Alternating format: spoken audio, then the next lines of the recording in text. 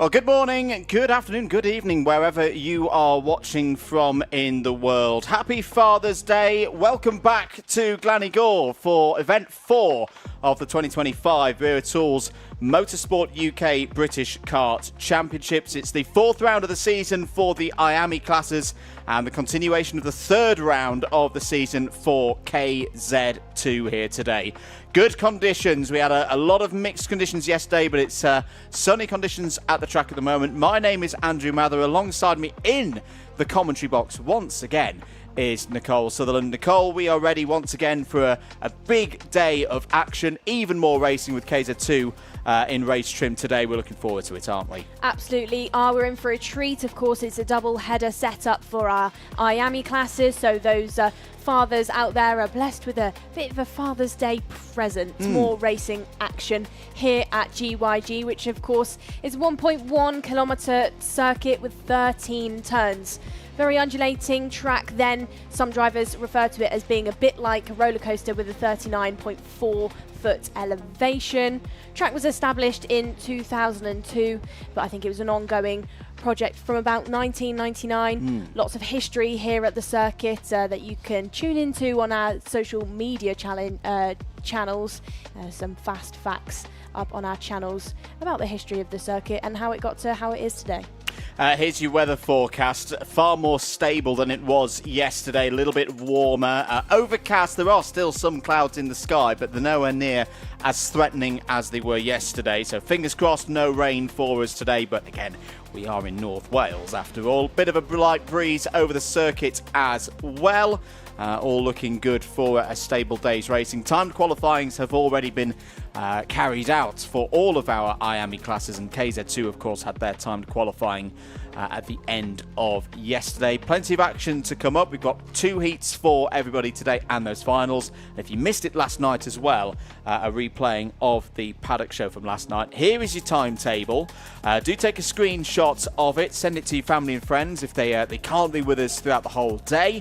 11:45 we'll see the start of race 1. That'll be the first heat for KZ2 here this weekend.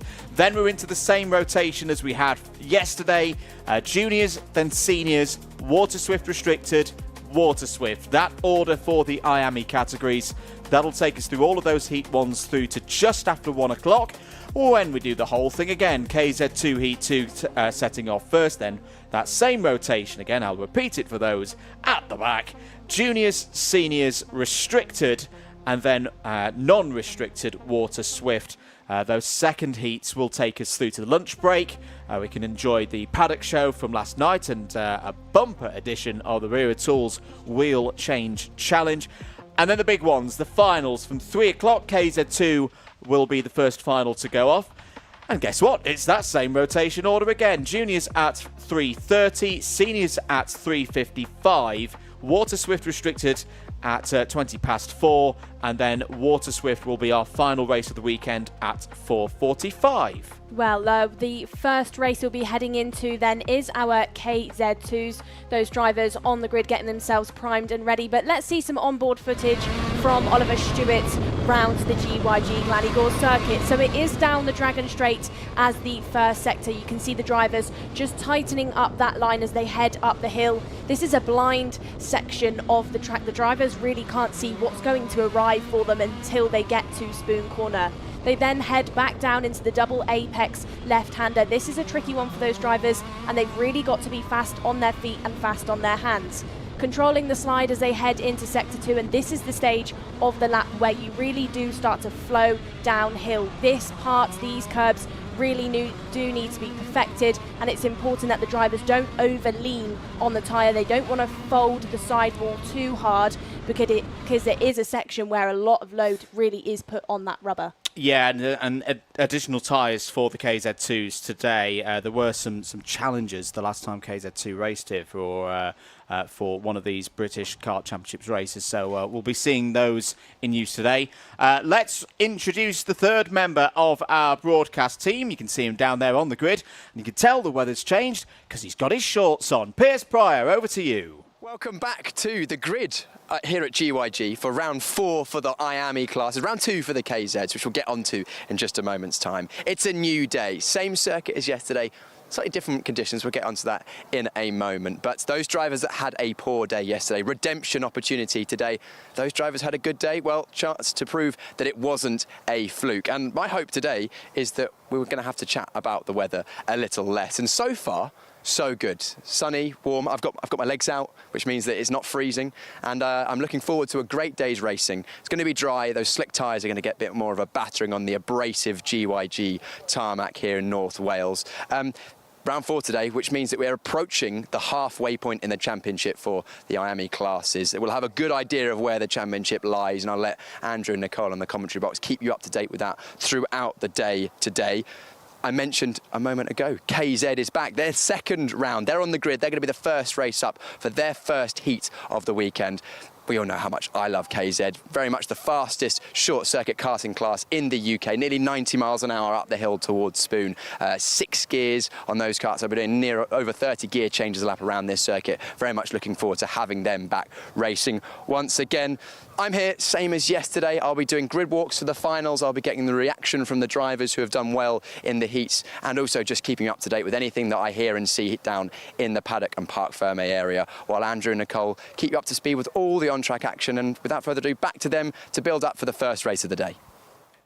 Thank you very much, Piers, here in the comms box, getting ready for our first race of the day, as you say. KZ2 going first. We've done a lot of talking about KZ2 so far this weekend, Nicole, but now we get into the cut and thrust of the racing. The first interesting point for me really is Noah Wolf.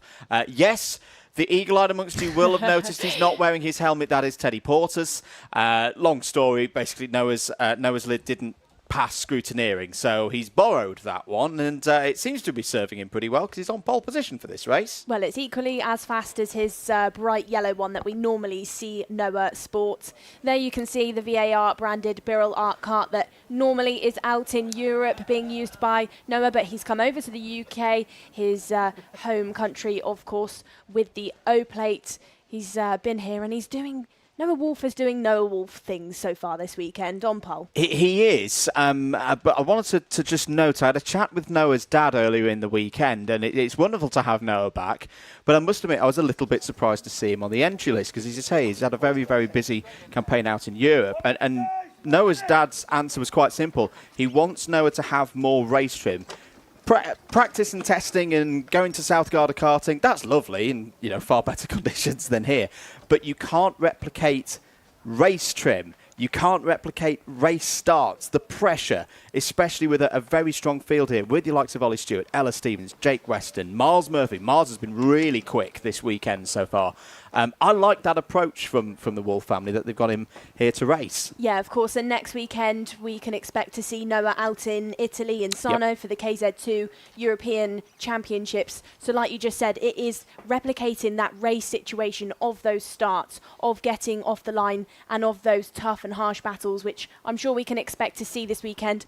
And absolutely, I think we're going to see that between the 3 Birrells for this KZ2 Heat 1 of this weekend. So here we go then, the drivers primed and ready then. Heat 1 for KZ2, race 13 of the weekend, but the first one here with the gearbox categories, it's next.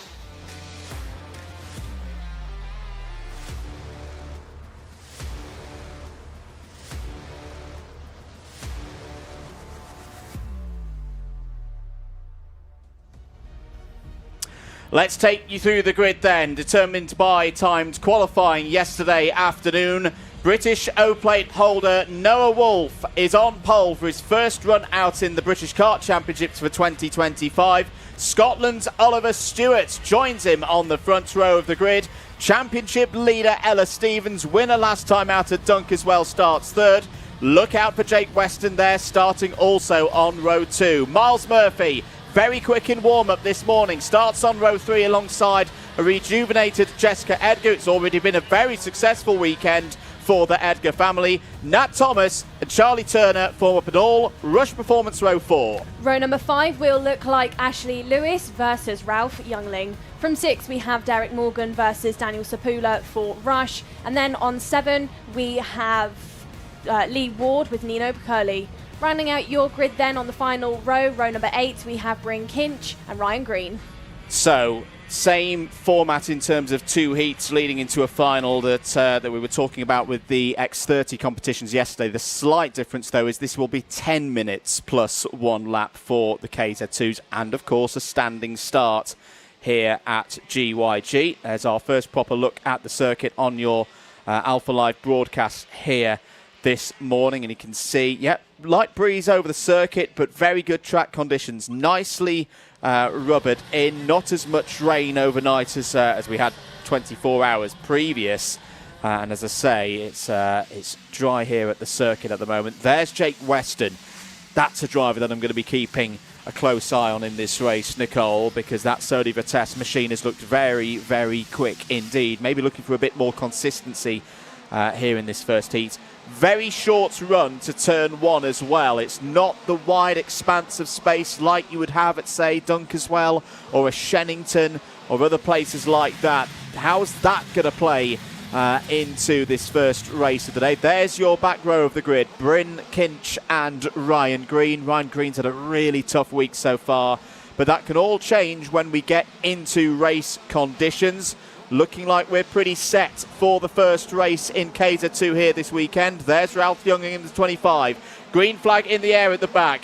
Round 3 of the Wera Tools British Kart Championships for KZ2 is go. It's a very good start for Wolf. It's not a good start for Stewart at all. And through immediately goes Jake Weston into second place. Miles Murphy has got a decent start as well. He's already up to 4th. Stevens down to 5th. Battle going on behind for 6th with Edgar and Lewis in there. Ryan Green trying to go around the outside there. Has already gained 2 positions. But a solid start there, Nicole, for Noah Wolf. He is away. Not fully gone yet, but Jake Weston's going to be trying to hunt him down. That's a solid start for the O-plate holder. Absolutely agree with you there, Andrew. Wolf then really did react to that wheel, but Jake Weston was like a bullet out of the gates there. He really did swipe across Oliver Stewart, caught Oliver Stewart a little bit asleep, I'd say, who's getting a little bit out of sorts out of the final corner. Jessica Edgar now promoting herself up the line. She has overtaken Ella Stevens for that 5th place. You can now see the 3 Birrell Arts heading up the hill, being followed by Charlie Turner. Turner then, this season, it's not quite what we typically see from Charlie. He's not quite been at the sharp end of the field so far. That could be down to that chassis change we saw in the winter months and the development that has been going into things. Maybe he is just affecting Turner's performance ever so slightly. He's not really been at the front, been a bit of an average season so far for him. Sat there in 7th currently, and the next driver he is thinking about is Ella Stevens. Good start for Miles Murphy as well, has got up to 3rd place. He got that move done on Oliver Stewart about a lap or so ago. Murphy looking to improve on a 5th place finish last time out at Dunkeswell. Has been a bit off colour so far this season. Oh, now that's a change. Plus 5-second penalty. And Nicole, I think you spotted that one, didn't you? I was questioning then for Noah Wolf that race start, if he looked maybe a little bit eager before the lights went out. It's maybe a question for the replays later on, but he looked like he maybe nudged the kart forward slightly. Of course, it can't be for any kind of contact. He has been out there alone so far within this race, but maybe that is what that investigation is for, as Ralph Youngling is your next driver to be given a penalty also. Yeah, I would imagine that is for the same thing. There's been a change for 2nd place, which at the moment is also the net lead of the race with that 5-second penalty for Wolf. Miles Murphy has got through the final corner yet again. That looks to be where Miles Murphy is particularly strong round this Glan Y Gors circuit. You can see him there with the More Racing prepared machine, sponsored by Demon Tweaks. It's great to have Demon Tweaks in the paddock here this weekend. Let's have a look at the replay. So this is back to the race start. Oh yeah, there's a little move from Noah Wolf there. Ralph Youngling was out on the grass, so if, did jump the start. We can't quite see because of the boarding there, but I think you were absolutely spot on there, Nicole. There was a little move for Noah Wolf. Could have been as simple as him just shifting it into gear, and it just did enough to break the boundaries of his grid box and constitute a false start. Now, Wolf can still win this race. He's effectively in time trial mode now and has got to get 5 seconds up the road. Let's head down to Pierce Pryor, though, for our first trackside report of the day. I haven't heard what you guys have been saying about the start there, but Noah Wolf 5-second penalty, I think was for that jump start. I was right by the start line. He just dropped the clutch a little early, although granted, I think he actually was stationary when the lights went out, but maybe he was just over that grid box. Still a good start. He still has a chance, I reckon, to get that 5-second gap to the rest of the group because he's looked very consistent, especially in this final sector down here. Yeah, I tend to agree with that thought for the second half of this race. The gap is currently 2.6 seconds. That's an update through the first sector. In fact, yeah, Wolf has gone purple through sector number 2. Now, the interesting thing for Wolf here, Nicole, is we've been talking about tyres a lot. We know how they've got an additional set coming up for the final. That could actually be always. We'll come back to that because this is a good scrap. This is Cebula and Green getting together, and Cebula out onto the grass and does very well to pull that one back onto the circuit. That was all over 10th place. Very tight exit out of club corner there. Through will go Green, but I don't imagine Daniel Cebula will be too pleased about that one. Wolf then continues to go fastest through sector number 2. The gap is 2.6 seconds, so actually that 5-second penalty would only drop him down to that mid-pack section of 7th place. So watch Wolf actually continue to push ahead. He will be aware of this 5-second penalty and he'll be continuing to try and breach that gap and make it larger and larger so that he's not affected too much. Miles Murphy now, your Demon Tweaks back driver, up by 3 places to be sat in second, has overtaken Oliver Stewart, who started on your front row of things. So actually Murphy having a good race within this one so far. And Murphy sat there on the 3rd row at the start of this race, was kind of in a sea of the young guns. Your top 4 in qualifying were your drivers that are under 20.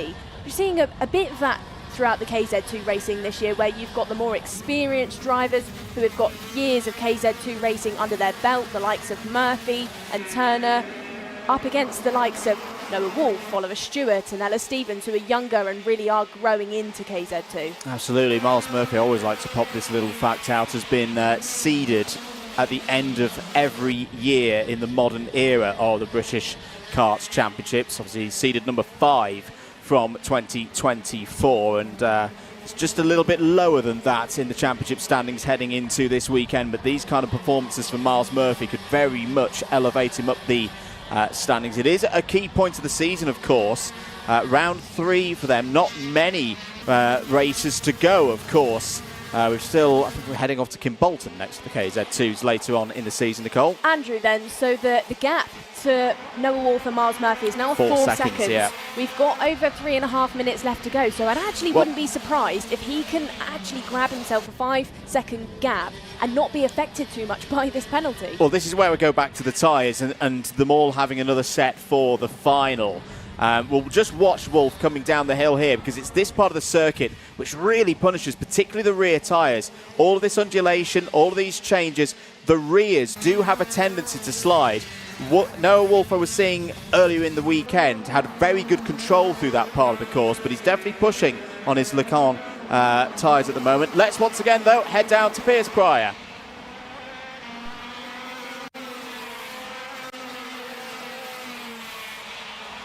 Apologies there. I think we've lost Piers for a moment. 2 minutes and 50 seconds to go. Wolf's lead now 4.7 seconds. So this is trending in the right direction for the youngster. O-Plate winner.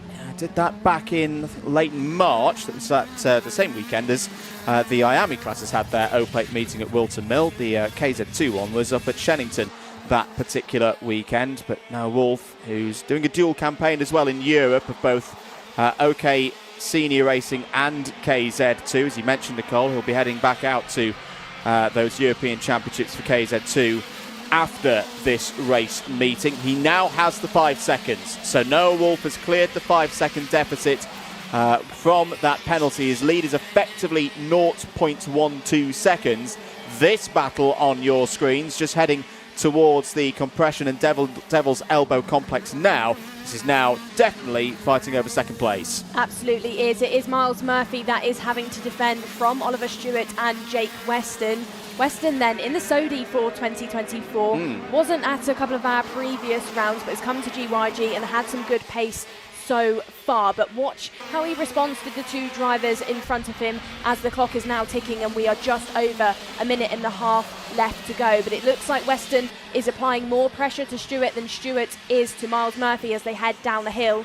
Murphy then looking settled as they head back up towards turns number 7. Nothing attempted by any of these drivers just yet, and of course this is a section of the circuit that's really, really tight for the drivers. They have to focus more on the driving and the tyre as they head down the hill, and it's not a wide part of the circuit. You really don't see those moves happen until you get to the last corner where maybe they can be applied. And Miles Murphy has used that last corner to great effect. He's definitely very strong through that part of the circuit. He's pulled away from Oliver Stewart again. Jake Weston hasn't got a lot of time to find a way. That's the driver second in the championship at the start of this weekend. Oliver Stewart, who's made a great comeback to racing action in 2025. Superstarts at Warden Lawn, was strong at Dunk as well. Also, down the hill once again, 30 seconds remaining on the clock. Noah Wolf can now start to just back off a bit, preserve this first set of tyres because they've got to take it through heat number 2 as well. They'll have used them for timed qualifying yesterday, we should note. Another new fastest lap of the race has gone in, and once again it is Noah Wolf on that 40.20. That was actually the previous lap. He would just put in a 40.26 that time around. Weston really starting to trouble Stewart now through the carousel, uphill now, brilliant sequence of corners into compression. Can't run too wide out there. The track starts to drop away to drivers left, and you can see Weston frustrated at the moment. He can't find a way through Devil's Elbow. He's going to have to set a move up, I feel, Nicole, up into Spoon Curve. Absolutely. Needs to get the run down the Dragon Straight through the 90 and flat right-hander where they're hitting about 90 miles an hour. This could be the stage through Spoon if he can go in from far enough away, and it doesn't happen. Down into Carousel though, double apex corner. Could have a look down the inside, but not close enough yet is Weston. Heading back up the hill then towards turn number 7. Nothing typically happens here, but we are on the dying stages now. This is the final lap. Wolf, though, your race leader, who was given that 5-second penalty, has not been put off.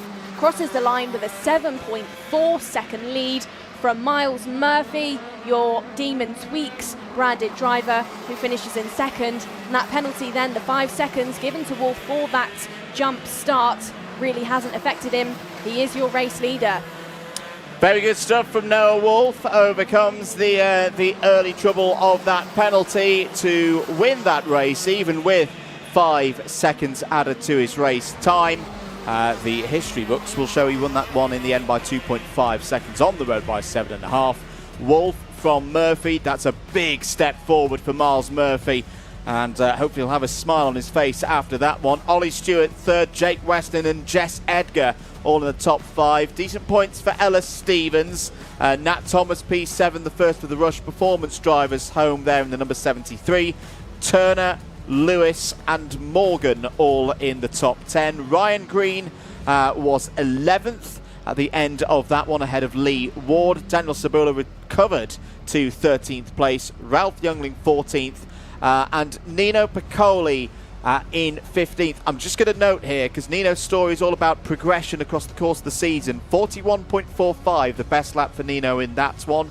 Less than 1.5 seconds off a driver who is racing right at the top of the sport at the moment. That is a really good effort from Nino. Likewise for Bryn Kinch.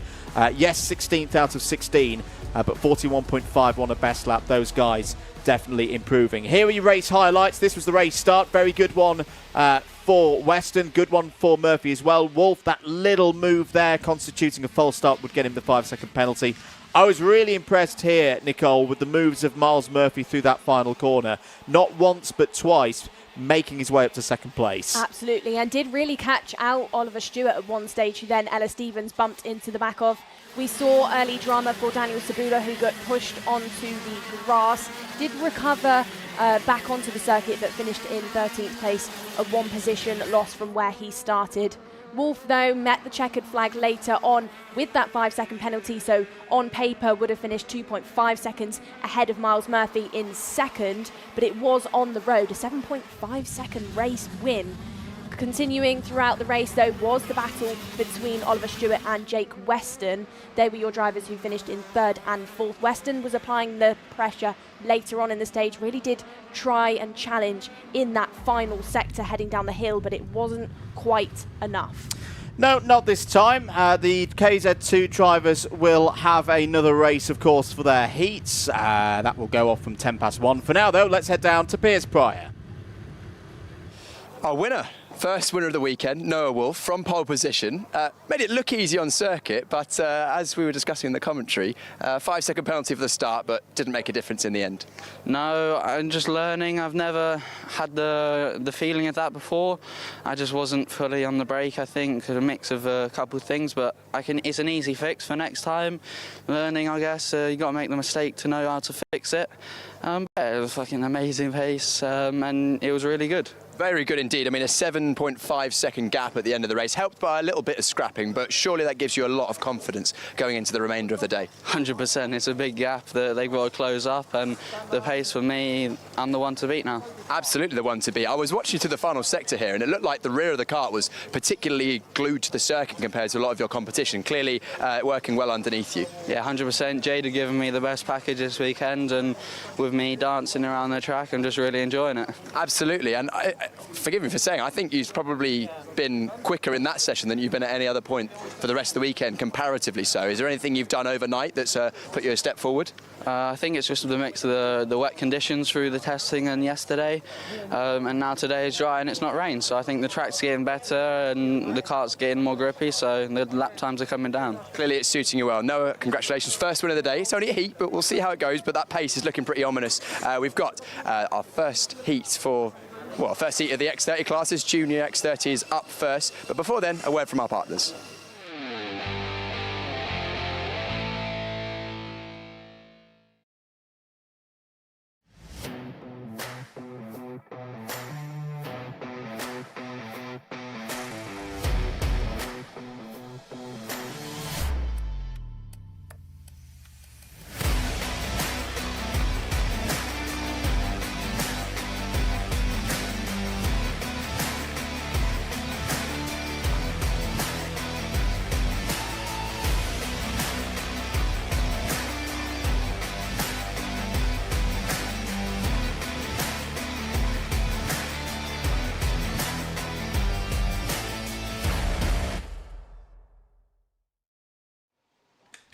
Thank you very much down there in the paddock. Apologies for the language there. Noah got himself a little bit excited. I'll blame Teddy Wilson's helmet and him wearing that one. It's clearly a bad influence for him. Right, let's move on. X30 Junior is up next. So this is their second round of Cause of the Weekend. Yesterday, brilliantly won by George Edgar. That was the success for the Edgar family that we referred to earlier when talking about Jess. Should note as well, there's another Edgar racing this weekend and has been doing pretty well out at Le Mans. Johnny Edgar, of course, for TF Sport. Anyway, let's focus on X30 Junior. Nicole, some good racing from them yesterday. Absolutely. It was Edgar versus Riley Cranham within the final, but it was Edgar that took it. For this time, though, it's our Junior X30 Race 14 Heat 3 of the weekend, but their first heat of today's racing.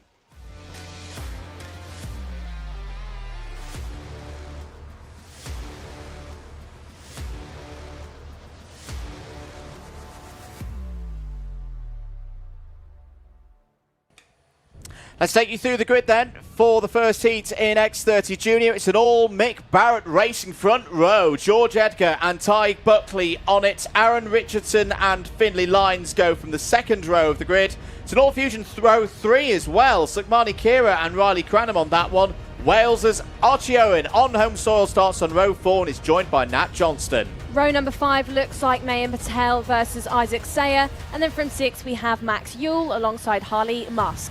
Going from row number 7 is Rocco Leon Shenton with Jack McLaughlin. And from row number 8, we have Archie Rogers-Tyler with Alfie Brown. Row number 9, Zach McDonald and Oliver Meek. John Foley Jr. and debutante Ollie Vo go from row 10. Jack Crockwell and Jacob Backler are on row 11. And then it's an all Jamie Green Racing row 12. Freddie Wood 23rd. Will Green was fastest in timed qualifying, but was underweight, therefore disqualified. Starts this race on his return to the British Kart Championships from the back. We Are Green racing in X30 Junior. Great start for George Edgar, immediately into the lead. Communicates with his teammate Ty Buckley to work together and push away from the rest of the pack. Good start for Aaron Richardson as well. I think he's up to third place. Through Spoon Curve for the first time. Will Green already making up positions, around 4 positions gained for last year's IAME Water Swift British champion. Out of the carousel for the first time, Nicole. Solid start once again for George Edgar. Watch Freddie Wood then maybe use his teammate of Will Green to push through positions and go through the doors that are opened for him by Green. Eyes on the front of the field though, George Edgar continuing to have a really strong day of racing so far within this early stage. Headed up the hill once more as your race leader ahead of his Mick Barrett teammate. Here we have, though, Richardson starting to challenge for that second place, and now Riley Cranham is making moves down the inside of Finley Lines to jump into 4th. Cranham finished on the podium once more yesterday, but for the first time this year, it was not a race win. Here we go then, down the inside at carousel goes Richardson on Buckley, so Buckley loses that position and is now going to be under pressure as your O-plate driver is right there and is pulling along Finley Lines, who is pulling along Sukhmani Kira, who's having a great weekend of racing so far. Sukhmani Kira very consistent, always in the top 10 and looking to build on a positive day yesterday. So it's Fusion Motorsport versus Mick Barrett Racing at the front of the order. Apologies for a little bit of a problem there with the live timing. George Edgar hasn't disappeared. He's so quick, the timing can't keep up with him. There we go, it's back to the top of the tower. Leads by just around half a second at the moment. Richardson P2, position he was very familiar with at Warden Law, of course, on what was a really breakthrough weekend for Aaron Richardson within this class. There's the driver that beat him back at Karting North East, Riley Cranham. Yes, it wasn't a win yesterday for Riley Cranham, but I think Riley will have been quite happy with the result. In terms of net championship lead, he extended his championship lead. Here's Sukhmani Kira going for 5th place down the inside of Finley Lines. Lovely move there by the Alpine Race Her Academy driver. Here comes Mayan Patel now for the MDL team. He gets down the inside of Finley Lines. The 240 of Archie Owens in there as well. Oh, it's all getting a little bit scrappy. Isaac Sayer out of shape in the Jamie Green Racing machine through Spoon Curve. But some good speed in this top 10. Finley Lines, though, looking like he's having a few problems out there. That is something that can catch those drivers out as they head up to Spoon. It really does go in tighter than it looks. The drivers are on the limit as they head into there. It's a very, very fast corner as you go up the flat 90-degree right-hander up the hill. So actually see that happen time and time again this weekend. Drivers catching each other out as they carry so much pace up there. Once more, though, they'll head into Spoon. No major dramas just yet. You can see the way these drivers actually get it wrong quite often, as sometimes they turn in a little bit too early into the corner. Lines now having to think about Rocco Shenton behind him, looks over his shoulder as they head through carousel. Although those graphics don't look like it, actually Owen and Lines are now teammates. They're both racing for Ben Platten's BMR branded team. Lines is still sporting the Argenti graphics, but maybe watch those two try and work together and push away from Shenton sat there. Yeah, indeed. Finley Lines had a really good run at Wera a few weeks ago in the IAME Euro Series, and this team effort now with BMR starting to bear fruit. 4 minutes to go. There's Rocco Lee and Shenton. We've not seen too much of Rocco so far in this race. Qualified a little bit further down the order, but that's now 5 positions gained for the privateer on the Birrell chassis, and puts him up to 8th place. A little bit further down the order, changes for 14th and 15th. Jacob Backler for the MDL team and Will Green have both got past Oliver Meek. Back at the front of the order, end of lap 6. Edgar leads by half a second from Aaron Richardson. Pace very even, both in the mid 41.9s. Riley Cranham, though, is now up to 3rd place and looking to press on in on a 41.84 last time around. Mayan Patel, again, is on the move. Is now up to 5th place, is found away there on your screens. You can see past Sukhmani Kira. Plenty to be sorted out here with 3 minutes and 10 seconds remaining on the clock. Here we go then. George Edgar still continues to lead the way, but like you said, Andrew, it's actually Cranham that's faster than the two drivers ahead. No change so far within that gap. It's still 0.5 of a second, and now Richardson has actually lost half a tenth. It is Edgar and Cranham that really are matching each other for pace in that 1, 2 and 3. But maybe you could question if Cranham now is being held up by his teammate of Richardson in second. I think a promotion into second is going to be what's needed if Edgar is going to be caught for that race lead. It's almost a bit of roles reversed, isn't it, from last year? Because the junior campaign in 2024, it was the two fusions. It was Harrison Mackie and Riley Cranham. Riley Cranham often had to be the groomsman for that situation. He is now the older member, the more experienced member of the team. Aaron Richardson may have to just let Riley Cranham go here to give them a better hope of closing that 0.6 second gap into George Edgar. And Riley Cranham's going to want to do that as well, because Richardson is his closest rival in the championship at this stage of the season. As I say, very similar situation to what we saw with Harrison Mackie and Riley Cranham through 2024. Other changes further down the order. There's Rocky Shenton, who's now ahead of Archie Owen. That is for 6th place. 7 places gained for Shenton. I think there's also been a bit of movement for Nat Johnson. Oh dear, as soon as we say that for Rocky Shenton, 5-second penalty for the 286. Well, in fact, I think that's a double 5-second penalty for Shenton. You can just see on our screen. So 10 seconds right now would drop Shenton all the way back to the back of the field. You know, as commentators, we can't call what the penalty was for, but questioning if actually maybe Lines, when he was overtaken on top of the hill into Spoon, it looked a bit ambitious by Shenton. He did look like maybe he loaded Lines up slightly, so that could be what that 5 seconds is for. But it is good news for Owen and Lines, who are sat right there behind him. Lines down the inside of his teammate now then to get himself into 7th. This is your battle from 7th then to 10th, who Isaac Sayer is now getting involved with. Further down the order, big promotion for Will Green, 11th place gain for him. He's now in 13th. Has he got enough time to maybe get himself into that top 10? Other promotions include Jacob Batchelor, who's having a good race, up by 8 places to get himself into 14th. Yeah, decent moves from them up the field. Finley Lines trying to find a way through there into that right-hander. Very tricky to do, of course. It's one of those corners that you approach very, very quickly indeed. There's not much of a braking zone, if any braking zone at all. You've got to be fully alongside as Sukmani Kira goes down the inside there of Archie Owen. Archie Owen over the curb. It's quite a sizable curb off to driver's left out of the final corner. And Owen now drops to P10. His line's going to have an attack here on Shenton. Doesn't necessarily need to do so because Shenton has those 5-second penalties from earlier in the race. Has another little look into Carousel Corner. This is a circuit that I think can quite suit Finley Lines. He's now trying to switch back again into the complex downhill.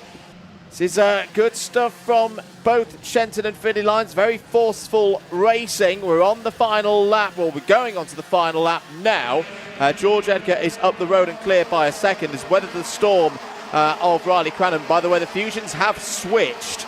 So Cranham now ahead of Richardson, as we thought might be the case, and Cranham has slightly dropped Richardson. The gap is about half a second. But here is George Edgar, won the round yesterday. He's looking in really, really good form here in North Wales.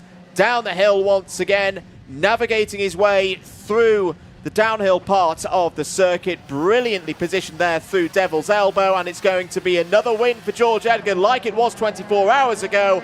Edgar wins from Cranham, Richardson, Buckley. Mick Barrett Racing and Fusion Motorsport share the top 4 spaces. Patel, Shenton, Lines, Sayer, Kira and Johnston complete the top 10 on the road. Great stuff once again then from your race winner Edgar. Of course, last time we were here with the IAME classes in 2022 in the cadet class, Edgar took a win. This is clearly a strong circuit for him. There he is on your screens, takes that checkered flag once more as a race winner this weekend. I think he is your driver in Junior X30 that is the one to beat the drivers around him, the likes of Cranham who finished in second, the likes of Richardson who finished in third, need to evaluate how they are going to put a stop to Edgar this weekend, because he's on top form.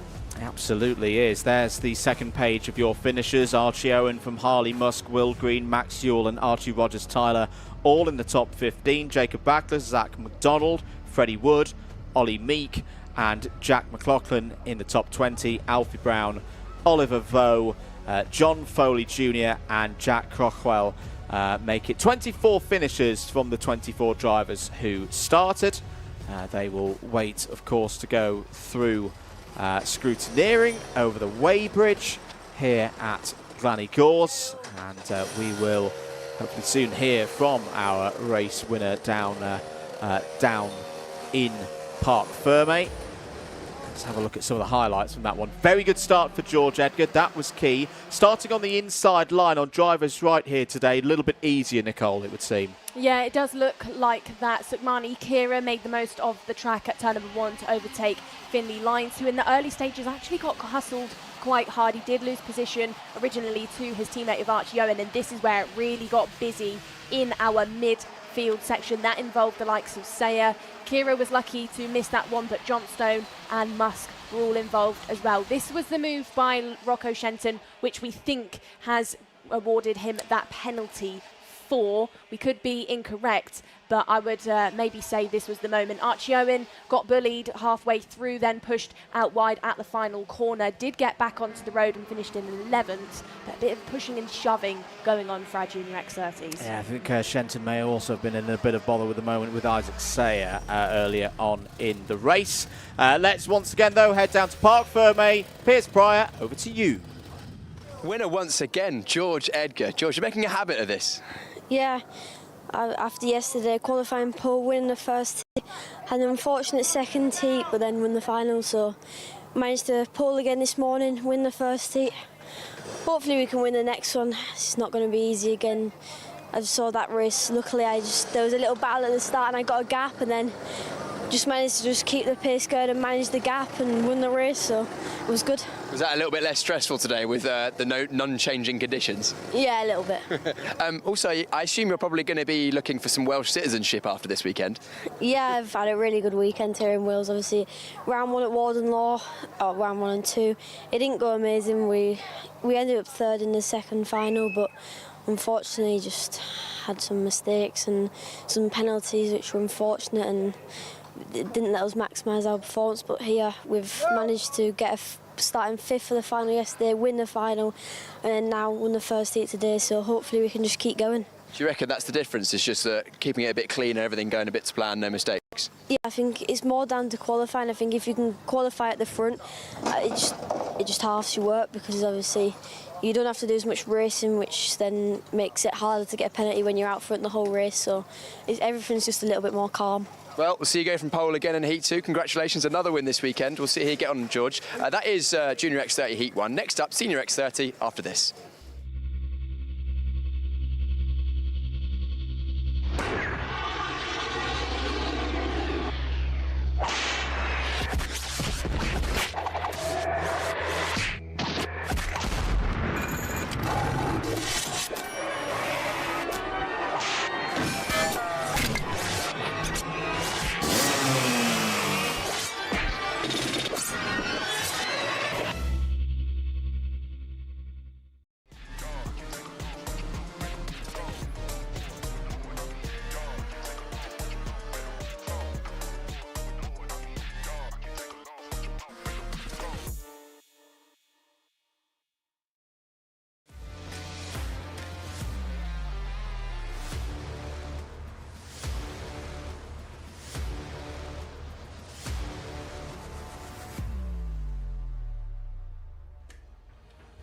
All set for Heat 1 then for Senior X30. Here is your grid. Gus Lawrence is on pole position for this one.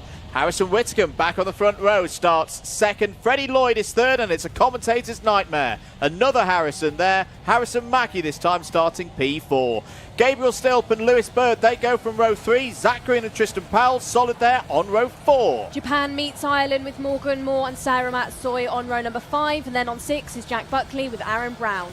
7 includes Harry Cottrell with Joey Brown, and 8 looks like Hadrian Eldridge with William Antrobus. Row number 9, Theo Lestrange and Sam Lewis. Row 10, Rhys Newburn and hopefully Luca Manu, who has been having some problems getting going. Laith Khan and CJ Bennett on row 11, Joao Castro and Harrison Morrow on row 12. Jack Nettleship, Thomas Minspearing and Cadman Edmonds completes the 27-strong field. We have green lights on our screens. We have green lights out on circuits. Here we go then for Senior X30 Heat number 1 of the day. Gus Lawrence immediately into the race lead. Harrison Whitcomb there in second place. Are they all going to find their way through Spoon Curve? Looking okay at the moment. Bit of a movement in the middle of the pack there from Joey Brown, but it's a good start for the reigning British champion. Gus Lawrence looking to build momentum here, Nicole. Lawrence then this weekend so far, his Achilles heel has been that race start, but being on that pole side really has helped him heading into this race. Down the hill they go for the first time within their first heat of today's racing. Lawrence leads the way, and now we've got a change for second position because Freddie Lloyd has a bit to say to his premium karting teammate of Harrison Whitcomb and goes down the inside at that final corner. That's then brought Still and Mackie into the fight, and it's getting a bit busy going into Spoon now as Mackie overtakes Still, drops 2 positions because Zach Green is now within the fight. Green didn't have the qualifying he would have wanted yesterday, didn't get the result, but now he's further up the order after he returns to the British Kart Championship this weekend from a stint in Europe and is now just outside of your top 5. Let's head down to Piers Pryor. Piers, what do you have for us? We saw Gus Lawrence go from pole in the final yesterday. Jack Nettleship tried to go around the outside, got a penalty. This morning, it was Harrison Whitcomb. That was as close to a false start as you're ever going to get. I think he was actually ever so slightly ahead, but still within the margins, as we haven't seen a penalty. But I think that's what we would class as a perfect start from the outside of the front row. Indeed, it's given Whitcomb the base to fight here. It's the battle of the Harrisons. It's Harrison Mackie trying to find a way through past Harrison Whitcomb. Whitcomb there in the bright red helmet. Zach Green looking to get involved as well. 3 drivers here who've all been racing out in Europe in recent times as well. Whitcomb last week representing the United Kingdom, the choice from Motorsport UK to race in the new FIA Karting Academy category for the senior age drivers. Went to second place on the podium in Viterbo. Harrison Mackie, a few weeks before that, was a winner in Wera. Oh, was a change there for 5th place. Was that Lewis Bird having a fight with Zach Green? Well, I don't know if Bird maybe has an issue there, Andrew. It looked like he just put his hand up as they were heading out of Spoon. I don't know if he's got re-going. There he is. So no major dramas. Maybe he just gave the position up. But something a little bit strange was going on top of that hill, and I think he's lost position to Stilp. There he is then, so he's lost a couple of positions. Now I think that's Jack Buckley that has overtaken him again as well. So Bird, yeah, dropped down the order a little bit on that lap. It just shows how competitive this field is. New fastest lap of the race from driver number 2, Freddie Lloyd. And could we be about to have another Lawrence v Lloyd battle here in the Wera Tools British Kart Championships? There they are. Then it's the battle between Whitcomb and Mackie. Both strong point scorers so far this season. Harrison Whitcomb still has the lead in the championship, even though he wasn't right at the front yesterday. 6th through the heats in the intermediate classification and then 7th in the final. Gus Lawrence was able to close in slightly. So at least by my quick maths and state, this is unofficial maths. We'll get more updates from Ian Rogers and the Motorsport Timing team later on in the day. 373 for Whitcomb, 362 on the championship points for Whitcomb and Lawrence. But more on that later on. Here is your battle at the front of the order. 4 minutes remaining in this heat. We're at the halfway point on time. Gus Lawrence leads from yesterday's race winner, Freddie Lloyd. Freddie Lloyd, cool, calm and collected, trying to close in and take the race lead at the end of lap number 6. The gap is 0.35 seconds. Well, it's your 1 and 2 that is sat in 1 and 2, and I think Gus Lawrence is shortly going to be in trouble because Freddie really is knocking on his door now as they head out of Spoon.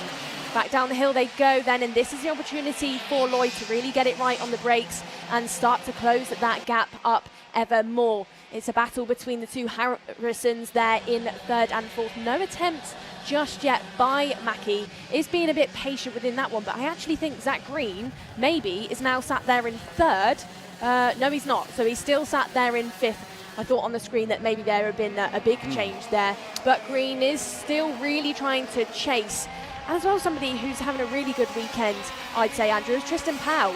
He's been up there within the top 10 quite consistently throughout heats this weekend, and I think we've seen some progress through him here at GYG. Oh, absolutely. When I was doing a prep for the start of the race week, I looked back through the results at Warden Law and I went, hang on a minute, Tristan Powell properly went under the radar, and he's kicked on again. You know, we were talking about 10th place, 9th place for Tristan Powell back at Karting Northeast. The fact that, you know, he's now into the top 6, very impressive run.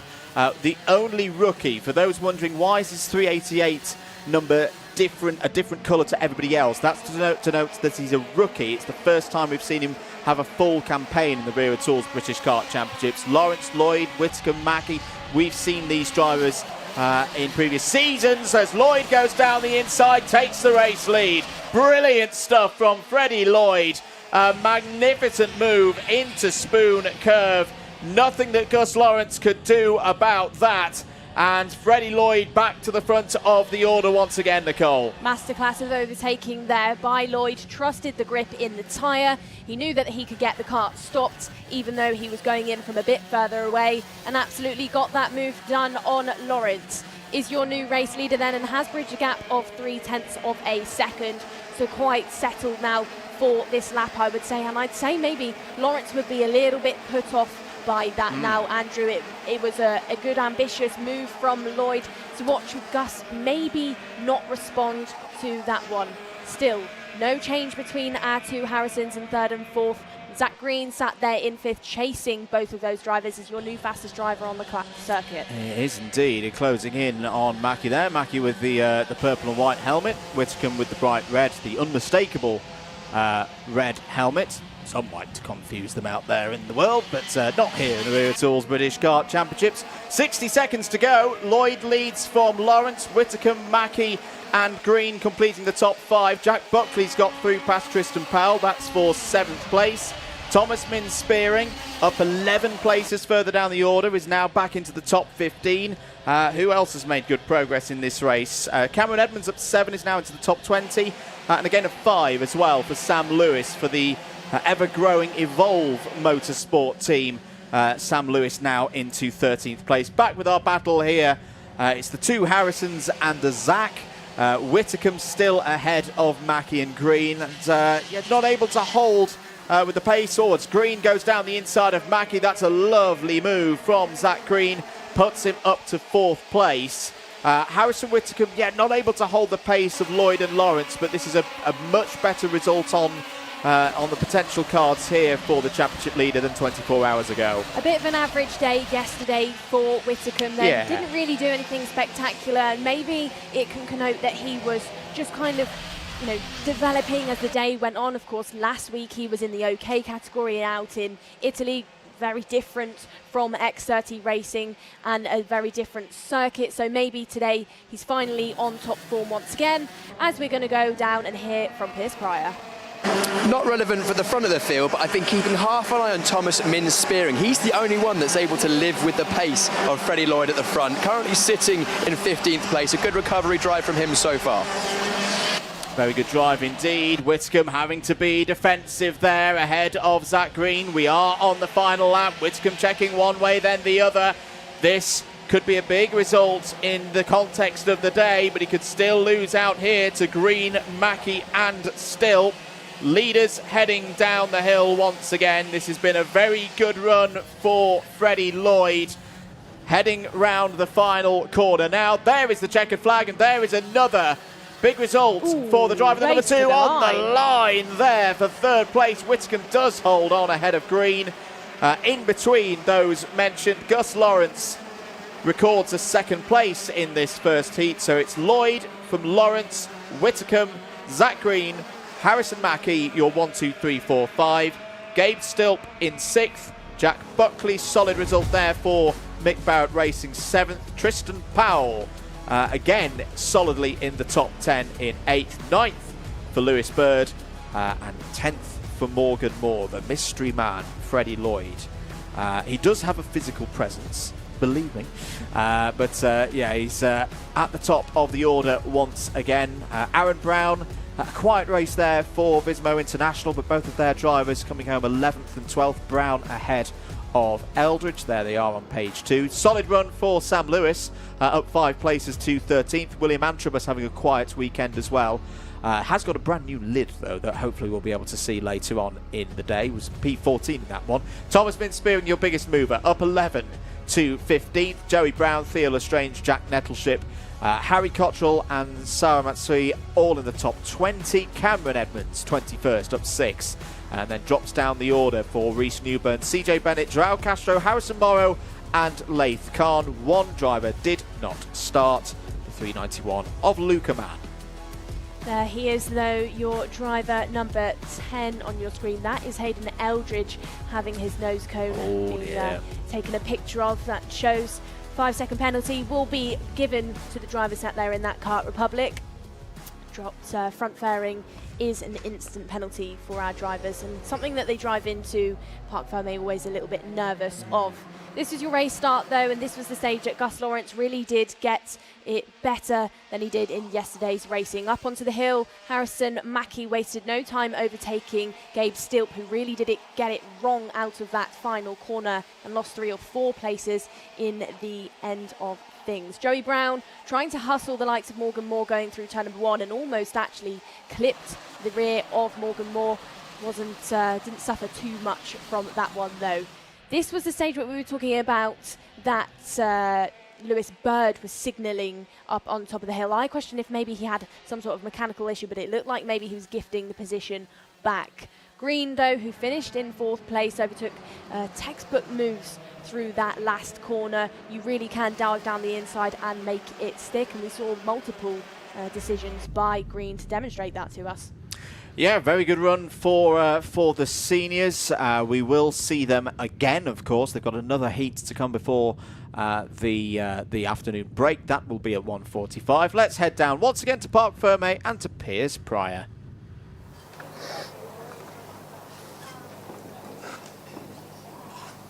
Freddie, a winner. Just having a look at the results there. Another very good race, to be honest. He, again, didn't get away in the front at the start of the race, but the pace seemed excellent.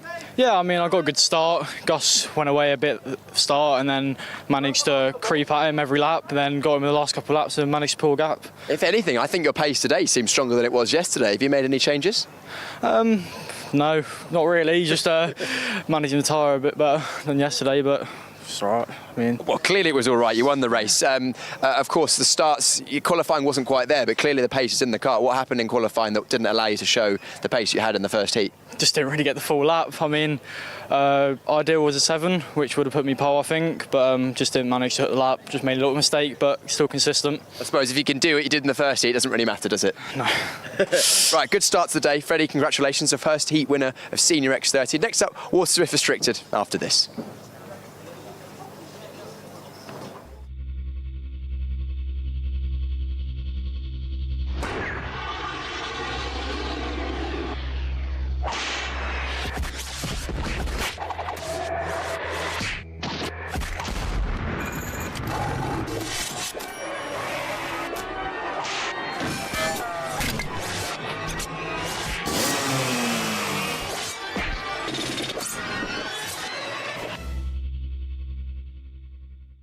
Motorsport is naturally a fast-paced and dynamic environment. Dealing with a specialist insurance advisor helps to ensure that your specific needs are covered.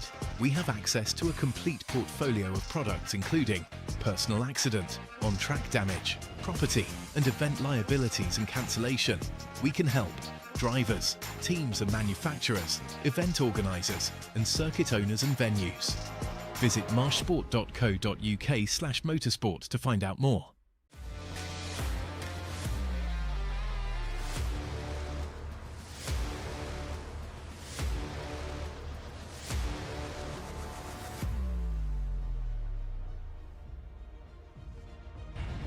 Welcome back to GYG. Getting ready for the next race. It's the first heat of the day for IAME Water Swift Restricted. Here is your grid. LBJ Stubbs on pole position is joined by Corey Lyons. Ollie West and Bodie Batch start on row 2. Jaden McElhenney and Harry Chapman on row 3. Louis Williams Mabs and Toby Biggs on row 4. Row 5, Logan Hodgetts and Leo Russell. Row 6, Benjamin Schliver and Freddie Baker. Row 7, Patrick Wood and Frank Morris. Harry Murphy completes the 15-strong field. We are racing in IAME Water Swift Restricted for the first time here today. Good start for LBJ Stubbs in this 8-minute plus 1 lap heat. Up the hill, through the Dragon Straight, towards Spoon Curve. The first time, whoa, big moment there for Harry Chapman out on the curb. Recovers it and is still holding it around 5th place. But Nicole, another solid start for LBJ Stubbs, continuing to have a very strong season. Solid start further down the field for the likes of Leo Russell, who is battling in amongst that 8th place position. Really good stuff out of that first turn on the earlier stages.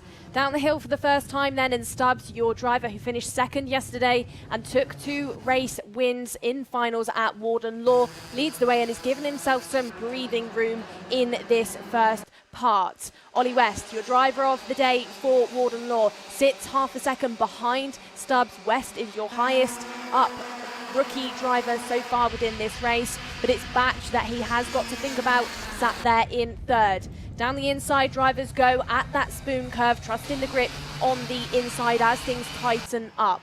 Once more into Carousel, and Albie Stubbs is giving himself a little bit of breathing room, but here comes Brodie Batch, the driver that he couldn't beat yesterday in yesterday's Water Swift Restricted final.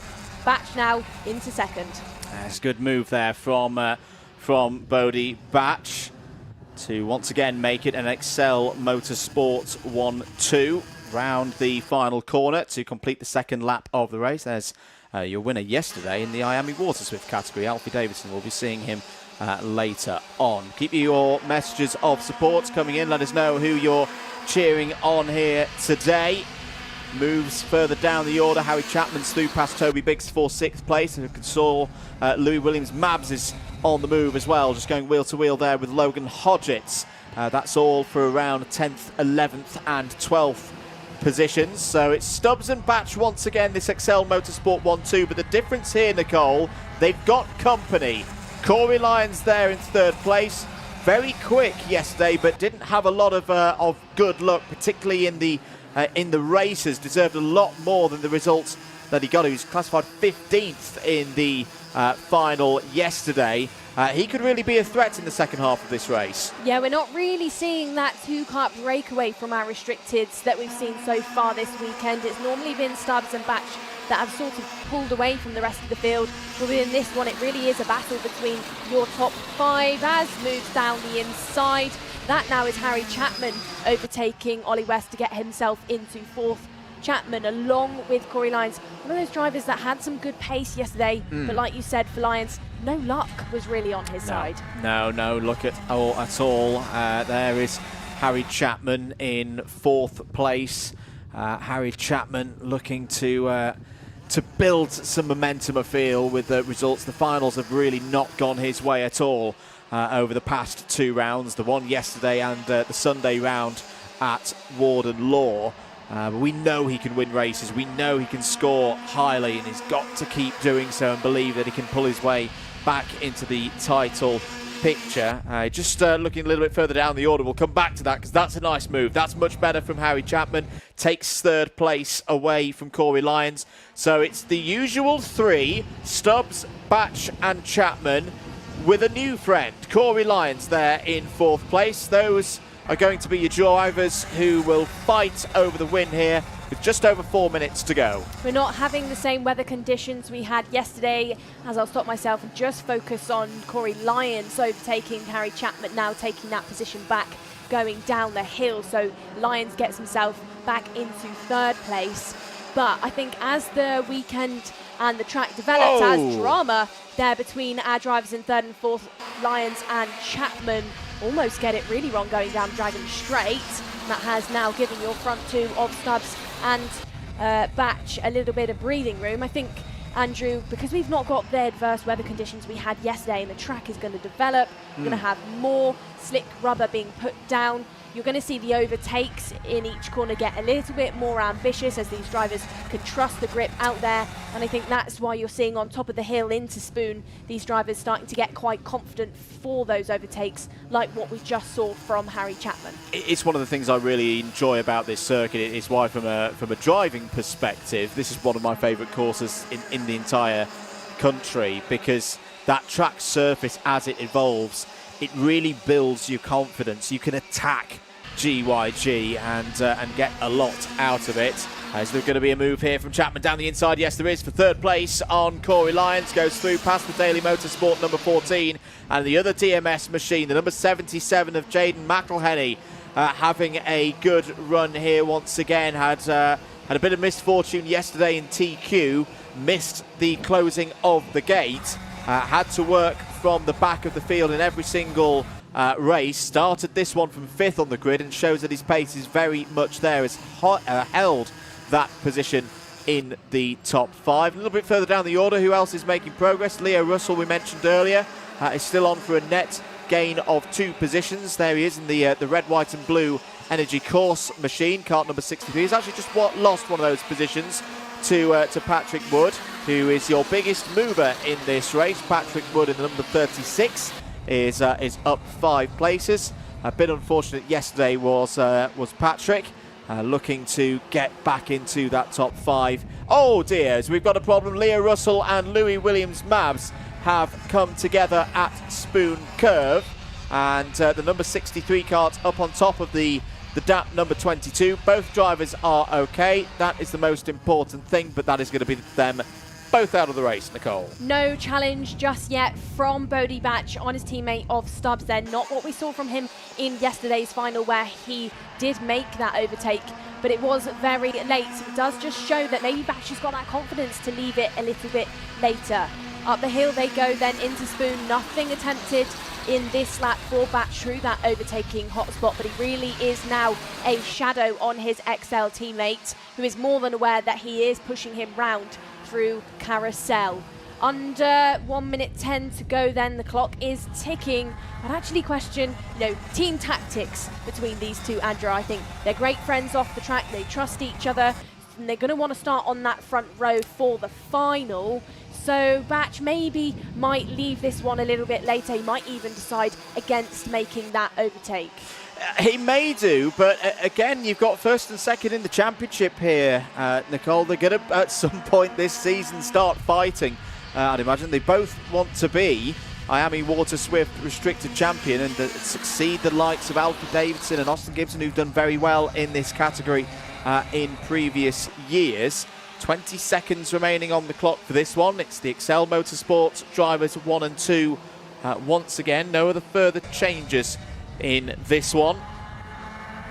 Harry Murphy has gained 3 places in this race, just to note, the number 65 up to 12th place. Drivers will see the last lap board this time around. I tell you what, Harry Chapman's having a very quick finish to this race. There he is in the yellow and black liveried number 32 machine. What was that last time around? 48.06, 0.2 quicker than Stubbs and Batch. That is going to be a worry for the Excel Motorsport drivers. They can't fight too hard on this final tour of the circuit. Well, what Stubbs is probably unintentionally doing at the minute is actually backing Batch up into the clutches of Chapman. There we go then, defensive goes Stubbs on this final lap into Carousel, and it really now has turned into a 3-kart battle for this race lead. Chapman is right there on Batch. Stubbs continues to defend from his XL teammate down the hill. Overtake for P2 attempted, but not enough room for Chapman, and Batch does keep hold of it. Stubbs, LBJ Stubbs, your O-Plate champion, takes the checkered then for this first Water Swift restricted heat of the day as your race winner, half a second ahead of XL Motorsport teammate Bodie Batch. And Harry Chapman, with a net gain of 3 positions, finishes in your top 3. Corey Lyons up in 4th place ahead of Jaden McElhenney, and they are your top 5. Back on top then, LBJ Stubbs, championship leader, gets his Sunday off to the best possible start. It's another Excel Motorsport 1-2. Chapman, Lyons and McElhenney, as mentioned, all in the top 5. Ollie West, P6. Another good result there for Evolve Motorsport.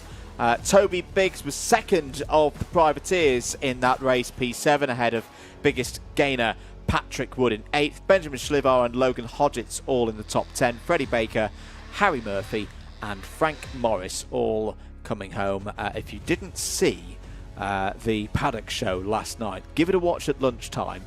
There's a very, very good moment in with Frank Morris. What I will say though for Frank is make sure that you wish your dad a happy Father's Day, as he's working very hard on the cards. Here's the highlights. Here we go then. LBJ Stubbs was light to flag.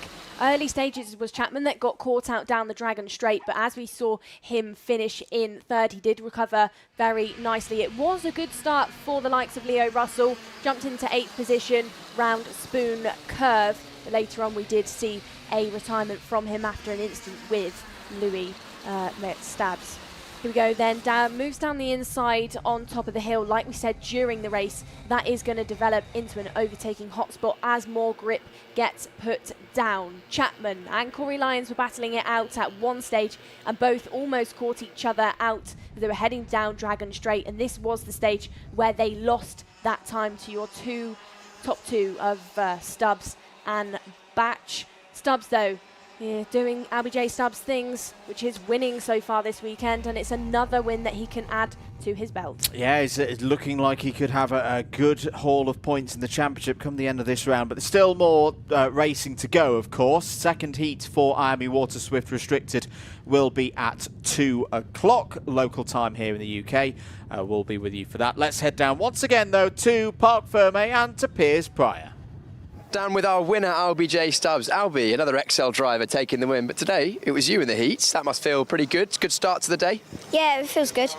Absolutely, and of course yesterday we saw Bodie. Of course you were trying to beat him. This morning it looks like you've had a slightly upper hand. Have you changed anything in your driving in the car? What's going on? I think we changed the gearing, but at the start we managed to stay on the inside. They didn't cut across, and then Ollie West pushed us through as well, and then Bodie got in front of them and the team gave him a signal to push it, and he just pushed me the whole time.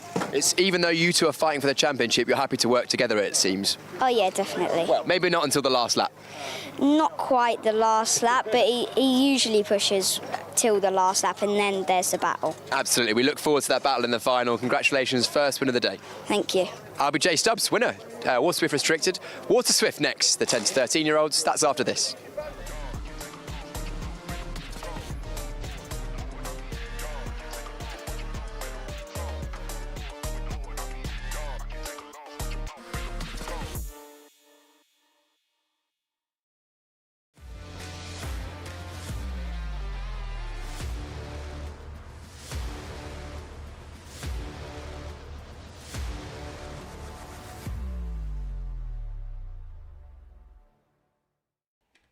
Getting ready then for IAME Water Swift, race number 17 on our timetable for this weekend. It's the first heat, though, of this new round, this fourth round of the year for the Wera Tools British Kart Championships in this category. Full grid of drivers ready to go. In a short moment's time, we will read you through the grid. But there is your pole sitter, Christian Kobe for Fusion Motorsport in the 199. A brilliant timed qualifying performance from the Irish driver earlier on this morning across those best 3 laps, the average of those laps taken. There is the driver who will be sharing the front row with Harry Williams, the O-Plate holder and current championship leader, will be on the outside. Austin Newstead a little bit further back on the grid. Once again, it is a flurry of Fusions and Excels at the front of the order. Here is your grid then for heat number 1 of round 4 for Water Swift. Christian Kobe and Harry Williams on the front row. Colby Patterson and George Clark on row 2. Clark got his first podium yesterday. Alfie Davison and Austin Newstead on row 3. Ozzie Gibson and Callum Graham on row 4. Row number 5 looks like Oscar Kenny with Mason Hibbert, and then on 6 we have Daniel Ferguson with Effin Owen on home soil. Row number 7 includes Henry Clark with George House, and then 8 is Joseph Davies with Johnston Stewart. Sophie Campbell had a decent day yesterday, starts on row 9 for this one alongside Ilias Sami. Luca Narroway and Chester Fawkes form up row 10. Danny Dempsey and Margaret Kvetskis on the Apollo kart start on row 11. It's Charlie Clough and Nathaniel Hodges on row 12. Drama out there on the circuit though, but from 13 we have Orion Meta with Ethan Robinson. 14 is Ian Carey with Jack Harney. And then going from row number 13 is Jensen Ackerman with Andy Stewart. Ada O'Brien and Ruben Sago go from 16, and rounding out your grid and on the 17th row all alone will be Oscar Miller. So the drama is for Colby Patterson, due to start this race from grid 3. Can Colby Patterson get it going? No, I don't think he can. So our first bit of drama of the day in Water Swift is one of the front runners will not take the start for this 8 minutes plus 1 lap heat. Away we go. Great start for Harry Williams round the outside of his teammate. Has he got the move done on the run up the Dragon Straight for the first time in this one? The Fusion train has formed already as they run into Spoon for the first time, and it's the O-plate holder Harry Williams who leads here on lap 1. Oh, big spin at the back for one of the DMS machines. It's the 123 of Ethan Robinson who went round there. That tight exit out of Spoon Curve, claiming a couple of drivers there. Very dramatic start here, Nicole. There's more drama out there on the circuit then. That is Ruben Sago, who has retired onto the grass. Early stages though, and it really is a race of the Fusions because they are your top drivers. It's Williams from Kobe. Kobe has lost that race lead then. Alfie Davidson is sat there in 3rd, and then Ozzie Gibson in 4th. Austin Newstead 5th. George Clark in 6th. And then Oscar Kenny is your only driver within the top 8 who is not for the Fusion Motorsport team. Down the hill they go then, and it's all getting a bit scrappy further back down your field between the likes of Nathaniel Hodges, Andy Stewart and Jensen Ackerman. Ackerman was your driver yesterday who polled it, but not having a great day so far. Down the hill they go. Nothing too untoward going on at the further end of your field. It is still Kobe that is chasing around Harry Williams, your O-plate driver. But watch these drivers push each other around until the later stages because they're teammates and they're going to want to push away from the likes of Oscar Kenny, who is in there in 8th place and not for the Fusion Motorsport camp. There was a driver spinning in the background there, and I worry it may have been Chester Fawkes. Chester's fallen down to 29th place as there is a change for the lead. Christian Kobe takes P1 in this 5-kart breakaway all Fusion Motorsport. It's appeared. Yeah, just having a look at the last corner, and there was a crash at the back of the field. The 138 was the one that was caught out worst. He was actually the one that was avoiding the incident. So unfortunately, Chester Fawkes, as much as he lost out, it was in avoiding action. So he did very well, not helped his race situation. Thank you for that, Piers. 5.5 minutes of this race to go, and it really is a dominant performance at the moment from the Fusion Motorsport team. Dan Hazelwood is going to be very pleased with this. It's a top 7 lockout at the moment for the team. There was a change there for 6th place. George Clark threw past Daniel Ferguson for that spot. But his new race leader, Christian Kobe from Harry Williams. Alfie Davidson, your round winner yesterday, really got his championship charge back on track. Had a torrid time the last time we raced on a Sunday for this championship back at Warden Law. He's sat there in 3rd place. Then Austin Newstead in the dark red helmet. Austin Gibson immediately behind in 5th. End of lap number 4. No other changes in the top 10 apart from that previously reported one between George Clark and Daniel Ferguson. George Clark now the fastest driver in the race, Nicole, and it was really great to see the smile on his face yesterday. A really big result, his first podium in the Wera Tools British Kart Championships. I hope this is a kind of result that then kind of just gives him almost a bit of a boost, that confidence boost that a driver sometimes needs. Yeah, I think a little while ago George had a bit of a roll at one of the circuits and it put him off making some of those overtakes for a little while. He needed some time to build his confidence back up, but hopefully after yesterday's results it's shown him that he can definitely be in the sharp end of the field, and I would say from this point onwards you're going to see some good progress from Clark, who is sat there in 6th place. Yesterday then, Andrew, the story was Fusion versus Excel within our Water Swift class, but today actually it's a Fusion versus the OMS racing team, who's recently been taken over by Danny Curl, previous FIA world champion, who's taken over that OMS branded team and is doing good things so far with it, because both drivers, Kenny and Graham, are sat there in the top 10.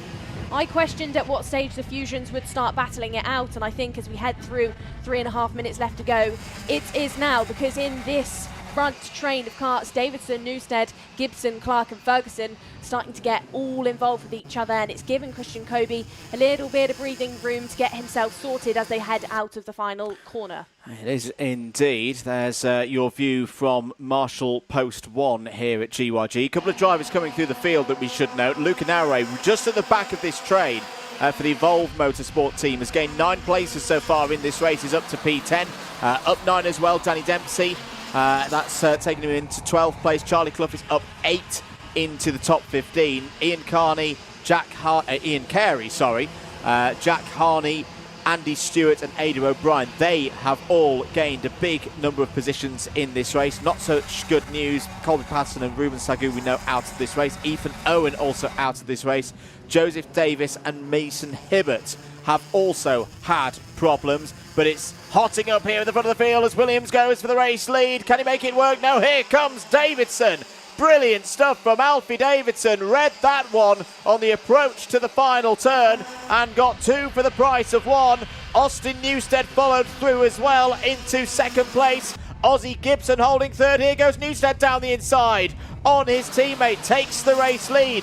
Gibson through to 2nd. It's the experienced drivers coming through the order in this one. The number 4 seed from last year, the number 5 seed from last year, now at the front of the field. I think that last lap was perfectly read by Davidson as Williams went for the move, just overshot it, and it gave Davidson that position, who is now out there driving a good race. Back round they will come out of the final once more, and we'll take you through your top 5, which is Newstead from Gibson, Davidson, Harry Williams and Daniel Ferguson. Kenny still in there in 6th. Can he pluck off some Fusion places?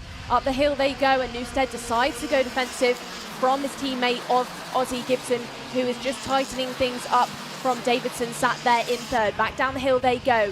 Once more, Newstead tightening things up, looking over his shoulder. He doesn't care that Ozzie Gibson is his teammate. He wants every point. He wants this position, that number 1 spot, because it's also a large promotion for Newstead, up by 5 places, matching Gibson in 2nd. Well, Austin Newstead, the last time we had a race on a Sunday for the Wera Tools British Kart Championships in this category, was your round winner, was top of the intermediate classification after those 2 rounds of heats at Warden Law, went on to win the final.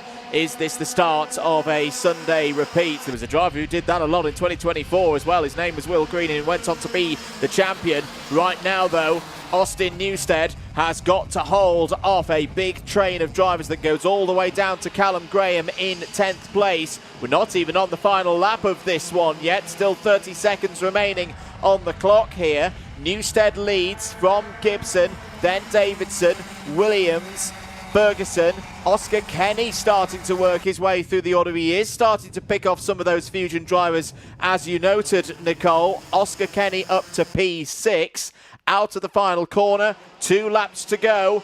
Davidson has a little look on Gibson. Always a slight touch there, bit of tyre smoke. That's going to open the door for Harry Williams to get down the inside and take 3rd place. Davidson may be in a bit of bother here because he's going to slide down the order as everybody else flies on through. And there's more tyre smoke between one of the OMS karts. That may have been Oscar Kenny into the back of Harry Williams. It's starting to break down a little bit in this top 10 battle. That's good news if you're Austin Newstead. The numbers are starting to dwindle. Last lap board will be out next time around. There's the 148 of Oscar Kenny, who's been able to recover. Is in 4th place, but you've got to imagine now, Nicole, that it's down to these 3, Newstead, Gibson, Williams, for the win in what has been a pulsating first Water Swift heat of the day. I think these drivers have been trading paint on these previous laps. You couldn't even get a hair between any of these karts, and it was Daniel Ferguson that really got caught out on that previous one and is now dropped to 10th. Here they go then, final lap, and George Clark is not letting off because he's your fastest driver out there on the circuit in 5th. Kenny sat there in 4th, and it is a gap between Kenny and your top 3. Kenny is leading this next pack of karts. Newstead looks over his shoulder as they head out of turn number 7 to the gap of Gibson behind him. Williams is still sat there, but they're heading down this final stage through this tricky and undulating part of the track where there is no room to get it wrong. Is Gibson going to be able to get the run to the line on Newstead? No, he doesn't. Well read by Newstead out of that final corner, kept his foot in and takes that race win for Fusion Motorsport. It's then Gibson that finishes ahead of Williams and George Clark, and it's a Fusion 1, 2, 3 and 4. Bit of drama in the back end of your field though, because I think Andy Stewart actually hasn't finished, and I think that's because she's got involved with Marjorie Kavekskis, who's had absolutely no luck so far throughout this weekend of racing. Yeah, real shame there for Andy Stewart and Margaret Kvetskis. Good to see Kvetskis racing today, though. Had a quite scary roll yesterday in one of the races for IAME Water Swift. But there's your provisional result then for the first heat of the day in IAME Water Swift. Newstead from Gibson, Williams Clark making a top 4 lockout for Fusion Motorsport. Kenny breaks the run in 5th place ahead of Kobe Davidson, Graham, Narroway and Ferguson. Johnston Stewart, good drive there from Johnston, up 5 places to 11th. George House, P12. Ilyas Sami, Charlie Clough and Sophie Campbell all in the top 15, although I think I just saw, plus 5 seconds for Sophie Campbell, so unfortunately she'll fall down the order a little bit, not too far. Danny Dempsey, Nathaniel Hodges, Henry Clark, Ian Carey and Jack Harney all in the top 20. Good result there for Jack Harney on debut here this weekend. Ada O'Brien was your equal biggest mover. She went to P21. Ackerman, Meta, Robinson and Miller all in the top 25. Race highlights though, it was a Fusion jump to the line because they really did dominate on the early stages. This is the point where we lost some of the XLs. Let's not forget we lost Kobe Patterson before the race even started, and then it was Andy Stewart and Joseph Davies that got caught out for XL. Also, that final corner was the Achilles heel for some of those drivers. That was one of the premiums getting it wrong, Orion Meta, who finished down in 23rd. Ferguson in the early stages was hustling hard, but in the end of things it really was the likes of Williams, Newstead and Austin Gibson that dominated the rest of the Fusion field. Out of that final corner really was races to the line. Fusion's getting all involved with each other, like we said, trading paint, and we saw at some stages tyre smoke coming off of these Water Swifts. Newstead though didn't care that it was his teammates around him. It was a 5-place gain and took the race win ahead of Gibson by over 1/10 of a second. Piers Pryor though is down in Parc Ferme and he will be talking to our fastest Water Swift drivers. I'm here with our Heat 1 winner in Water Swift, Austin Newstead. Austin, that looked like a pretty stressful race out there. Yeah, it was very stressful. As towards the middle of the race in the beginning, somebody started defending, and then when someone else got in front, they had to start defending. And when I got in front, I had no choice because it was like 1 minute to go, so I started defending. And then I saw Gibson like right on me, and I was just like, please can I get a gap, please can I get a gap. And then just on the last lap he got to push me again, and it was a 1v1. Yeah, it was a close finish in the end. A lot of fusions in that battle as well. You've all raced against each other a lot, both in races and testing, I imagine. Yeah, obviously in some ways it helps having loads of teammates around you, because sometimes you can predict what they're going to do, but also sometimes it makes it more competitive. Of course, because you guys know each other. You're going back to the same morning. Yeah, very much. Austin pushed you all the way though, didn't he? Yeah, and I'm not sure if he would have if I didn't defend, but I just had to make sure that he couldn't get past. A bit of a better start to the day for you today. Yesterday you struggled a little bit, I think, compared to your normal pace. Yeah, obviously yesterday we started very well, but then in the final it wasn't as good. Let's hope for today we can continue this really good pace throughout the whole day. Yeah, look forward to it. Austin Newstead, winner, first heat. We'll see who you go in heat number 2. That is Water Swift. They're done. Next up we have KZ, once again, the gearbox karts. That'll be in just a few moments' time, so don't go anywhere.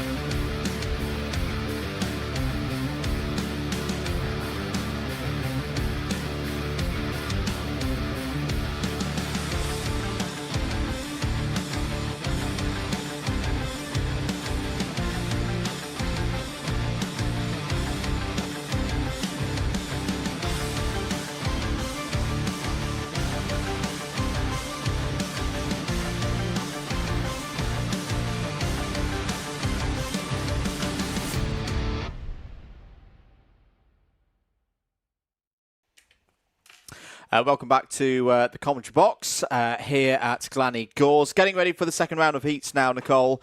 KZ2, we saw a really, really good performance from Noah Wolf earlier on the road. 7.5 seconds clear of the rest of the field in the end. 2.5 because he did have a little bit of a jump start.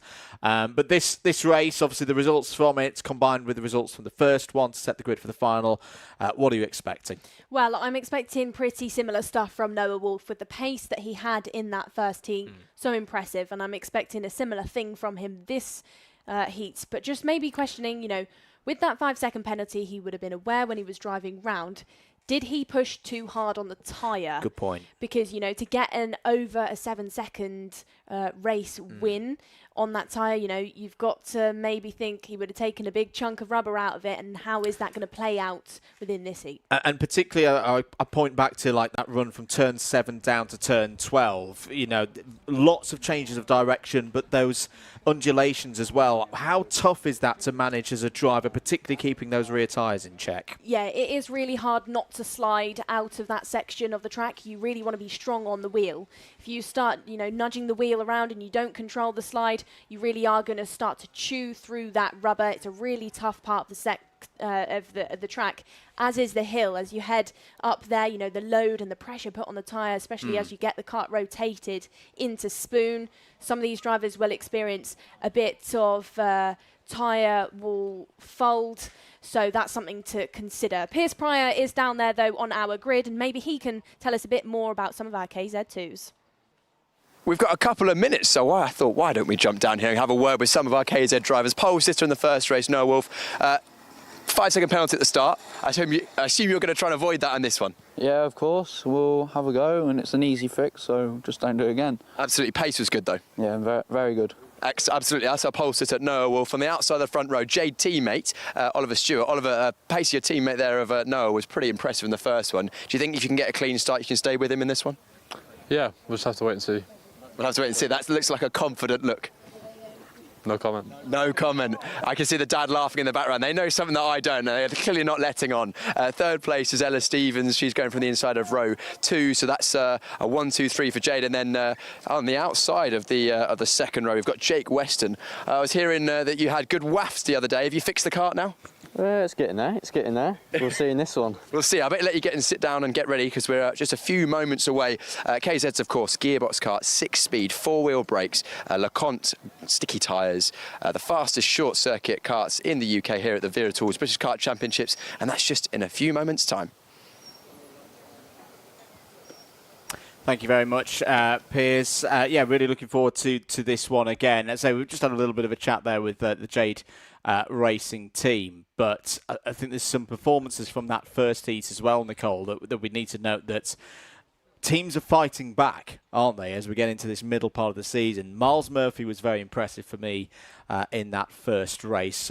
Second on the row. I'm just checking as well. Yes, that result did stand. You know, sometimes we get some penalties down there, but Jake Weston as well. Plenty to talk about as we get ready then for Heat 2 in KZ2. That's up next.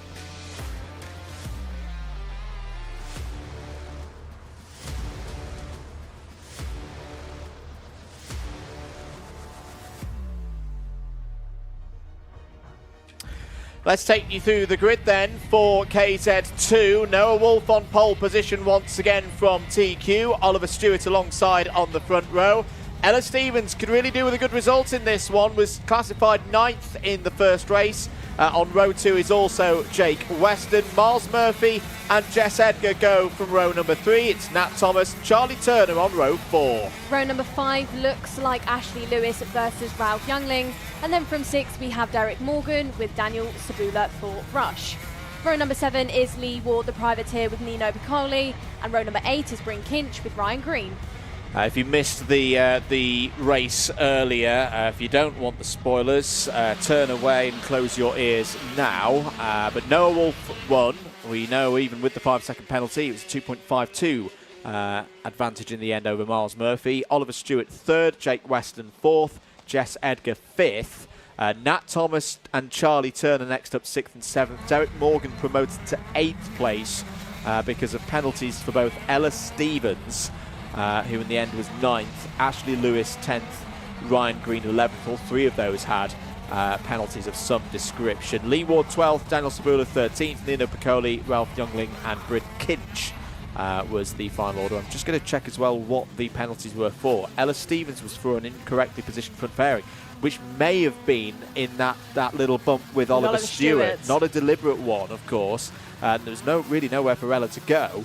But that is how the cookie crumbles sometimes with the front fairings. Other penalties, yeah, mostly either front fairings or jump starts. In fact, all of them, either a jump start or a front fairing penalty in that first heat. But we're getting ready now for the second heat. Noah Wolf on that front row again with Oliver Stewart, looking to get the best of starts. It wasn't the best of starts for Oliver Stewart last time around in the first race of the day. Waiting for the green flag at the back of the field to indicate we are good for racing here at Glan Y Gors in North Wales. Heat 2 for KZ2 is 1 light, 2 lights, 3 lights, 4 lights. We are racing once again. Good start for both of those on the front row. Good start for Jake Weston as well, immediately up to third. Stevens and Murphy go side by side in the battle for 4th place, but it's once again early advantage to the O-plate holder Noah Wolf, but this time, Nicole, a much better start for the 22 of Oliver Stewart. Oh, it's out of the race and in the grass. It's going to be wet in there given the amount of rain that we've had here at GYG over the last few days. Lee Ward trying to do everything he can to get his Sodi out of there, but he's going to be going nowhere in a hurry, down to the bottom of the order. Well, it's a 2-kart breakaway for Jade in 1 and 2 with Wolf and Stewart. Wolf then another good start, as did have Jake Weston. Out of all of these drivers, I'd actually say when that 4th light goes out, it's Weston that really jumps it and is like a bullet out of the gate. Really stellar stuff from him so far. Being chased up the hill then is Stevens by Miles Murphy for that 4th and 5th. No change between the two just yet, but they had a little bit to say to each other in the first heat earlier on. Weston now really has caught up to Stewart in this first part of this lap, heading down the hill, and watch what he does maybe out of that final corner, that final hot spot. So this is where, for me, that point you made earlier, Nicole, about tyres.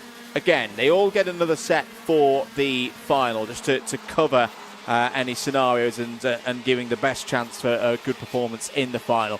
But the likely thing is that Noah Wolf will have taken a bit more performance out of his Lecon tyres in that first heat to build that 5+ second gap to retain the win, even with the jump start penalty.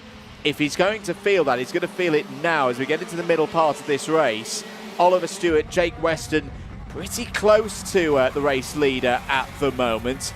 I feel for Stewart, if he's going to go on the attack to try and get this race win, now would be a good time if Wolf is just nursing the rubber a little bit. Well, this is a class, 6 speeds are the KZ2s, and it's so fast that the smallest little mistake, the smallest little clip of a bump in the circuit, everything is so exaggerated. And as the tyres, progress and more rubber is taken out of them, that increases even more.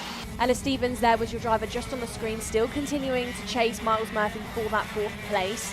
No major moves in the back end of our field just yet, but it is Ash Lewis who's up 2 positions and is being followed by Nat Thomas. Charlie Turner's in there in 6th, also matching Lewis for that 2-place gain. But like we were saying, in a class that's so exaggerated anyway, as the rubber gets taken out, it becomes harder and harder. I think within this one, actually, I'd be surprised if Wolf can match that race win that he had earlier on, as Jess Edgar goes down the inside of Daniel Sabula through that final corner. Sabula, though, taking that position back down the Dragon straight by hugging that tighter line and, making the track shorter.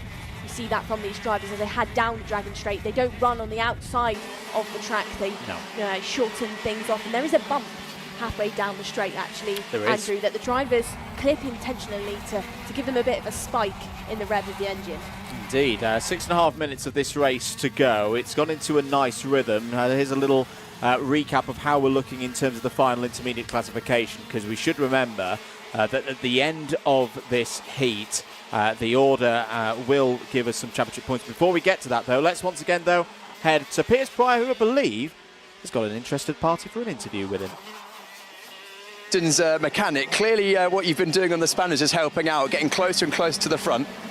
We're getting there now. Still a bit of work to do, so hopefully by the final we'll be there. But it's going okay just now. Is it all kart or a bit of driver or a bit of both? The boy will pedal anything. The boy will pedal anything. So yeah, no, the kart's working a little bit better now. The power's there. The rest down to him now. What can you do to catch the Jade boys by the end of the day? All we can do is keep pushing. What'll happen will happen. Anything can happen in a final, mate. Well, I'll let you get an eye on Jake as he's closing in.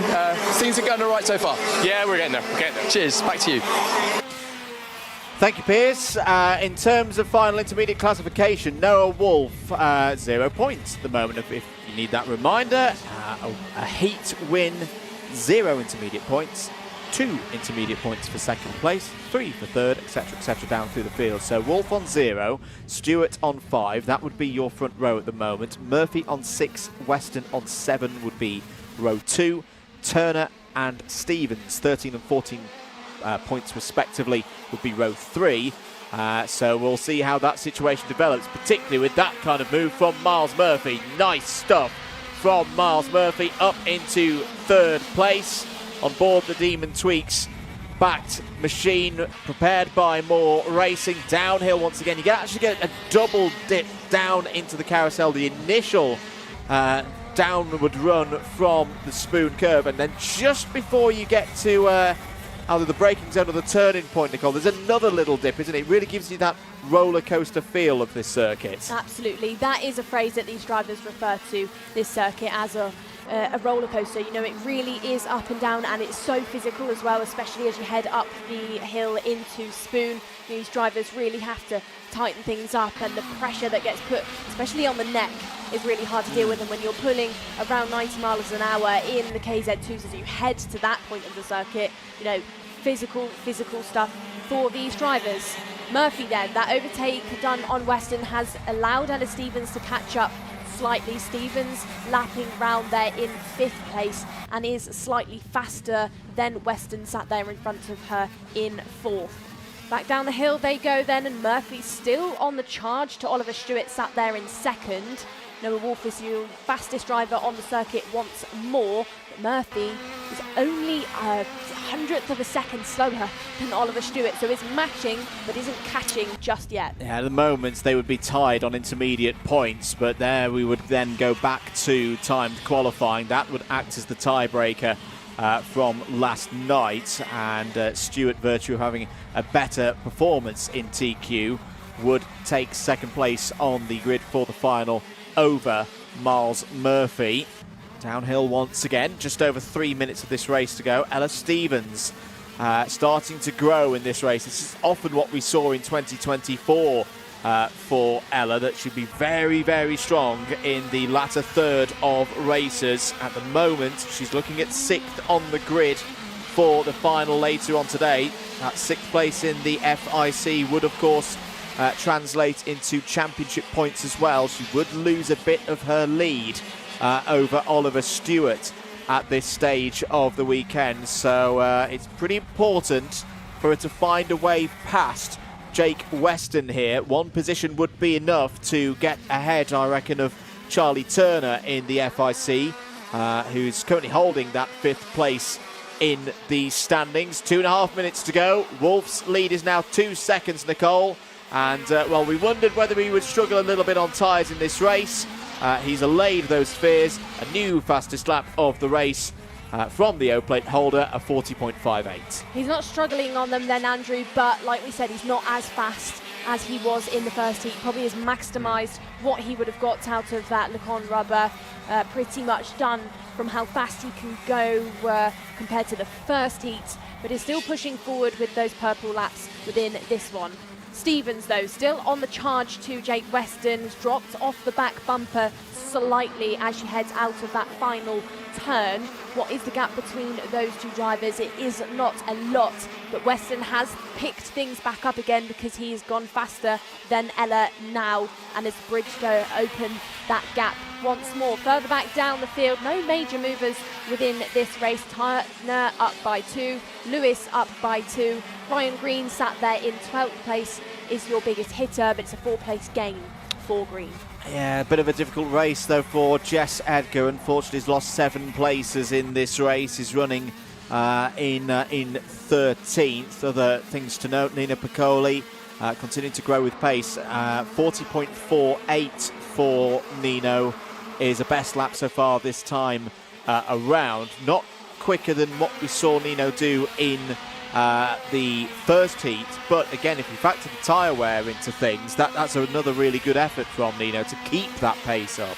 Well, Nino this morning, saw him in the cafe buying his pain au chocolat and cappuccino, and we were just having a chat, and he said he's here this year to progress, to enjoy, and he wants round by round to improve on his performance, and he has done that. From Warden Law to Dunkeswell, improved. From Dunkeswell to GYG has improved once more. He sat there in 14th position, you know, and like you said, the gap actually between now him and those mid-pack drivers on pace is reducing. So actually, you know, Nino is achieving what he's set out to do this year.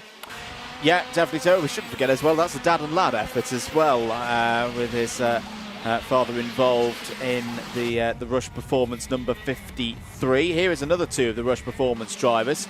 The 4 and the 73. This is Ashley Lewis and Nat Thomas fighting over 7th place. They've got Derek Morgan just behind them as well. Morgan having another good weekend so far. Running in 9th place, a gain of 2 positions from where he started. We are now on to the final lap for the race leader. There he is. No, it's not Teddy Wilson at the wheel of that O-plate machine. It is Noah Wolf for the Jade Racing team, who right now is looking on course to repeat the victory that he had at Shennington earlier in the year, back in the spring, to take that British Open title. Had a bit of bad luck last week in the FIA European Championships in the OK category, but is looking on form here in North Wales at Glan Y Gors. Noah Wolf, pole position for the final in KZ2. Ollie Stewart will join him on the front row with that 2nd place. Miles Murphy and Jake Weston, 3rd and 4th in this heat, will start in those same positions for the final later on this afternoon. Ella Stevens, solid result, keeps turning the points over in the championship. Championship leader comes home 5th in that one and will share the 3rd row of the grid for the final with Charlie Turner, who finished there in 6th. Ashley Lewis, Nat Thomas, Derek Morgan, and Ralph Youngling all come home in the top 10. Ryan Green was your biggest mover, up 5 places in that one to be classified in 11th ahead of Daniel Sabula. Great effort there once again from Daniel. Jess Edgar, bit of a difficult race for Jess there, down 7 to 13th. Nino Piccoli, solid again there in 14th ahead of Bryn Kinch. And Lee Ward, who was able to get back on circuit, by the way. We saw him having those problems out of Spoon Curve on lap 1. Did fall off the lead lap, but did continue to circulate, got 15 laps in and points for 16th. Wolf, though, your fastest driver out there on the track. Last time we saw him at a KZ2 British Championship, he was commentating with you, he was, Andrew. Yeah. Now he's doing what he does best, which is in the kart, and takes that number 1 spot. You can see him pushing the kart onto the weighing scales to make sure that that kart and driver meets the minimum weight. Will be checked. I'm sure the mechanic and Noah would have had the all clear beforehand. Obviously all these drivers do the checks before. Thumbs up then, no problems with the weight there for Noah. Out of the first corner then, it was a light to flag for Noah. Really did get that race start correct. Race start did not go very well though for the likes of Bryn Kinch, who, like Andrew said, got caught out. Lee Ward got caught out on the grass also. Fast stuff out of that final corner. Jessica Edgar challenging Daniel Sapula, who returned the favour going down the Dragon Straight. So these two drivers battling it out throughout that mid-pack section. Moves further down the field. This was Jess Edgar just getting it wrong into Carousel and overtaken. Ryan Green really was pushing ahead and one of your biggest movers with a 5-place gain overall. No major gain within the race though for Noah Wolf other than 3 seconds. Didn't see another driver. It was lights to flag for your O-plate. Good stuff there from the KZ2s. Very equal pace as well. Just having a look at the best laps again, and the vast majority of the field all on those best laps within a second of each other. Let's head down once again to Parc Fermé and back once again to Piers Pryor. Heat 1, race win, 7 seconds. Heat 2, race win, only 3 this time. The kart felt a bit more balanced on the fresher tyre, but the kart is still mega. 3 seconds is still a big gap for them to close for the final. Feeling really confident, and the last heat wasn't pushing that much. Just drive around nicely and not scrub any speed and just calm, and yeah, it was a nice, enjoyable race. Yeah, I said that with tongue-in-cheek, of course. It's still a very dominant victory. The start, no problem that time. In fact, I'd say that's pretty much close to perfect. Yeah, very close to perfect, didn't jump, and getting better as I go on. And the key is I've made a few bad starts so far, learning, and now they're coming good, which is good. You got them out of the way early in the weekend, so saving the good ones for later. Just looking at the times in that one, it looked like still towards the end of the race you had a couple of tenths, especially on that last few laps. Clearly you're managing to hold on to the tyres okay.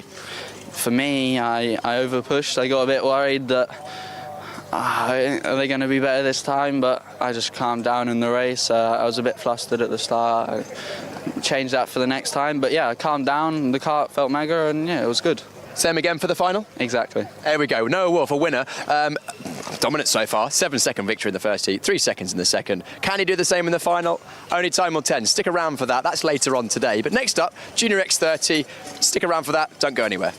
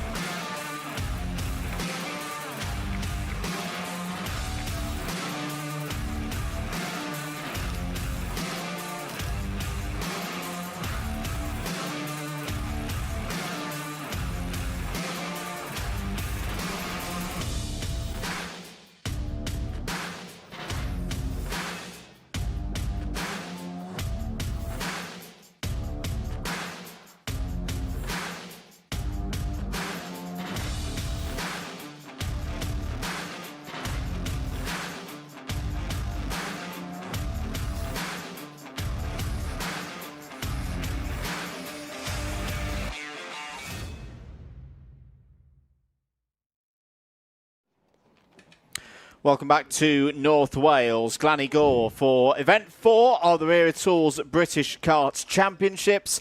Andrew Mather and Nicole Sutherland in the commentary box for you today with Piers Pryor out on the scene, getting us all the latest news from trackside. We're getting ready for X30 Junior's second heat of their 4th round of the championship for this year. Very good race earlier on this morning, won by George Edgar, Riley Cranham second, Aaron Richardson third. What are we going to see here next? It's heat 4 of the weekend, second for round 4. X30 Junior is up next.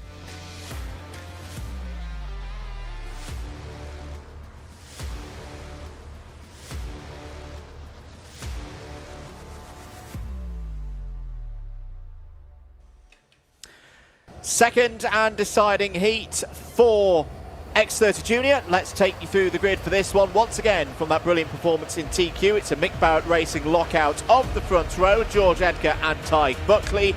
Aaron Richardson and Finley Lyons go from row number 2. Next up, Sugmani Kira and Riley Cranham on row 3. Archie Owen and Nat Johnston looking for more good results on row 4. Midfield drivers on row number 5 will include Mayan Patel and Isaac Sayer, and then from 6 is Max Yule with Harley Musk. Going from row number 7 is Rocco Leon Shenton with Jack McLaughlin, and then from 8 we have Archie Rogers-Tyler with Alfie Brown. Row number 9, Zach McDonald and Oliver Meek, John Foley Jr. and Oliver Bow on row 10. Row 11, Jack Crockwell and Jacob Backler, Freddie Wood and Will Green for Jamie Green Racing complete the 24-strong field. Drivers down to their starting pace. There are the 2 white, silver and red MBR Gillard machines on the front row. What can they do here in heat number 2? We are racing once again, 8 minutes plus 1 lap, and again a brilliant start for both Edgar and Buckley. They are on their way up to the spoon curve for the first time. They've got a bit of a gap over Aaron Richardson there in third. Finley Lines has held fourth as Riley Cranham's having a look round the outside. Doesn't quite make that one work. Archie Owen, I think, has got past him into 6th place. A quick start, a solid start, a clean start. Nicole Sutherland here in X30 Junior. It's your two Mick Barretts heading down the hill in 1-2 then, but same theme as the racing so far. It's still Georgie Edgar that is your leader. Back in that midfield section then, Isaac Sayer, the Jamie Green racing driver, has been lost on the grass round turn number 7. Edgar now has a bit of breathing room. It's 0.4 of a second that he leads teammate of Buckley by. Aaron Richardson sat there in 3rd. Then it's Lines. Sukmani Kira sat there in 5th. And Archie Owen on the charge now, but is under a little bit of pressure by Europlate driver of Riley Cranham. Cranham is a driver that can overtake. He's probably one of the best overtakers within this field. So as this race remains wide open, watch him do that, because he will want to catch up to his teammate of Richardson sat there in 3rd, and he will want to catch up to George Edgar, the driver who has not been beaten so far this weekend. He's on a very good run of form, is George Edgar. This result, unsurprisingly, would at the moment give him pole position for the final, with Buckley on the front row once again. Richardson and Cranham would be grids 3 and 4, and again, those would all convert those final intermediate classification positions into some championship points. 65 if you are top of the standings at the end of these two heats. 65 then goes to 62 for 2nd place, 60 for 3rd place, and then 1 point down through the rest of the order. 6 minutes to go then in this one. Bit of a change there for 2nd place. Aaron Richardson has found a way through past Ty Buckley. Once again, we head down to Piers Pryor. News on Rocco Leon Shenton. He's out of the race. Just spoke to him. Unfortunately, contact with Isaac Sayer earlier in the race. They came to blows in the middle of the circuit. Bent steering column is the cause of Rocco Leon Shenton's exit. Yeah, we saw that on the first lap. I think we can have another look at it here. So this was the moment out of turn 7. Oh, yeah, so big curb hit there for Rocco Leon Shenton. 2 into 1 doesn't go. Out goes Sayer, out towards the tyre barrier on driver's left, and Shenton obviously out of the race, probably with front left damage there. So that's a real shame for Rocco Leon Shenton. Will make the final, because it's not a grid more than 34 drivers this weekend for the juniors, Nicole. But that's not what you want. No, not at all. But eyes and ears back on the front end of the field. Ty Buckley is your fastest driver out there on the circuit, and of course in your top 5. Now we have Riley Cranham starting to light things up as he's overtaken teammate of Sukmani Kira to get himself into 6th. The next driver on his board will be Archie Owen to try and overtake. Here we go then. This is the stage where Fusion starts to light things up, because we've got a change for 2nd position. Richardson has promoted himself ahead of Ty Buckley, and will be thinking about George Edgar should Richardson not respond too quickly and try and take that position back. Finley Lines sat there in 4th place. Lines had some bad luck yesterday trying to get off at the start in one of the races, I think in the final, but is having a much better day of things, of course. Is a double header setup weekend, so gives drivers more opportunity to grab some points for the board. Cranham, now your driver who we were just talking about, sat there in 6th, is on a 41.94, your fastest driver out there on the circuit, and is starting to really close in on Owen now. Watch this develop and watch a position probably change very soon. Yeah, it's good stuff here from Riley Cranham in the second half of this race, and again, doesn't need to panic too much. If he was to lose a few championship points here to the likes of Edgar, to the likes of Richardson and Buckley, it wouldn't be the end of the world, because up to this point he's always been either 1st or 2nd in a points championship points awarding stage in X30 Junior so far in 2025. 3 minutes and 20 seconds to go. George Edgar looking nice and comfortable at the moment. He's just gone purple through sector number 2, indicating he is the fastest driver through that middle part of the circuit. This is the tricky part though. Downhill, corner after corner, from turn 7 all the way down to turn 13, past the paddock and the scrutineering shed there. 3 minutes to go. The gap last time around 0.4 of a second. Fastest driver though, once again, is Ty Buckley. That's a useful bit of pace. from the Irishman. 41.86 seconds means he is starting to edge in there on Aaron Richardson's 252. Well, thought Richardson would try and turn up the dial on the cooker for George Edgar, but really hasn't done anything spectacular. Is only 100th of a second faster than your race leader, as Piers Pryor is down there with some news for us. Interesting, since the clouds have come over about 10 minutes ago during that KZ2 race previously, the air temperature and track temperature have dropped fairly considerably. It's quite cool out here now. That might affect the drivers' tyre pressures. So, you know, those who may have gone lower, they might be coming on slightly later than they anticipated. Okay, good intel there from Piers. Oh, out of the race is Oliver Meek. Goes no further than lap number 8. Will still get points, but only points for 23rd place in the intermediate classification. Keep your messages of support coming in. Good afternoon to Gillian Bennett, who's got a keen eye on this battle. She's cheering on Aaron Richardson there in second place. But it looks like George Edgar, you know, I won't say he's got this race won because there's still 90 seconds of it to go, but he's not going to be under any immediate threat. His teammate Ty Buckley keeping Richardson on that Fusion 252.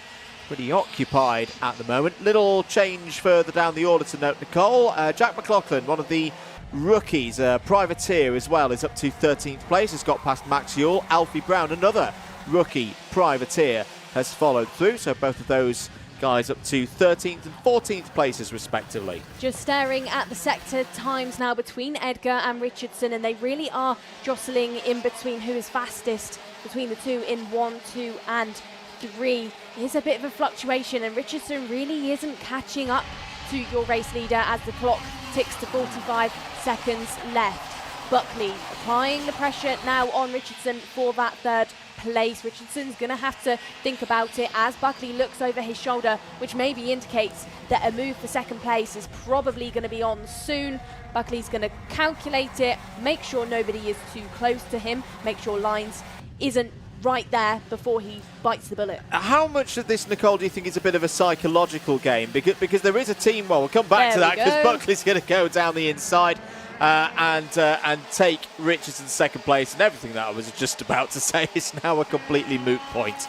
5 seconds remaining. Mayan Patel's on the move again there, trying to find a way past Sukhmani Kira for 7th place. That move on Buckley does still, I think, help George Edgar out, though, because, again, he's kind of got his rear gunner back into place. Buckley moves back up to second place in the final intermediate classification for today's round. So that front row lockout for the MBRs is back in position. A little bit further back. Here is your fight for 5th place. Archie Owen has got through past Riley Cranham.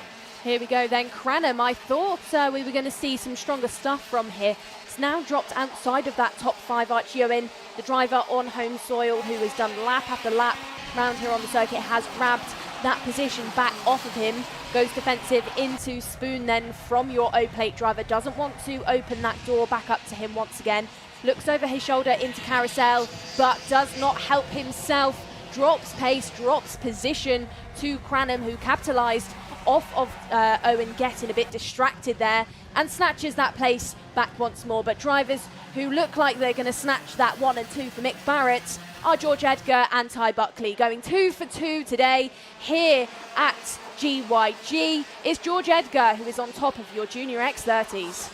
Very good stuff from George Edgar and the Mick Barrett Racing team. A 1-2 delivered with Ty Buckley. Aaron Richardson third will start from that same position for the final. Finley Lyons P4, Riley Cranham P5. Cranham will be on the outside of row number 2 for the final, pending, of course, sporting and technical checks of this provisional result.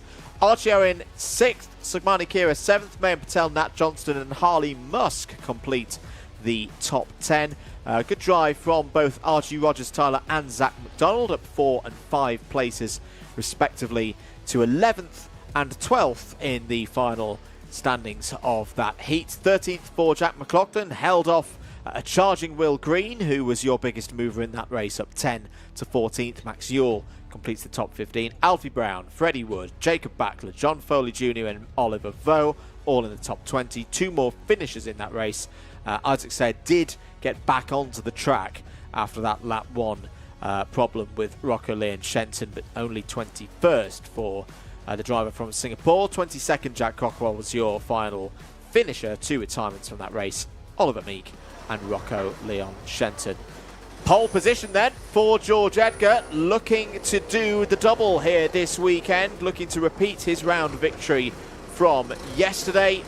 His teammate Ty Buckley stood there on the left-hand side, will be alongside him again for the final. Nicole, let's have a look at how they did it. Well, it was an early start then from George Edgar, snatched that race lead, and once more lights to flag. Shenton got it wrong going towards turn number 7, clipped the curb, and it was him and Sayre that ended up on the grass together, and that resulted in a DNF for Shenton. Strong stuff through some stages for the likes of Archie Owen. Freddie Wood making up positions down the inside at Carousel and ended up picking off 6 places. Final corner of things, we saw the likes of Wood having to defend out of that stage. Some drivers, like you can see on your screen, getting it a little bit wrong and being pulled off the circuit as they hit that rumble strip.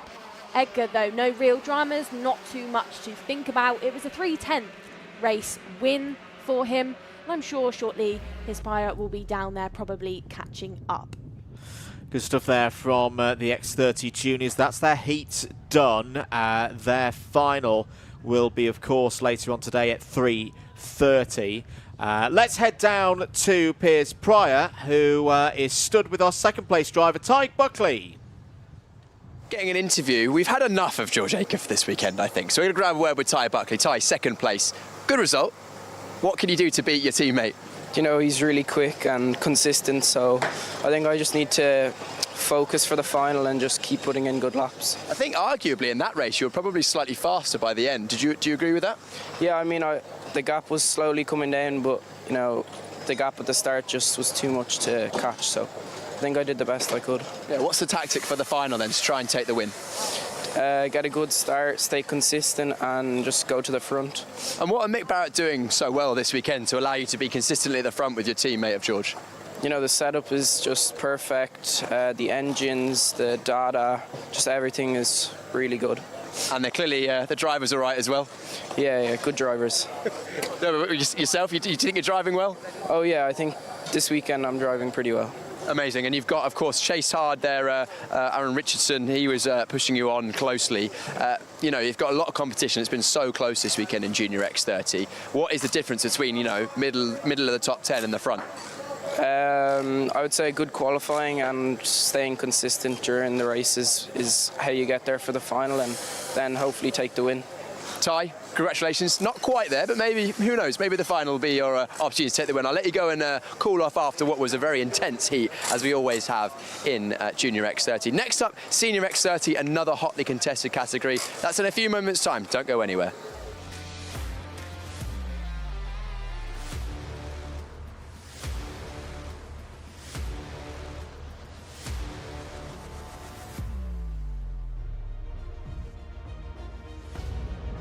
Let's go for heat number 2 today here in X30 Senior. Here is your grid for it. Gus Lawrence and Harrison Whitcomb form up row 1. Freddie Lloyd and Harrison Mackey are there on row number 2. Gabe Stilp and Lewis Bird go from row 3. Zach Green and Tristan Powell start on row 4. Watkin, Sarah Matsoy and Morgan Moore do from row number 5. From row number 6 we have Jack Buckley with Aaron Brown. 7 looks like Harry Cottrell with Joey Brown, and then going from 8 we have Hayden Eldridge with William Andrews. All drivers will make the final, but needing to move forward are Theo Lestrange and Sam Lewis on row 9. Reece Newburn and Luca Mann, who didn't start the last heat, they go from row 10. Leith Carl and CJ Bennett, they're on row 11. Then Joao Castro and Harrison Morrow on row 12.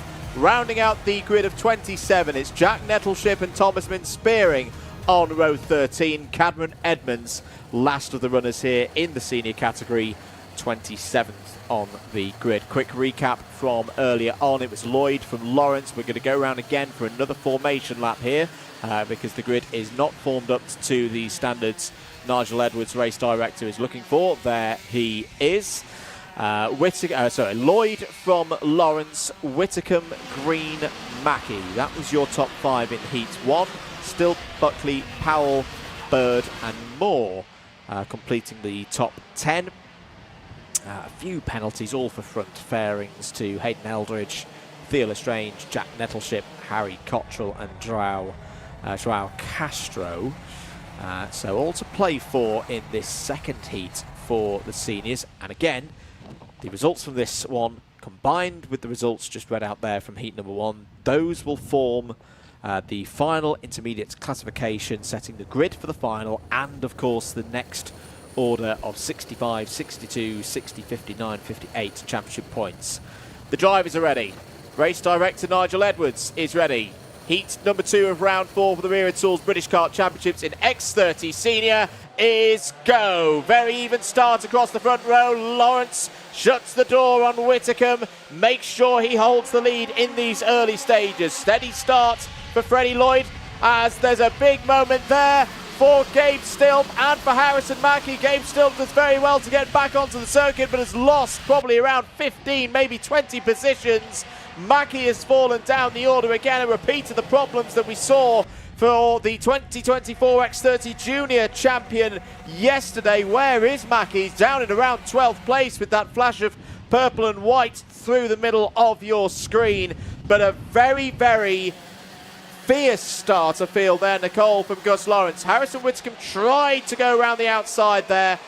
The reigning champion was having none of that. Your driver who joined us from Japan for this weekend, Sarah Matsoi, for the Williams Junior team, being hustled in that mid-pack section, lost 2 positions to Bird and Brown through that final corner. There you can see her on your screen just heading out of Spooner, now being overtaken once more for position, but this time that is Aaron Brown overtaking. Up the hill goes Bird, being chased down by one of the premiums. I think that's Morgan Moore, that's his right on his tail. Talking of chasing premiums, once more it's Freddie Lloyd versus Gus Lawrence for that 1 and 2, but he is pulling round Zach Green considerably now. Green then, for one of the first times this weekend, breaks into your top 3 with a 4th-place gain within these first couple of laps. Yeah, really good stuff from Zach Green.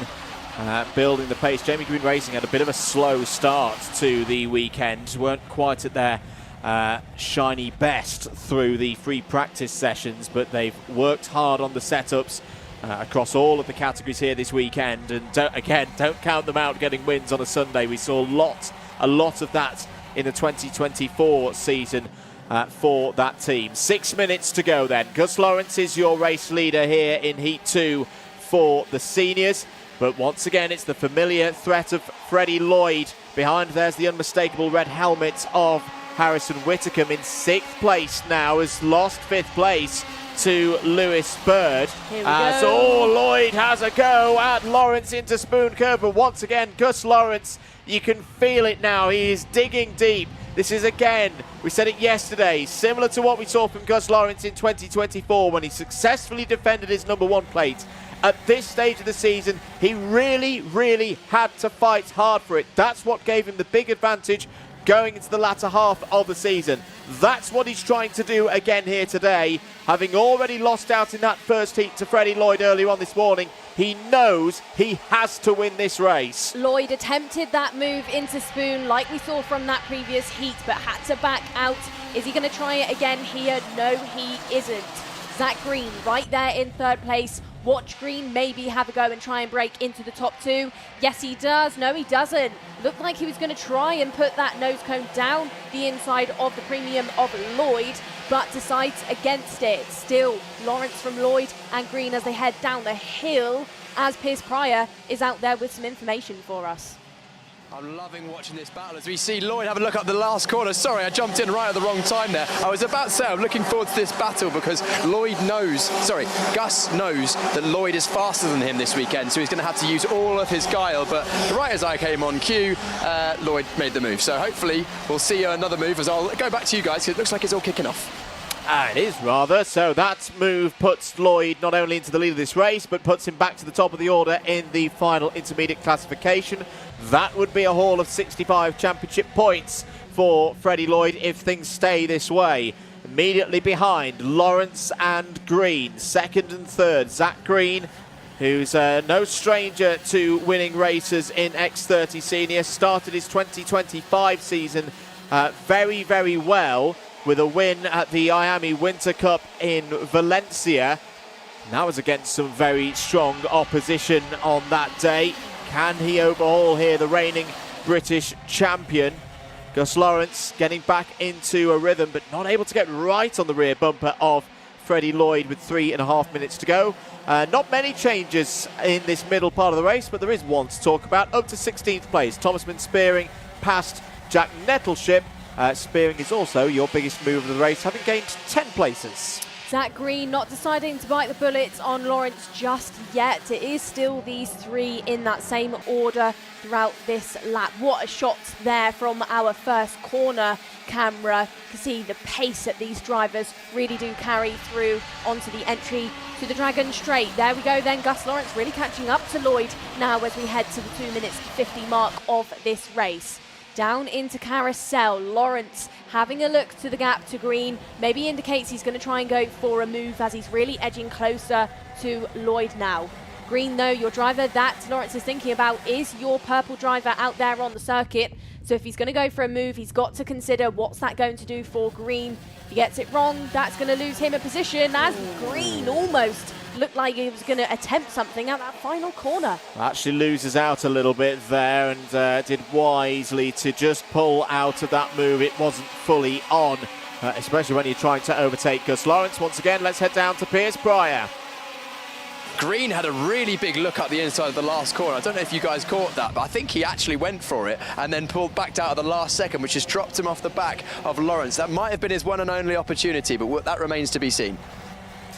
We've still got 2 minutes of this race to go. Changes further down the order. Harrison Mackie trying to recover back through in what is really becoming a bit of a damage limitation weekend for Harrison Mackie. Went into this weekend in the top 5 in the championship and fresh off a win in Spain for the latest round of the IAME Euro Series. He has just got back into the top 10 in this race, past Sarah Matsui. Gus Lawrence building. We've been talking about tyre pressures. How is the track changing? How is it rubbering in? How is the air temperature playing into this, Nicole? Gus Lawrence, I know, loves to look into the detail of the setup with the PF International Karting team, with Pod, his mechanic.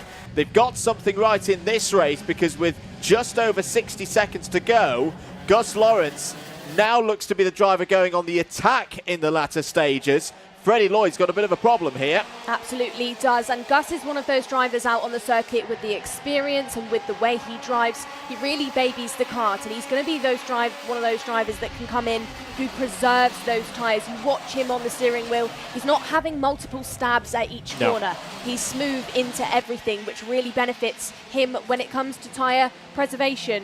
Going to defensive now, though, from Green is Lawrence, heading back up the hill. You can see him into Carousel, just tightening things up now. So he's thinking about Green more than he is thinking about Lloyd. 25 seconds left on the clock as they hit that undulation section of the track. Out of the final corner, what's the gap that Lloyd has got? 0.3 of a second. 15 seconds left now on the clock. No major moves further back down the field. Hal is on a good charge once more, is in that 4th position spot. You've got big hitters like Brown into 8th place, and Tom Min-Spearing, a driver today who's going a bit under the radar after a poor qualifying, is up by 11 places into 15th. Yeah, good stuff there once again from Spearing. Time is up. Drivers will see the last lap board this time around. Freddie Lloyd has dug deep here just to re-establish that lead over Gus Lawrence. We're talking a kart length, maybe 2 kart lengths at times through these corners. There is the last lap board on driver's right. Freddie Lloyd has kicked the hammer here and extended his lead out to 1/3 of a second. I don't think Gus Lawrence is going to have the measure here of fast Fred, and is actually going to have to think about trying to hold on to second place here ahead of Zach Green. It's Lloyd on 0, Lawrence on 4, Green on 7 in the intermediate points as things stand. Harrison Whitcomb still holding on to 4th place in the FIC, is running in 6th place in this race. But what a response from Freddie Lloyd. This one went back and forth several times. This is a real taster for the final later on today, where Freddie Lloyd could do the double. He's done the double in the heats. A perfect intermediate score of 0 for Premium Karting's number 2. Freddie Lloyd is on pole position for the final here in North Wales. Gus Lawrence will once again join him on the front row. Oh, as Lewis Bird is out on the last lap of the race. Was running up in the top 5. Something has happened there to the BMR of Lewis Bird, and he falls all the way down to 27th place, Nicole. Bird then, who had a really good redemption drive yesterday, looks like he might have to do the same in today's final. That's a DNF for Bird, but Fast Fred doing what Fast Fred does, takes the heat win ahead of Gus Lawrence. He was your winner yesterday, and within the final intermediate classification is your leader. Can he do the same thing as we head into today's finals? As you run down of your provisional classification, we'll see all of the results confirmed, of course. If you want to check them out at your leisure, head across to Motorsport Timing's website. All of the results there from not just this weekend, but all of the events so far this year in the Wera Tools British Kart Championships are there to peruse at your leisure. The senior final, for those of you checking on the times, at 3:55 local time, so just under 2 hours before we see the seniors again. Let's have a look at some of the highlights from that race. This was back to the race start. Aggressive run from Whitcomb and from Lawrence off the start. Very nearly disaster for both Gabriel Stilp and Harrison Mackie. Gabriel Stilp coming off worst in that, was able to recover back to 12th place, but not what the Croc Promotion driver would have wanted. Aaron Brown going up against Sao Matsui there. Bit of a quiet weekend so far for Aaron Brown, but another solid result on his way to 8th place. This is the key move. Lloyd down the inside of Lawrence into the final corner. Hit a good couple of laps in there, asserted himself in first position, did Freddie Lloyd. But Gus Lawrence in that latter, almost like third quarter of the race, did put Lloyd back under pressure a little bit there. Absolutely did, but with that result it means that Gus is second in your final intermediate for classification, so we'll be starting on that anti-pole side. Heard him say yesterday, struggled with that a little bit in yesterday's racing, and you know, when you're starting on that anti-pole, you've got to roll a dice a little bit and try and go the long way around. There are your senior X30s coming in to Parc Ferme then, and Piers Pryor is down there catching up with some of them. Gus, sorry, I can't get it to come this side. Sorry, I had a moment, someone in my ear. Gus, second place, close, but no cigar that time. What can you do to get one over on Freddie? No, just obviously, just the racing is difficult. Like, the slipstream's quite strong, so if you can get in front on the early stages when really you're not going to be defending, which you did, you can make the most of it. But no, it's okay. Just need to find a tiny little bit to make it more racy for the final. I think it is just a tiny bit, isn't it? I think actually your pace, comparatively compared to the previous heat, looks slightly better. Yes, yeah, definitely an improvement. Just need to find a little bit more. I saw you chatting with your mechanic pod there. You've already had a bit of a debrief. Of course, you can't give us the ins and the outs. What sort of thing you're talking about? No, just more handling, really. I'd say, yeah, just more handling-wise to make it a bit more user-friendly for the duration of the race. So, see how we go. We'll see how we go. Gus, close. We'll see you in the final. I was hoping to grab a word with Zach Green, but I don't know where Zach has gone. So maybe we'll have to save that for later on. Gus Lawrence, senior X30, second place there. It was Freddie Lloyd. We've chatted to Freddie a lot, so we'll leave him to it. Next up, we have Water Swift Restricted after a word from our partners.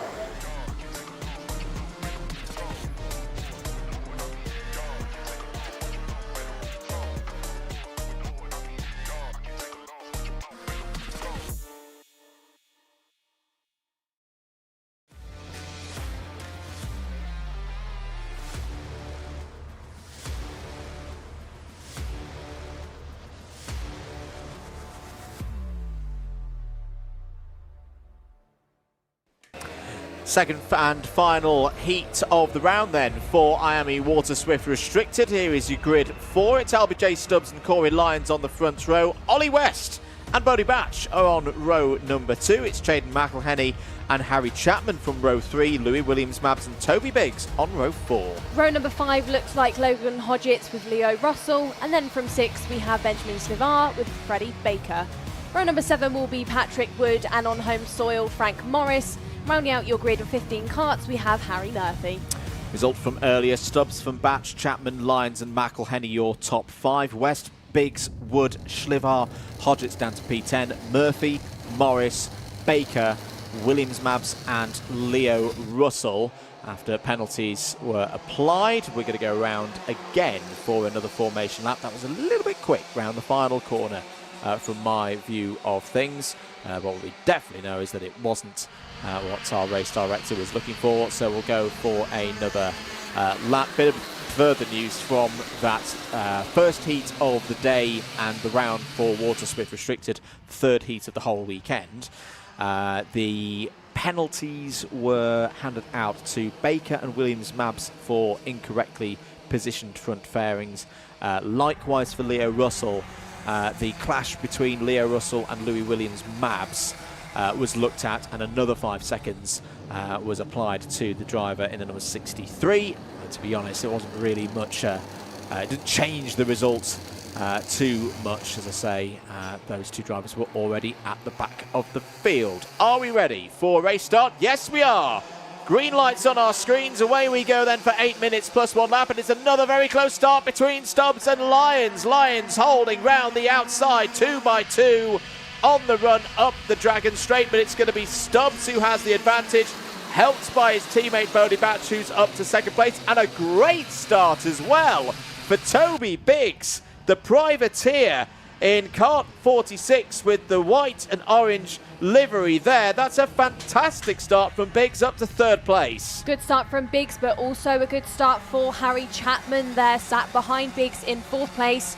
Changes his mind though, because now he wants to go for that third, and now it is Chapman in third ahead of Biggs. Still though, the theme goes on that it is Albie Stubbs and the teammates of Bodie Batch that lead the way. So Stubbs from Batch, Chapman in there, Toby Biggs, Corey Lyons is sat there in 5th, then it's McElhenney, West, Russell, Hodgetts and Freddie Baker as your top 10. Up the hill they go then.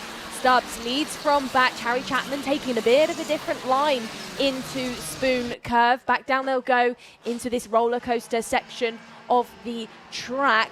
No change between your front two, but I think they're going to leave it late unless they start to get put under pressure by Harry Chapman, who is really starting to charge in through this second sector. Yeah, Harry Chapman having a similar couple of laps to what we saw from him yesterday, able to cross the gap and join the 2 Excel Motorsport drivers in what is now 3 karts breakaway at the front of the field. 6 minutes and 20 seconds to go, end of lap number 2. Just the 2 changes of position on that particular lap. Chaden McElhenney has got ahead of his teammate Corey Lyons. We'll come back to that though, because here comes Bodie Batch down the inside. Change of lead. Harry Chapman going for one as well. And whether Albie J. Stubbs likes it or not, Harry Chapman is through into second place. That was a bold move from Chapman. Just about enough racing room left between the two of them. And that's a big change in the story of this race. Can Chapman now go on the attack and find a way through past the second of the Excel Motorsport boys? Really did wrestle that second place off of Stubbs, did Chapman, and now the next driver to add to his tally of overtakes is Batch. Over the line they go, and it's 2/10 of a second splits up Batch and Chapman. Batch, fastest driver on the circuit with a 47.8, a 1/10.5 faster than Chapman now, who is right on his back bumper going into Spoon Curve. This has allowed Albie Stubbs to sort things out, get himself back into that rhythm and sit there still strongly in third. Down into Carousel they go. You can see the way Chapman is driving. He's going to try and charge forward and go for that race lead. Further down the order, Toby Biggs is still sat there in your top 5. It's a 4-place gain for him. Corey Lyons has had a bit of a difficult one to drop 3 places into 5th. No major changes within your final intermediate classification as the race stands currently. Batch will be starting on pole if it stays the way it is, as we've got Oscar Kenny out there on the sidelines giving some signals to teammates out there on the circuit. Changes further down the field. That is Leo Russell now being pushed around by Logan Hodgetts for that 8th place, as we've had a change for the lead through Spoon Curve. Yeah, Harry Chapman's got it done into Spoon Curve. We asked, could he get past the second of the Excel Motorsport drivers at this stage of the race? He has delivered. He's now looking to break away from both Batch and Stubbs.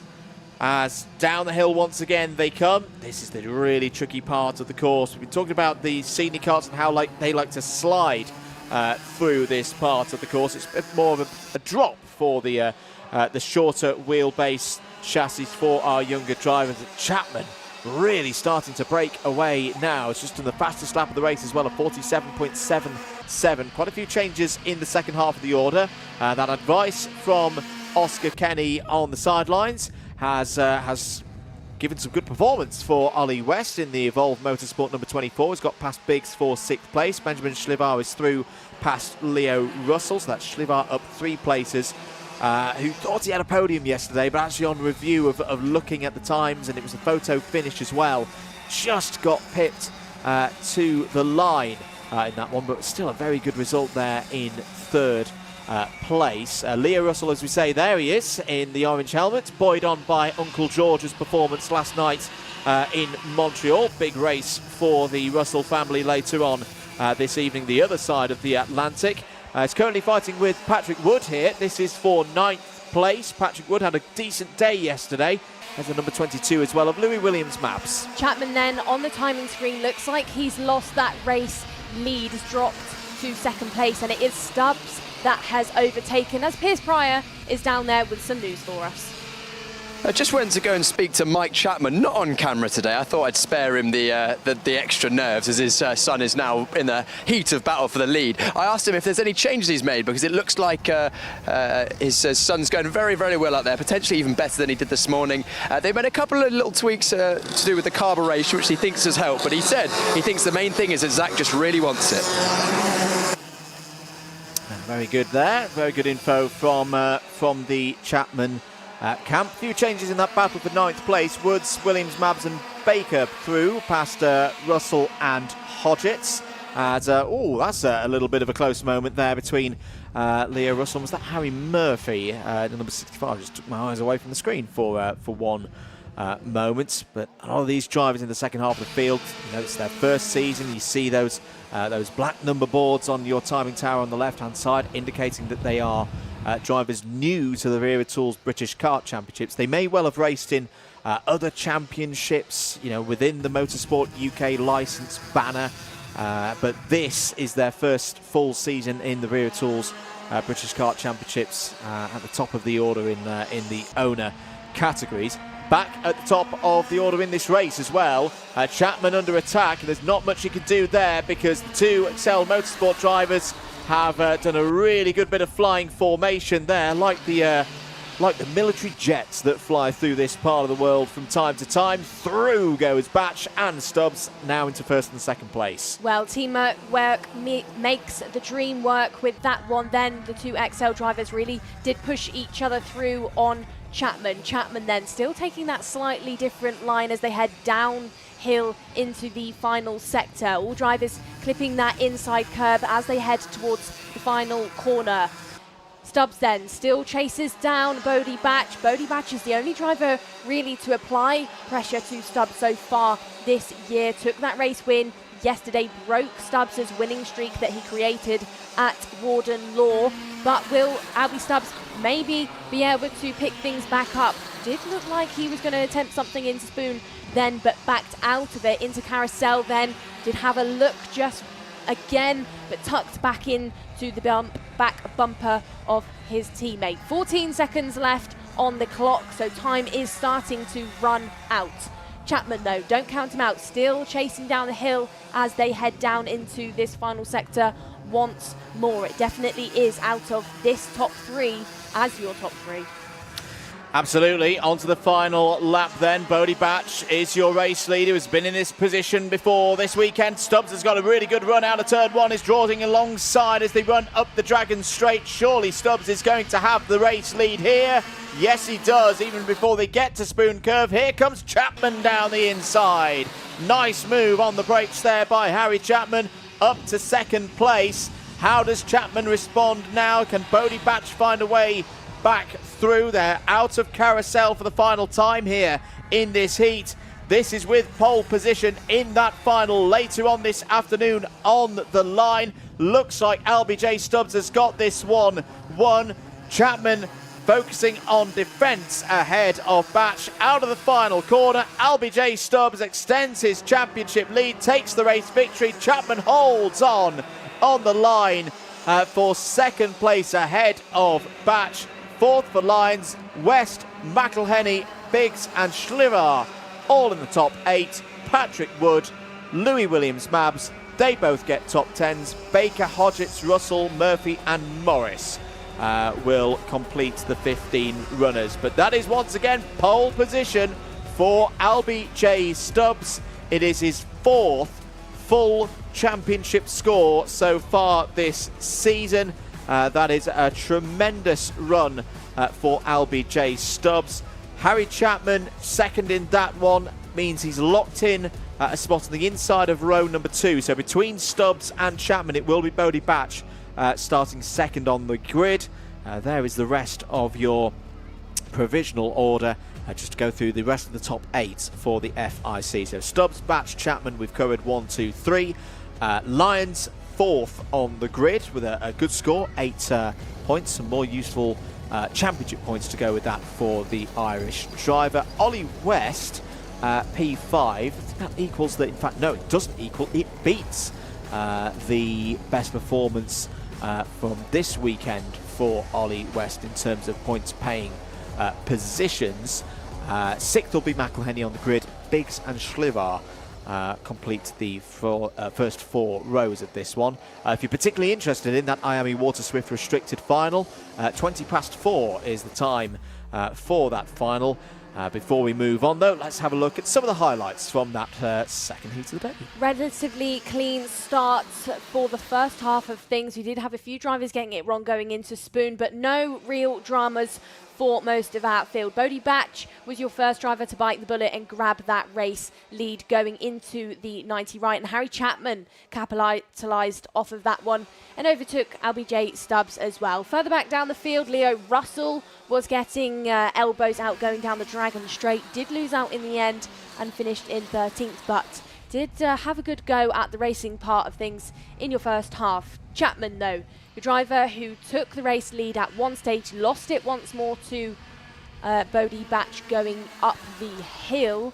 Really was a fight between Stubbs, Chapman and Batch pretty much for the entire way, but of course it was LBJ Stubbs who took that race lead going down the Dragon Straight and kept it into the final moments. Chapman down the inside at Spoon on Batch.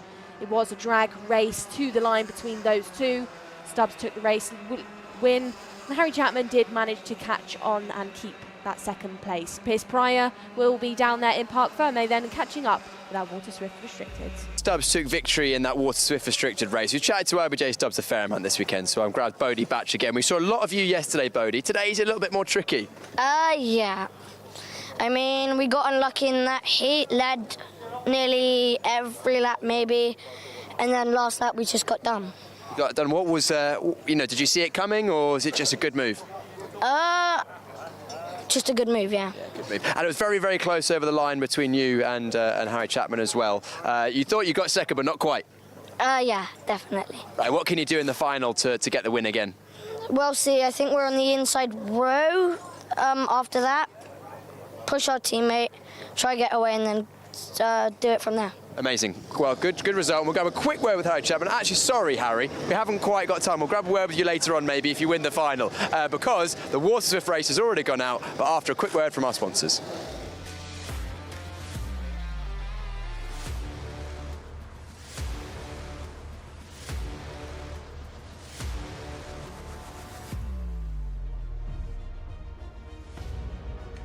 Last of the heats then for IAME Water Swift. Once again, here is your grid for it. Christian Kobe starts in pole position. Harry Williams alongside on that front row. Colby Patterson and George Clark, they go from row number 2. It's then Alfie Davidson and Austin Newstead on row 3.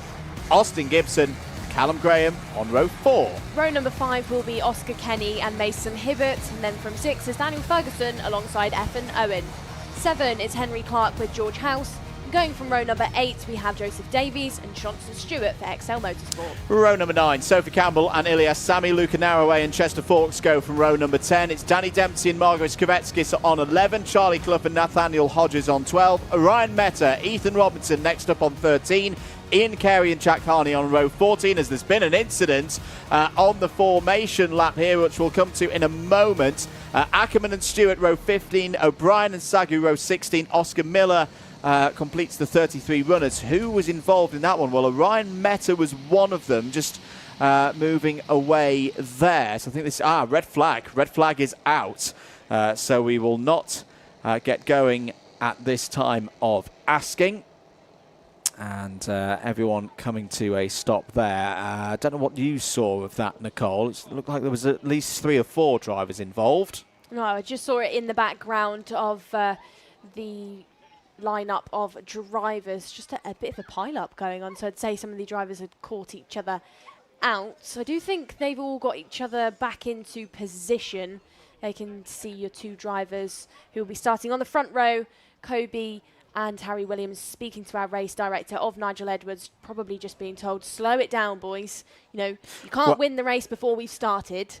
You know, nice and calm, nice and controlled. Well, I wonder if it's actually the other way. It's like, we say slow, but not that slow. And that kind of may have caused a bit of a concertina at the back end of the field. A steady pace is what the officials are looking for. So if you're just joining us, we're under what should be a pretty short red flag. Let's actually have a look at a replay of what happened there on the formation lap. So this was, again, coming down through compression. The first half of the they've pretty much come to a halt there. And the second half of the field are not going to expect that. And they all just kind of land at the scene of the accident. I can see why. There's that problems for Oscar Miller getting going in the 168, I believe it is. Yeah, I think that's why they were having a bit of re-education from Nigel Edwards. Say, come on, guys, we're trying to get the formation lap going at the first time of asking. We can't just come to a stop at a part of what is a very tricky part of the circuit. Piers Pryor, what was your view of that?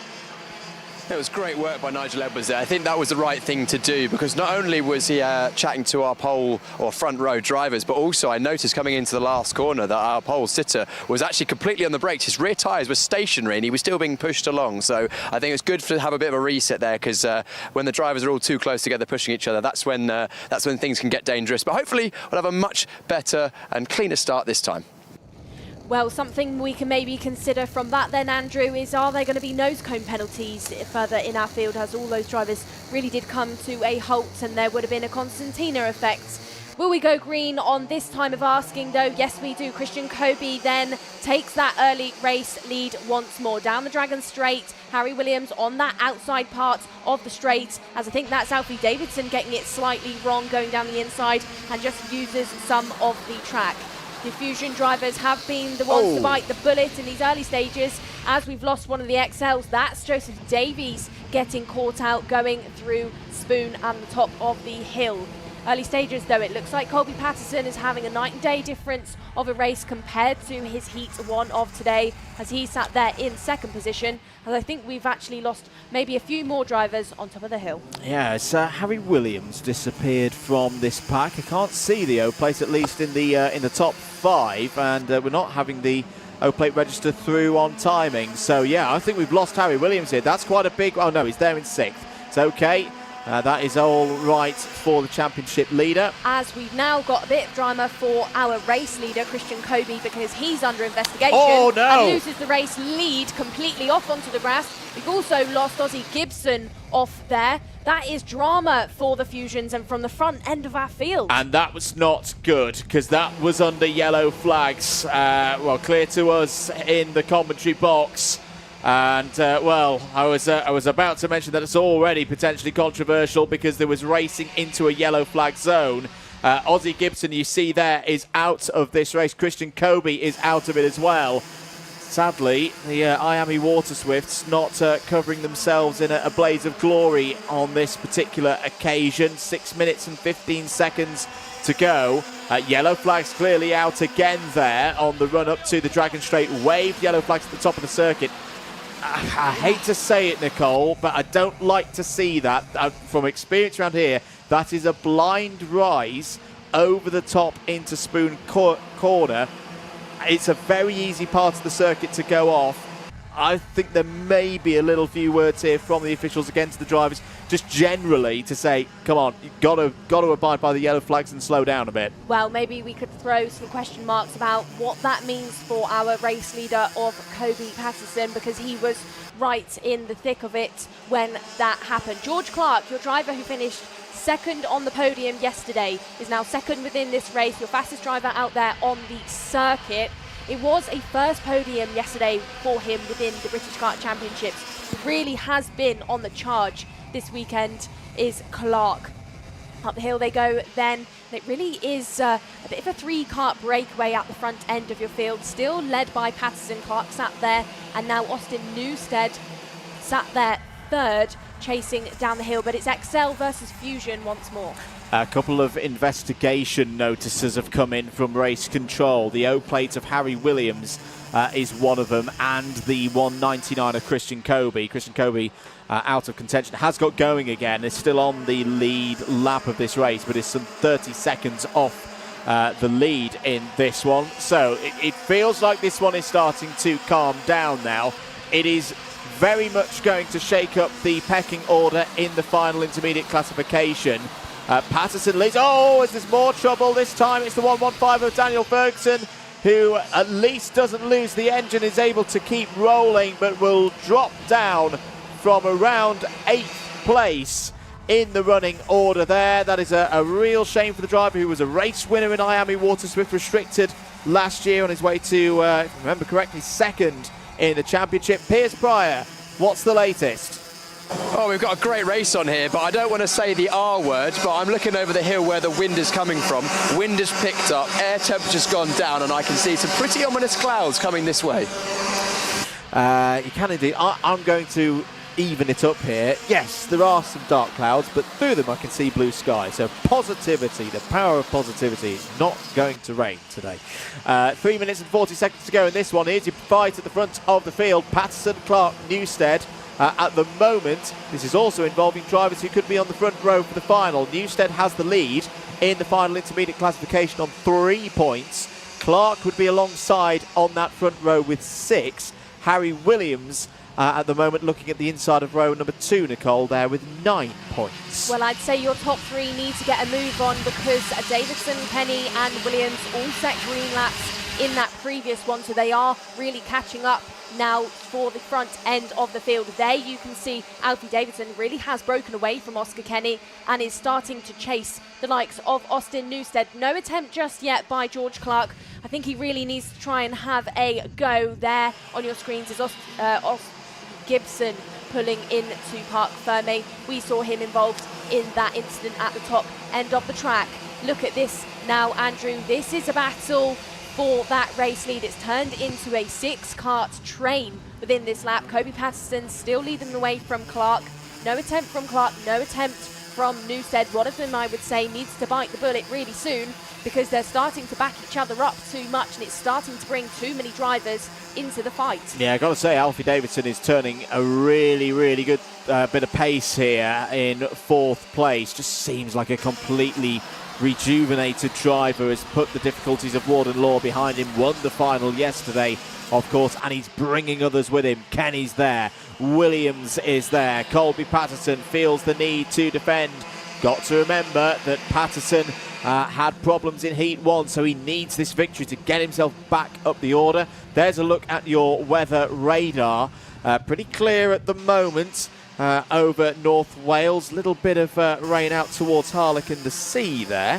But anyone who's spent a good amount of time around in this part of the world knows it can change very, very quickly in these hills. Patterson still leads, though. Just over a minute and a half remaining on the clock. The gap is a 10th and a half to George Clark there in second place. Even less than that as they run through Spoon Curve once again. He's making good progress. Luca Narroway's up 12 spots again. He's not in this pack. Just there, the second chase pack at the front of it, the Evolved Motorsports 117 is up to 7th. That's a gain of 12. Ilyas Sami's had a really good weekend, I feel, Nicole. Probably the best I've seen from Ilyas. Is up in the top 10 again in this one. Is a change to OMS Racing ahead of this weekend. That's a gain of 9 for the 126. Like you said then, Andrew, Ilyas has had a team change, jumped from the Jamie Green racing camp over to Danny Curl's new OMS racing effort. And like you said, it's probably having a British Kart Championship best for him, sat there in 9th. As it stands then within this race, your final intermediate classification would look like this. Austin Newstead from Clark, from Williams, Kenny, Davidson and Narroway. The race leader then, Colby Patterson, did not start his first heat, so actually, although he's out there leading your field, he's not really in the fight with these other drivers. No. You know, championship points obviously do come into play, but looking ahead into today's final, he's not really up there just yet. Final moments of this race, 10 seconds left on the clock. Patterson goes purple then, fastest driver out there at the front of the field. Battles going on further back. This is Ilyas Sami, sat there in 9th, being pushed around by George House and Callum Graham. Into Spoon once more, no attempts by any of your Fusion drivers on the XL of Patterson. George Clark really hasn't tried to have a look throughout this race, maybe conscious if him and Newstead are actually aware of this final intermediate classification setup. Well, also that, you know, there's not really that much to be gained by overtaking Colby Patterson in terms of the intermediate classification. It's one of those moves that's high risk, low reward, perhaps. Final lap board is going to be out in a moment's time. Colby Patterson, though, yes, isn't fighting amongst these drivers in the intermediate classification today, but we shouldn't forget that this is a driver very high up the order in the championship, who will want to take points off some of his championship rivals if the opportunity arises. Defensive move there into Spoon Curve. Newstead holding off Alfie Davidson for 3rd place as well. Davidson now has to defend from Oscar Kenny. This is good news if you're Colby Patterson. It's starting to reduce the number of numbers right on his tail. He's got a gap as they head downhill now through Compression Corner, through the first of these dips into Devil's Elbow, down the little hill once again. 2 more corners for Colby Patterson to wrap up victory in heat number 2 of the day for Water Swift. Job done for Colby Patterson. Does as well as he could do.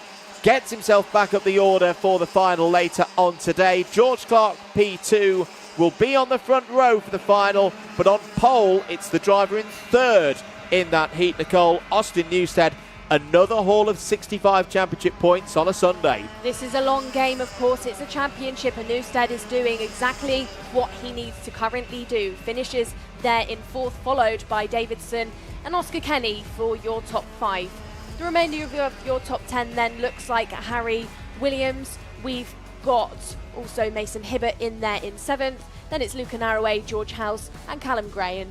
Following rest of your field includes Johnson Stewart, Ilyas Sami, Charlie Clough, Danny Dempson and Daniel Ferguson as your top 15. Then we have Henry Clark, Sophie Campbell, Marjorie Kavekskis, Ethan Robinson and Ian Carey as your top 20.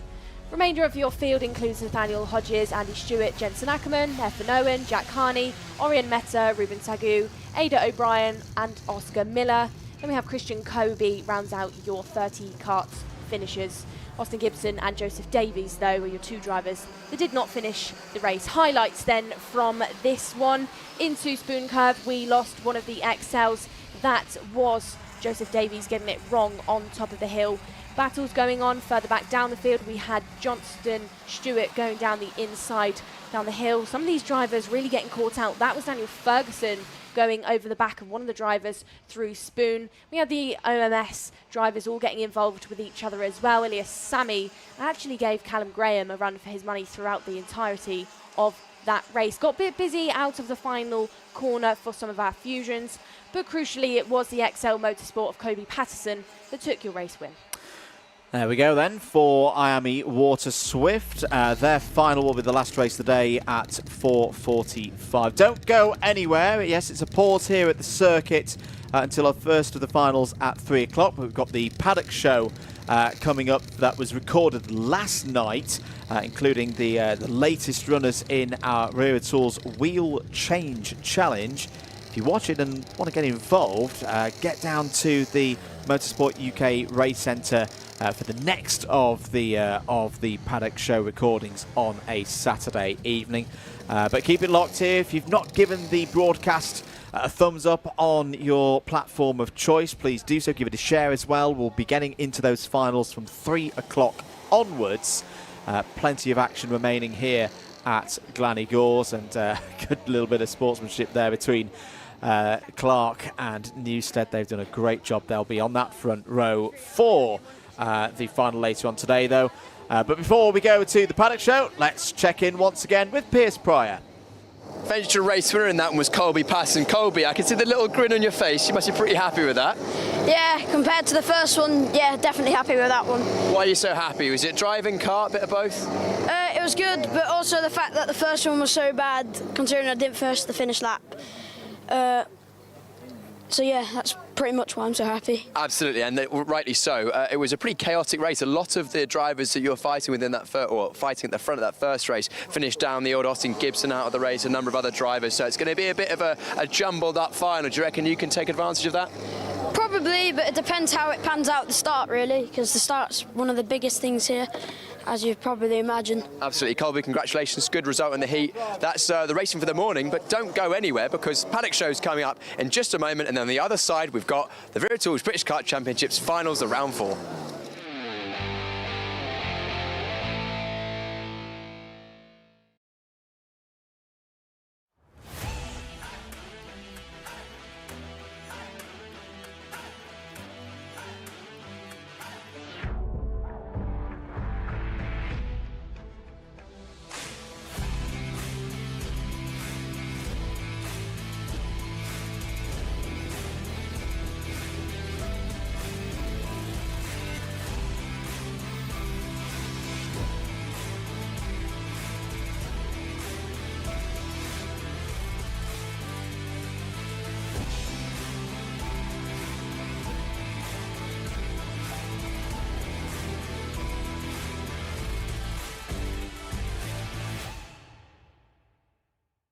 Welcome everybody, Paddock show time for event 4 of the Wera Tools British Kart Championships. I'm joined by Piers tonight.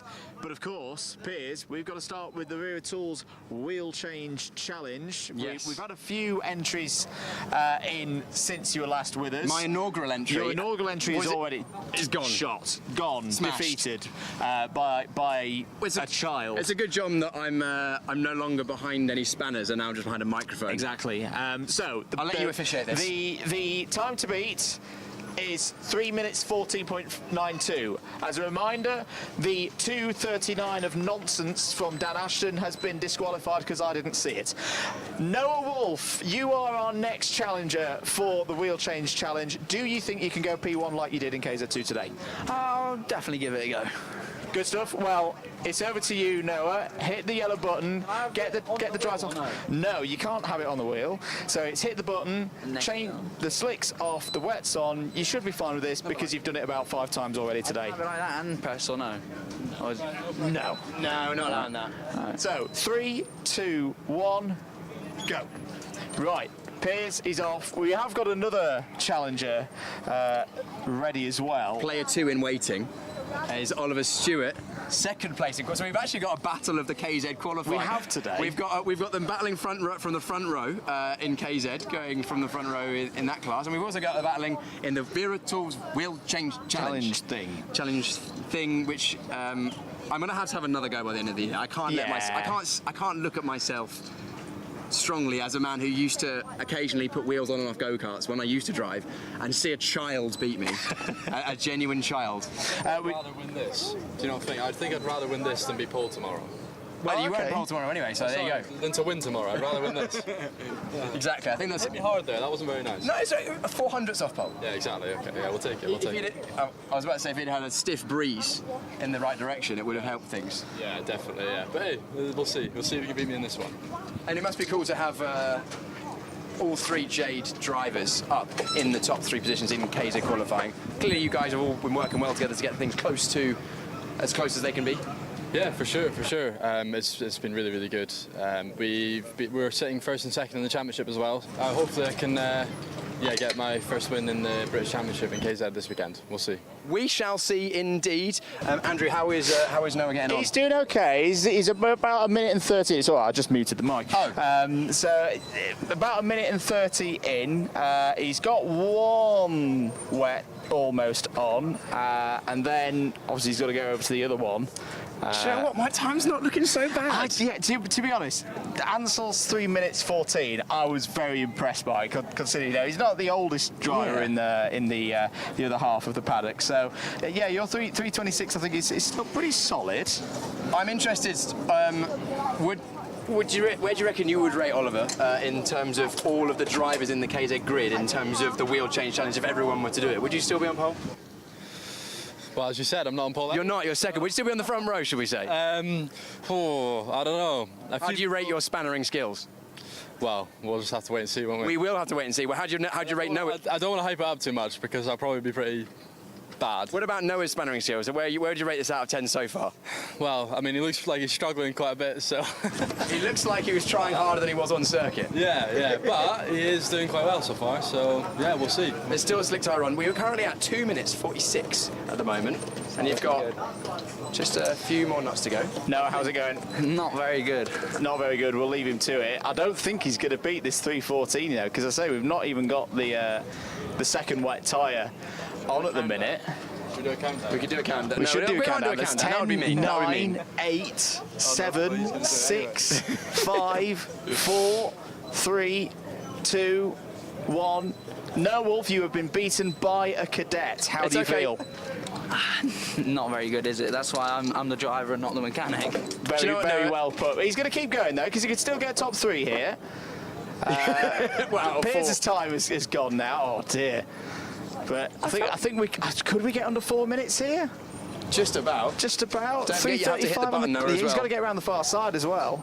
He's doing a very precise job. Yes. No wheels would fall off this car. No. He finished the no race. wheels on this 2-wheel kart would come free when they shouldn't do. I'm wondering if Oliver Stewart's learning anything from this.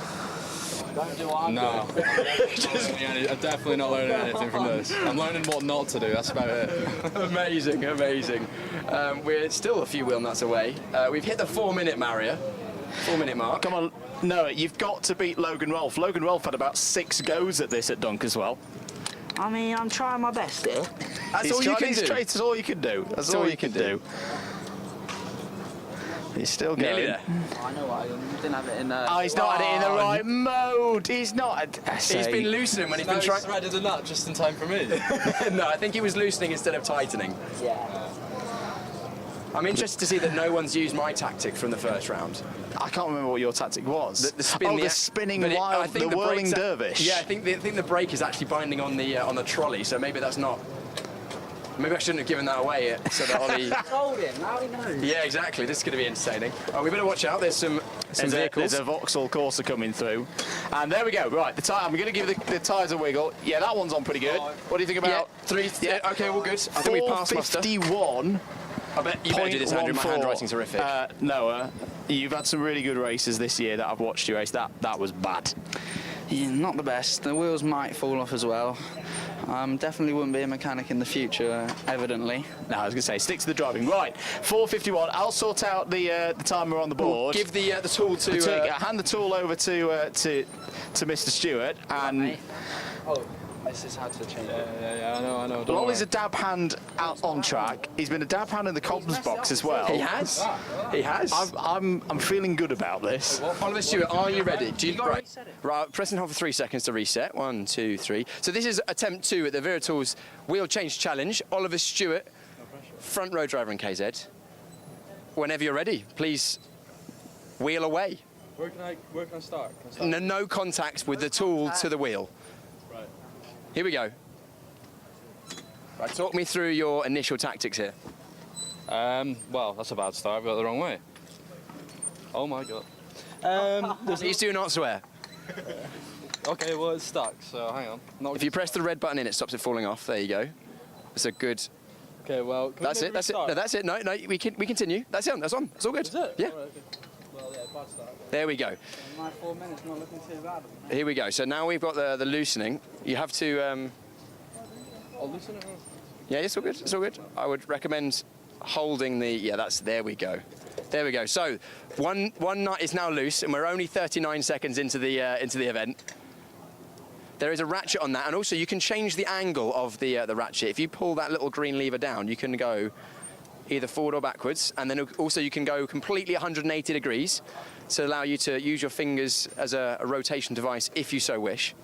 Hang on a minute. That's a feature. How come I didn't know that? Well, you had plenty of time to assess all the features of this Wera tool ratchet, and you didn't make the most of all of them, but it's okay. It's okay. It's taking part that counts. Isn't that right, Andrew? Always the taking the part that counts. It's always the taking part that counts, but more important is the winning. So Oliver Stewart currently 1 minute and 17 seconds into this, and we're how many nuts off are we, Oliver?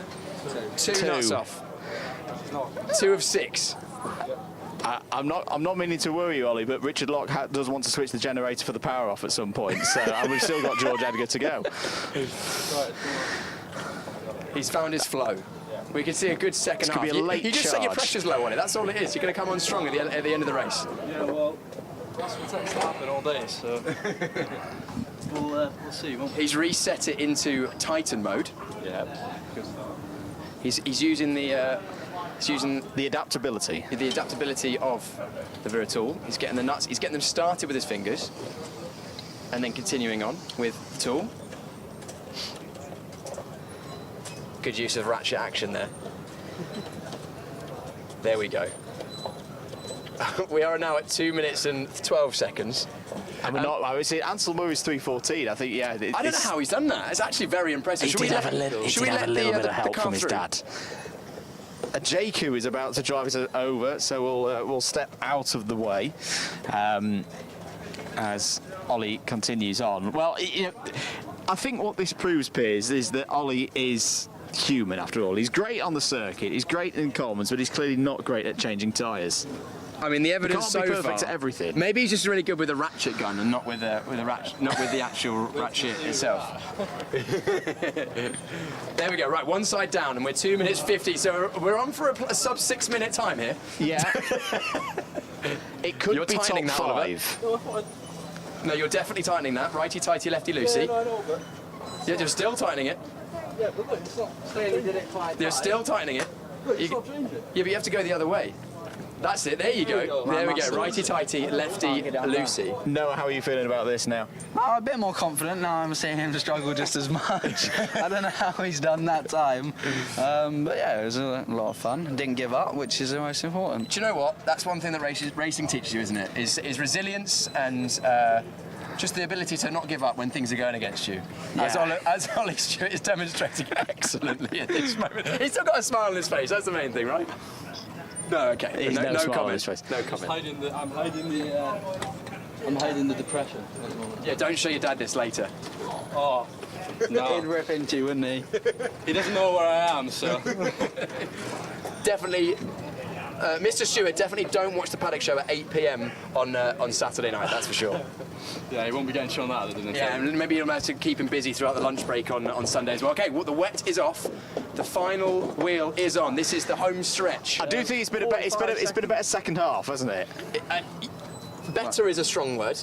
I mean, it couldn't be Less much worse. bad. Come on, you're not giving me any credit here. For Ansel Murray at the moment is. We've got another competitor lined up in the shape of George Edgar. George, you've already had one win today. Can you get P1 again? Yeah, hopefully. What have you learnt from these two seniors who've made a bit of a fool of themselves? Not much really, just move your hand very fast. Move your hand very fast is George's plan. I'm going to say no more on that. Yeah. We're nearly 10 minutes or over 10 minutes into the Paddock show already. Yes, we're going to have to be quick. Such is the go talk to some other people. I think maybe we might have to allow George to maybe another time. What do you reckon we can squeeze? I think we can squeeze one more. Squeeze one more. In. Yeah, okay, we can do that as long as you're quick. Yeah. Don't forget you have to hit the timer, and I will be checking those wheel nuts. Don't think I won't, because I will. Those. 5 minutes. 1.2. That was actually a really good second one. I was happy with that. Okay, well, as long as you're happy, that's all good. Well, no. Well, I was pretty disappointed because I couldn't even get the ratchet to work, but then after I got it to work... Don't blame the tools. A bad workman blames his tools. Wonderful Wera tools ratchet, by the way. It is. It works absolutely fine. As we saw Noah demonstrate a moment ago. Boys, I think it's safe to say you're both faster on circuit, but thank you for taking part in the Wera Tools Wheel Change Challenge. We'll just let Andrew Mather slap those up on the board. Do you have to put my name up there? Yes, we do. Of course, you took part.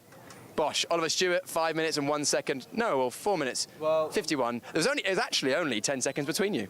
All I can say is at least I wasn't 10 seconds off on track, so... That would be worse, Right, thank you, boys. Hand the ratchet over to Mr. George Edgar, Junior X30 race winner today, and he will then get involved.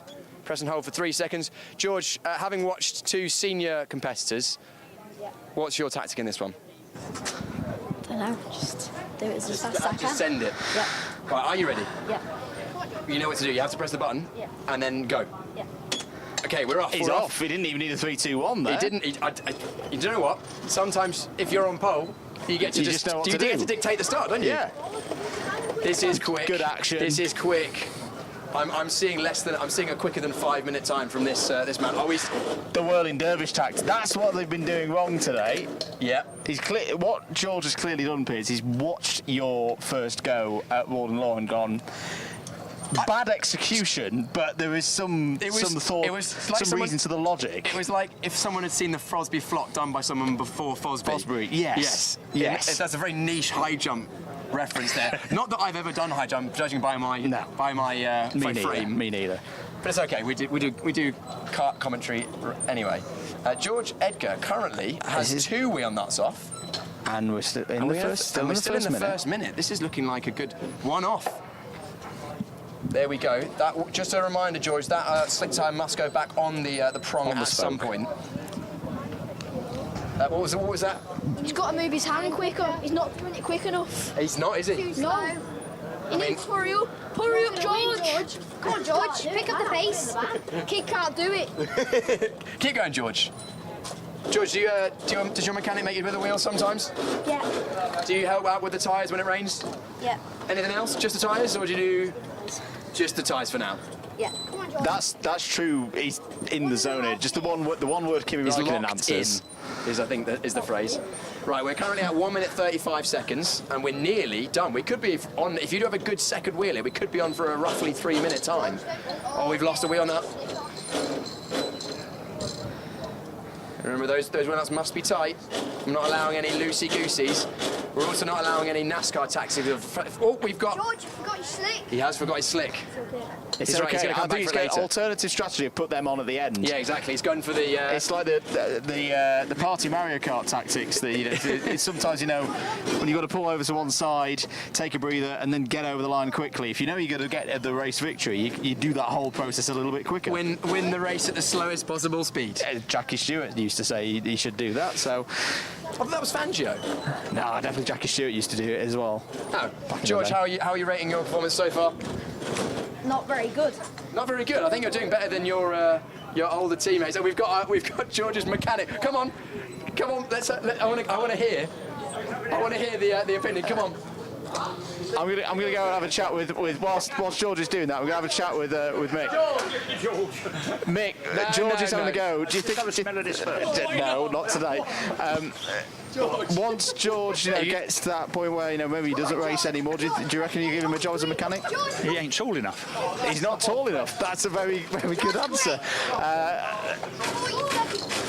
So the simple answer from Mick Barrett is that will George Edgar get a mechanic's job in the future? And the answer is he's simply not tall enough. Do you know a good thing thing with George Edgar, though, he was offered an Ugga gun, and he refused. An alternative product, so which is not allowed. He's a sportsman at heart. 3, 2, 1. Okay, I think I'm not sure. There you go. You've also got a wheel nut currently on the floor, chilling on the floor. We can get there. But I still think he's going to beat. That was an interesting tactic. He's going to beat Noah, and he's going to beat Ollie here. Oh, that's without question. Steady. There's other. That's expensive, that tool. Yeah, I was about to say, there's other people that are going to need that tool. It's a ratchet. Last wheel nut. Yeah, reminder that slick needs to make its way onto the cart. This is an interesting tactic. I'm liking the look of that. Come on, George. Tap that And 3:59.79, just under 4 minutes, George. I'm going to ignore. Not amazing. Could have done better.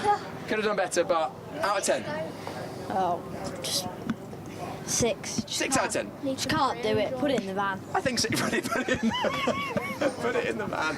Brilliant. Is that something that often is said to you? Yeah. Yeah, exactly. I think your mechanic's job is safe.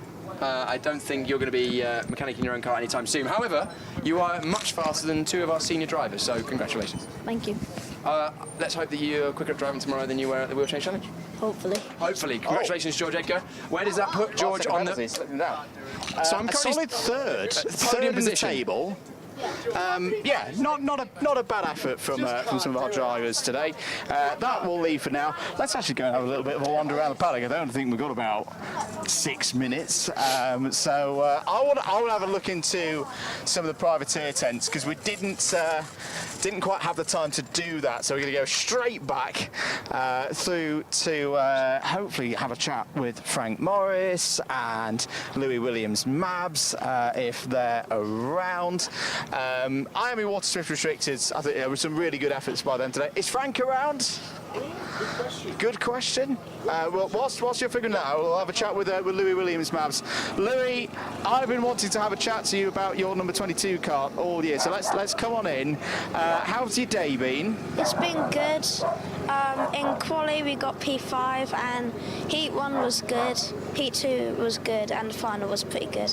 How difficult has it been today with all of this weather going back and forth? I lost count of how many times you probably had to think about changing tyres. It's been very difficult, especially with the weather. It's been like raining, we don't know what tyres to use, and yeah.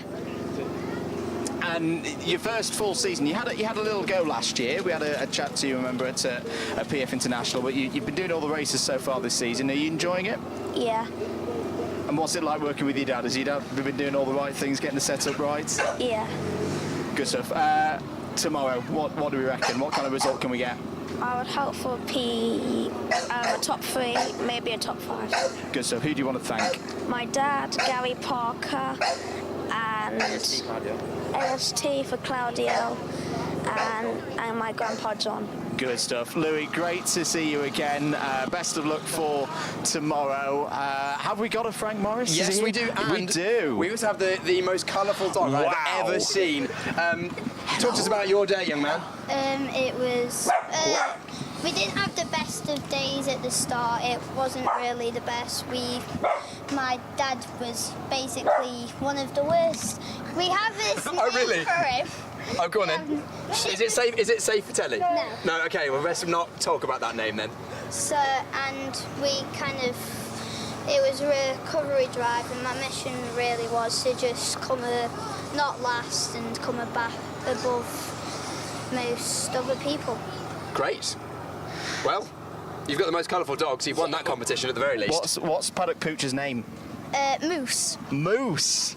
Excellent. Henry would like Moose. I like Moose. Is Moose going to be here for the whole season? Yes. Yes, good. Right, well, good to see you. We're thinking a zebra for the next one. Fantastic. Thank you very much, Morris family. Great to catch up with you. Moose the dog, who I think I nearly got bitten. I got a bit scared. I saw that off camera. And yeah, we'll move. How many minutes have we got left? We have roughly 3.5. 3.5 minutes.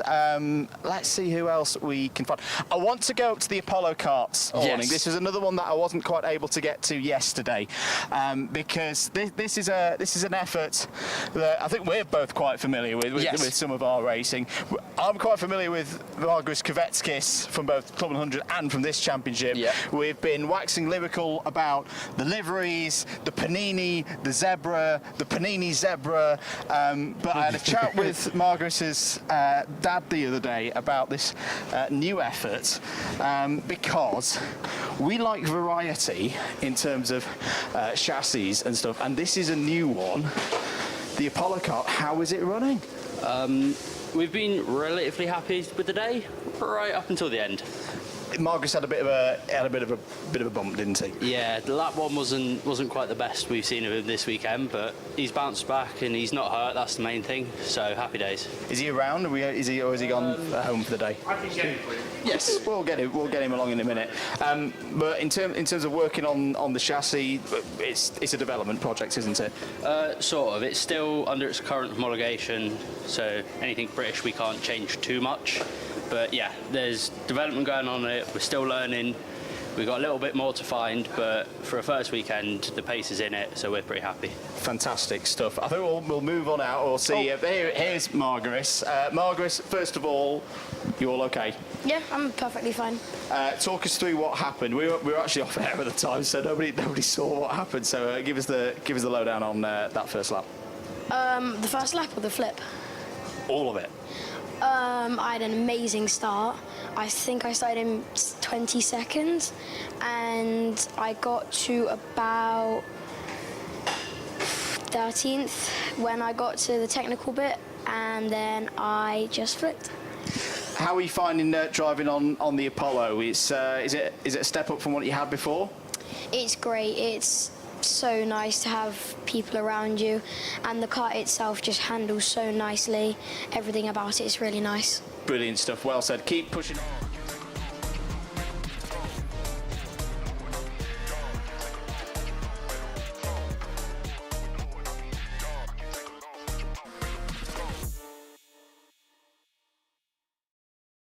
The moment you've all been waiting for in the KZ group. The final is upon us here at the Wera Tools British Kart Championships. KZ2, first final of the afternoon, their first final, round 2 of the season. On pole position, we have Noah Wolf at the O-plate.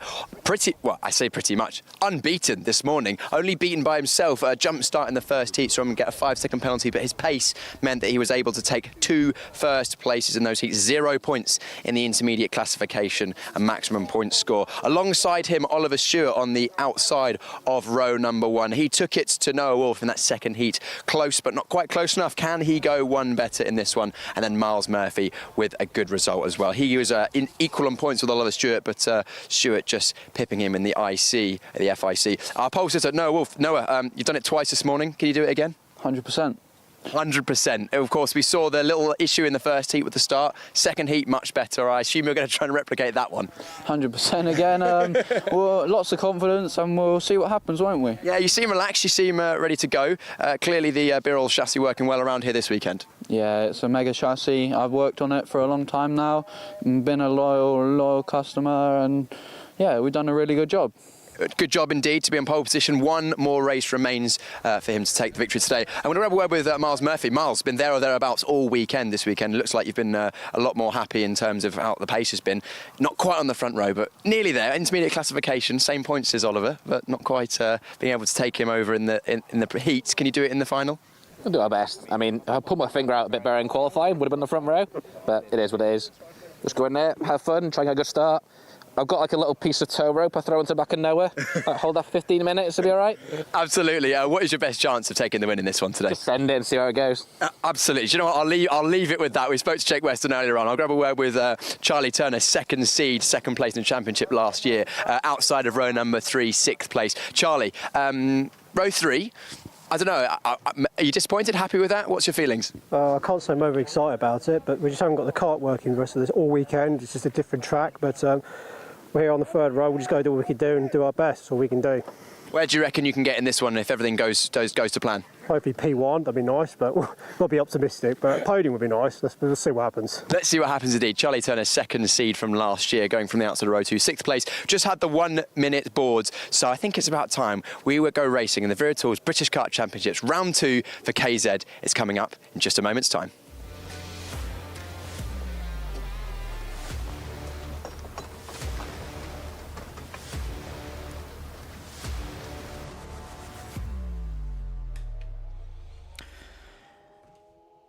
Here we go then. For the third time this year, we are ready for the KZ2 final in these Wera Tools British Kart Championships in what could be a very, very important race in the story of where this year's Gearbox Short Circuit title goes. Here is your grid for the final. Noah Wolf, the British Open champion from earlier on in the season, starts on pole position. Oliver Stewart joins him on the front row. Miles Murphy is definitely a good contender for a podium here today. Starts third on the grid and is joined by the Sony Vitesse of Jake Weston. That is row 2. Nat Thomas is the first of the Rush Performance Formula Ks. Fifth on the grid is joined by Charlie Turner alongside on that one. Championship leader Ella Stevens starts on row 4 and is joined by Derek Morgan. Do the following half of your grid have any tricks up their sleeve? Then it's Jessica Edgar and Ashley Lewis on row number 5. 6 will include Ryan Green and Ralph Youngling. And going from row number 7, we have Daniel Sabula with Lee Ward. 8 will be Nino Piccoli with Bryn Kinch. And then the following part of your grid is completed by Kinch, who will be starting on that 16th spot of the field. Absolutely. Just a very quick note as well for the statistics nerds amongst us. That young man there, not Eddie Wilson, Noah Wolf, is not eligible for championship points because he is effectively a wild card for this weekend. He is not eligible for championship points. What that means is that the regulars, in terms of championship points, all kind of get bumped up one. So where did the 65 championship points go from the heat? Actually went to Oliver Stewart. So that's a little bit of a boost for Stewart. He's effectively got 3 more championship points for his second place than he normally would, Nicole. Well, and he has now pipped Ella Stevens for that virtual championship lead. It's 1 point that splits Stewart and Stevens, both obviously on the Burrow for the Jaden Racing team. But Oliver Stewart has been benefited by that wildcard entry from Noah Wolf. Let's not forget that Wolf has entered this race to help him prepare for the remainder of the season, help him, get into the rhythm of these KZ starts. And, there's nothing that can prepare you for a race weekend other than another race weekend. There's only so much you can do within testing. You can never replicate the racecraft and competing wheel to wheel with other drivers unless you go racing. So for Noah, that's what he's here this weekend to come and do, just get into a good flow of things. And the mental side of it as well.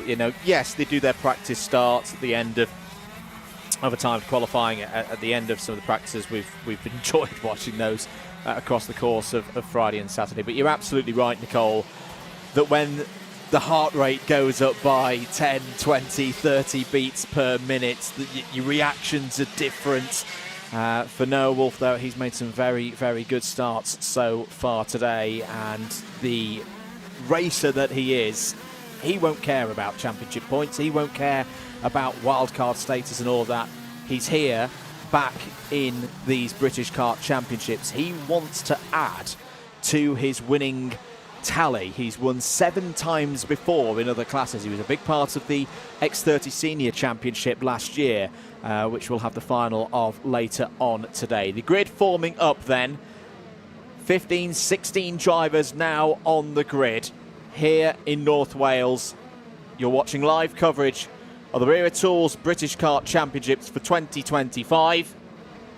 Andrew Mather and Nicole Sutherland in the commentary box for you, with Piers Pryor trackside. I know he'll be keenly watching this start. On your screen, on the left-hand side of your screen, driver's right, Noah Wolf, the British Open champion. Oliver Stewart, driver number 22. It's a Jade Racing Team lockout of the front row.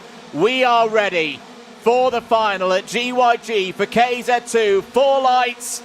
They are out. They got brilliant start for Miles Murphy. He's going to run down the inside and potentially take the race lead. Good second phase of the start for Noah Wolf, who manages to hold on there with an aggressive move into P1. Wide is Weston. Weston off on the grass there in the Sony Vitesse. But what a start from driver number 5 for More Racing. Is there in second place. I thought he'd taken the lead there. Noah Wolf's had a very good run down to Carousel on the first lap of this race. But my oh my, that short run to turn 1 needed to be a little bit longer in a way for Miles Murphy to get down the inside, but he's running here in second place. That is a tremendous start. I think if it was tenths later for Wolf, we would have a different race leader, but he really did get his elbows out when overtaking Murphy once going down that Dragon Straight. Stevens there on the back of Ashley Lewis trying to challenge as they head up the hill into Spoon. Jake Weston overtakes Stevens then for that 8th place. Weston, we saw him get it wrong and get all crossed up going onto the grass. Back on the tarmac though, but has dropped down the order. Charlie Turner is chasing up the hill. Charlie Turner, an average weekend so far for the number 2. Previously has had so much success within the championship. Last year it was out of him and Josh Price. This year he's had to learn, he's had to develop a very different setup to what he's had in previous seasons. Within this weekend, average stuff, nothing major, but can he maybe break into the top 3? Wolf then pushing away from Miles Murphy in second. It's half a second that splits the 1 and 2 up, but Murphy is your fastest driver out there currently and is just over 0.2 of a second faster than Wolf. Will Wolf be the leader of the pack once more? He's on the right trajectory to achieving that, but Murphy, with the way he's driving, with what he said on the grid walk, he thinks that he's got a chance. Down the hill these drivers go. This is Charlie Turner chasing down the likes of Nat Thomas, but he's got Derek Morgan, the number 6, to think about. I will note, though, that whilst Charlie Turner's had a tough weekend, the Rush Performance team as a whole have had a tough time out there. They do have a track record of turning it on in the finals. We saw that several times for Charlie Turner in 2024. 12.5 minutes remaining in this race then. Noah Wolf is your race leader by 3.5 tenths, now 4.5 tenths ahead of Miles Murphy. Miles Murphy looking for what would be his first podium of this 2025 season. In fact, is Miles Murphy on the attack here? Is Miles Murphy closing in out of the final corner to start lap 4? A 40.59 last time around, but that doesn't tell the full story that that Wolf was 1/10 quicker than Murphy over that lap, because in the 3rd sector alone, Murphy took in nearly 2/10. Change there between the two Sodi carts. Weston through past Youngling, for Ralph Youngling that is, for 7th place. Also getting involved here is the number 4 of Ashley Lewis, who's had a really tough weekend. This is all over 8th position. 5-second penalty has come in for Jake Weston, so we'll log that one. At the moment, that would drop Weston from P8 all the way down to the back of the field. Miles Murphy, a new fastest lap of the race. Miles Murphy's closing in here, Nicole. 0.44 the gap now. Murphy was 0.03 seconds quicker than the race leader last time around, but at the same time, this could be Wolf taking care of his tyres in what is still quite a long race to go. Absolutely could be. Jessica Edgar and Ella Stevens then, your 2 female drivers within the grid, sat there in 11th and 12th. Stevens has been so strong this year so far. Finished 2nd at Warden Law. She took that race win at Dunk as well, but has headed into GYG. Maybe hasn't really lit things up this weekend. Is it a question of, is pressure getting to her? She came into this weekend as your championship leader. Is it pressure, or is it just outright pace? You know, when it comes to the racing, is it down to the race pace? You know, we could throw some questions around there, as I think we might start to have some spots of rain hitting the circuit for our KZ2 drivers. I was just looking outside the window of our commentary box window here at GYG, Nicole, and those skies, those clouds are the darkest that we've seen them all day. This is almost back to some of the conditions that we were at times plagued with across Saturday's competition. Warning from race control towards the number 25 of Ralph Youngling. There's Derek Morgan in the number 6 on the right chassis. Having a really good race here is Derek. Lots of experience, of course, over the years for the privateer from Ben Fleet. Has gained 2 places in this race so far. 10 minutes to go. Wolf still leads. Murphy holding in 2nd place. The gap going back and forth. Looks like Wolf is very strong in the 1st sector. The power that he's got on that Van Amersfoort Racing by Birrell chassis. It's the same one that he runs out in Europe, the same one that he'll be running out in Sarno, out in Italy in the coming weeks. He's very strong in Sector 1, but it's Sector 3 not particularly as much on that last lap, but Sector 3 is where Murphy's been strong. We've seen Murphy make a number of moves on other drivers, the likes of Ollie Stewart, the likes of Jake Weston. So we'll keep an eye on that as the race goes on. There are continuing to be a few spots of rain on the camera lens there, just at the far end of the circuit. It's not affecting lap times at the moment. They are still all in the mid to high 40s. A little bit further down the order, just to note, Jess Edgar 12th, we've mentioned. Lee Ward 13th, has gained a place past Daniel Sabula. Bryn Kinch has also gained a spot out there past Nino Piccoli, who continues to get better and better all the time. At this stage of races earlier in the season, we were already talking about those drivers further down the order being 20, 25, even 30 seconds off the pace. In fact, we've still got all of the field covered by 15 seconds with 8.5 minutes to go. That's good progress for the second half of the field. Maybe then, Andrew, a story to highlight for our audience at home that might not know our KZ2 drivers too well. Noah Wolf, your race leader, 15 years old. He's out in Europe doing an OK campaign as well as a KZ2 campaign. He's previously been a double British champion. He's been a double Kart Masters champion in the cadet classes, which wouldn't have even been that long ago. When Noah was racing in cadet, Miles Murphy in second was already in KZ2. So what a journey to go from that success to jumping into KZ2 for 2025, winning the O-Plate, then coming here as a wildcard driver and really leading the field throughout the entirety of this weekend. Yeah, he's showing his international class. Took a podium in the OK categories in the FIA European Championships at Portimao a few weeks ago, and potentially with a bit more luck could have repeated that feat at Viterbo 7 days ago. But you can't win every single week, even if you're one of the most talented drivers in the country. Here's a good scrap. This is the 6th place battle between Derek Morgan and Jake Weston, just going over the line there, trying to close in on Charlie Turner and Nat Thomas. The podium looks like it to be a bit of a stretch for those Formula K runners, the Rush Performance team, but the positive, I think, here, this is by far the best showing of the weekend so far from Rush Performance. They're going to accumulate a good number of points. Weston has a little look there at Morgan, down into the carousel after that double dip down the hill. And Snowden off to your right-hand side. Weston bites through past Derek Morgan. Still is carrying that 5-second penalty, of course, but at least right now he's stretching the gap. Won't fall all the way down to the bottom of the order. Well, he's carrying around that 5-second penalty that has already been applied, but I'd maybe question if maybe that nose cone is looking a little bit wobbly as well. Piers Pryor is down in Parc Fermé. I think he's got some intel for us. Just picking up on the comment you made a few laps ago there, Andrew. This cloud cover is coming down. It's looking darker. I can see the clouds actually covering the hills just in the back. In the background, you can't quite see on the camera. And we've had a few spits and spots. Nothing to worry the drivers yet, but we might be right in this one, but potentially some inclement weather coming in for later in the day.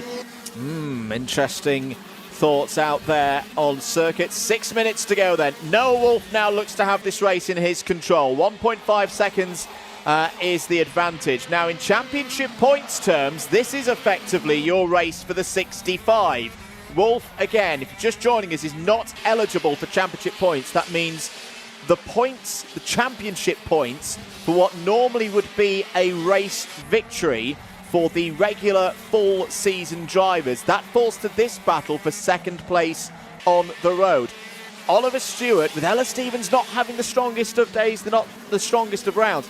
I think this is a really important position for him on circuit, Nicole. If he can find his way through, it's not the normal one additional extra point for a position. In this case, it's 3 additional points for Stewart versus where he is on the road at the moment, which, given how close it has been across these Jade Racing team drivers across the course of the season, that could make the difference, couldn't it? That could make the difference come the end of the season. We saw it last year as well between Price and Turner.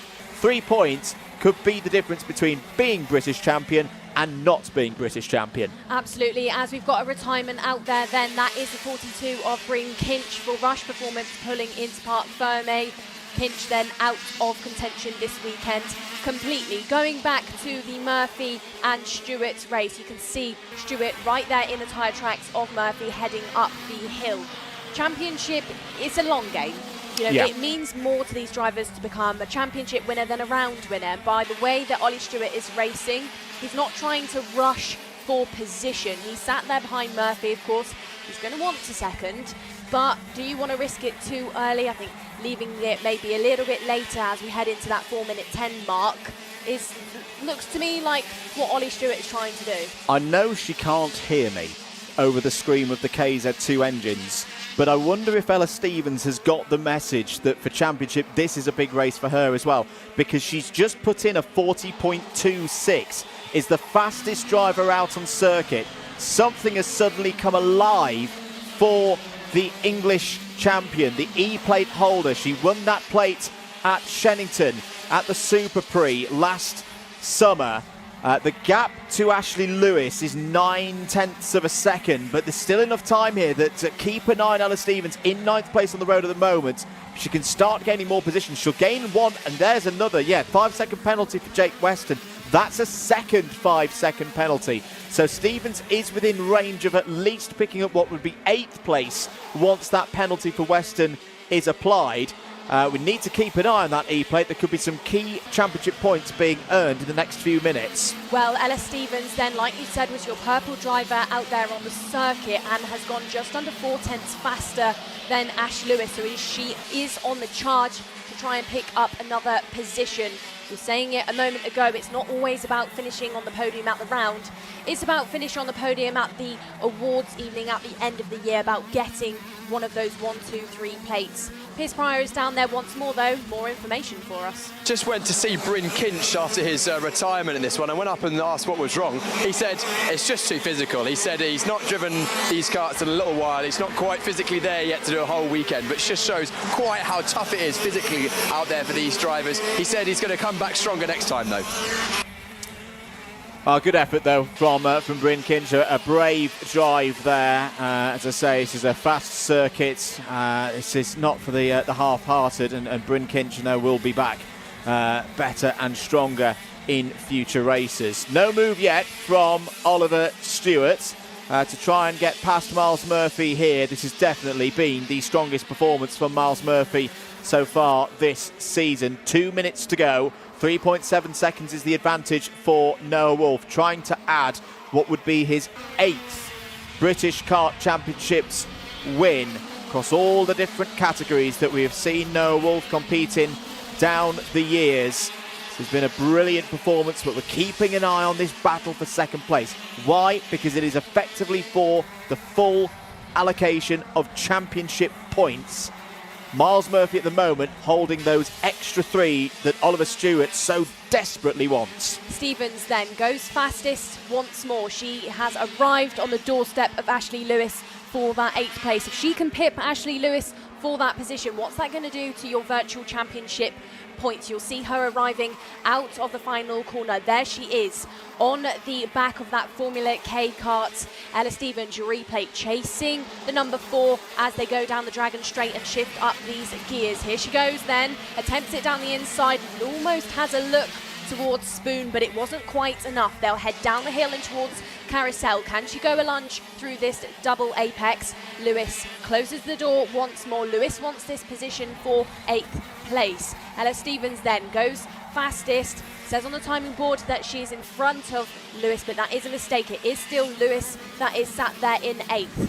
Out of the final sector and towards the final corner. Can Ella Stevens reduce this gap even more? What is her lap time to Lewis this time? So Ella on a 40.96. Lewis has lit things up once more. He's on a 40.95. His 100th of a second between the two.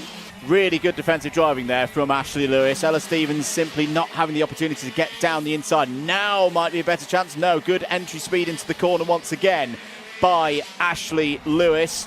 Saw these two have a good number of battles in last year's championship. Time nearly up then. The race leader is over the line, so no, not final lap this time around for Noah Wolf. Noah Wolf can cruise home now. Has really shown his talents as a driver here at GYG over the last 24 hours. This is the kind of form that we saw for him on his way to the O-Plate win at Shennington earlier on in the season. Murphy still holding on to P2. So close to that first podium of the season for himself more racing back on the rostrum potentially. Still, Stevens can't find a way through past Ashley Lewis. At the moment is marooned there in 9th place on the road. Is still, I think, within range of those penalties for Jake Weston. Yes, she is. So she'll gain a championship point once those penalties for the number 7 have been applied. We're on the final lap. Wolf is heading into the carousel. Oliver Stewart very close behind Miles Murphy now, has still got a good chance of the full complement of championship points out of the carousel. That's another opportunity ticked off for Murphy. Here is Noah Wolf.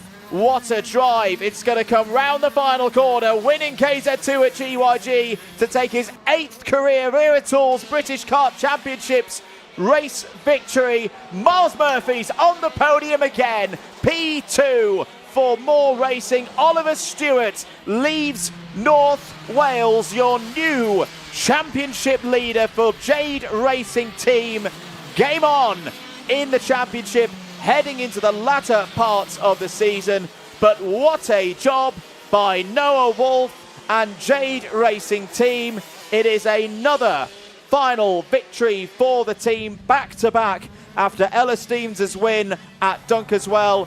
Thumbs up, job done. Noah Wolf heads back to Europe knowing he has achieved some of his very best runs and results through the heats, through the final that we've seen in his years in the Wera Tools British Kart Championships. Well, out of the 2 KZ2 races that Noah has done in the UK this year, it's been wins. He snatched that O-plate from the remainder of your field earlier on. Now he snatches that wild card entry here at GYG. There he is on your screen, giving you that W sign. He is your race winner. Noah Wolf doing what Noah Wolf does. Finishes ahead, of course, of Miles Murphy. It's more racing in second. And then Oliver Stewart for the Jade Racing Team rounds out your top 3. Charlie Turner finishes in 4th. Jake Weston on the road in 5th. But let's not forget 2 5-second penalties will be applied. We've then got Derek Morgan, Nat Thomas, Ashley Lewis, Ella Stevens and Ralph Youngling that round out your top 10. Ryan Green, Jessica Edgar, Daniel Sabula, Lee Ward and Nino Piccoli round out the remaining finishers in your field. And then Bryn Kinch was 16th, but with a DNF. This is how it played out then. This was your race highlights. Miles Murphy was the quickest when the lights went out and grabbed an early race lead. But Noah Wolf got his elbows out and snatched it back. Jake Weston lost it on top of the hill onto the grass. Charlie Turner round the last corner attempted some overtakes, but it wasn't quite enough. He didn't commit to it hard enough. Jake Weston, like Wolf, had his elbows out, but that did not help him in the end because he was given 2 on the road 5-second penalties. And there are question marks about whether he maybe has a nose cone penalty as well. Down the hill, we can see that aggression when he overtook the number 6 of Derek Green. But crucially, the story of that KZ2 final is that Wolf was the leader of the pack. Was indeed, and yeah, Noah Wolf does pretty much the perfect weekend, doesn't he? Timed qualifying pole yesterday, the 2 heat wins, and then the final. Let's head down to our race winner here at GYG. He's speaking to Piers Pryor. I'm here with your Wera Tools British Kart Championships KZ2 winner for round number 2. Noah Wolf. Noah, that must be a pretty good feeling. Yeah, it was an amazing feeling. I was surprised Miles was behind me at the start, and he must have had a great start to get alongside me by turn 1. But then I just settled down through the race and just drove nice, consistent laps. Amazing. It must be a brilliant, confidence builder for your career going forward. Yeah, 100%. It's been an amazing weekend, clean sweep, pole and quali, so the speed is there in preparation for next week. Noah, congratulations, a winner this weekend, and maybe we'll see you back again sometime soon. Hopefully. Hopefully so. Noah Wolf, your winner in KZ2. Next up, we have Junior X30. That's going to be our second final this afternoon, and that will be in just a moment's time.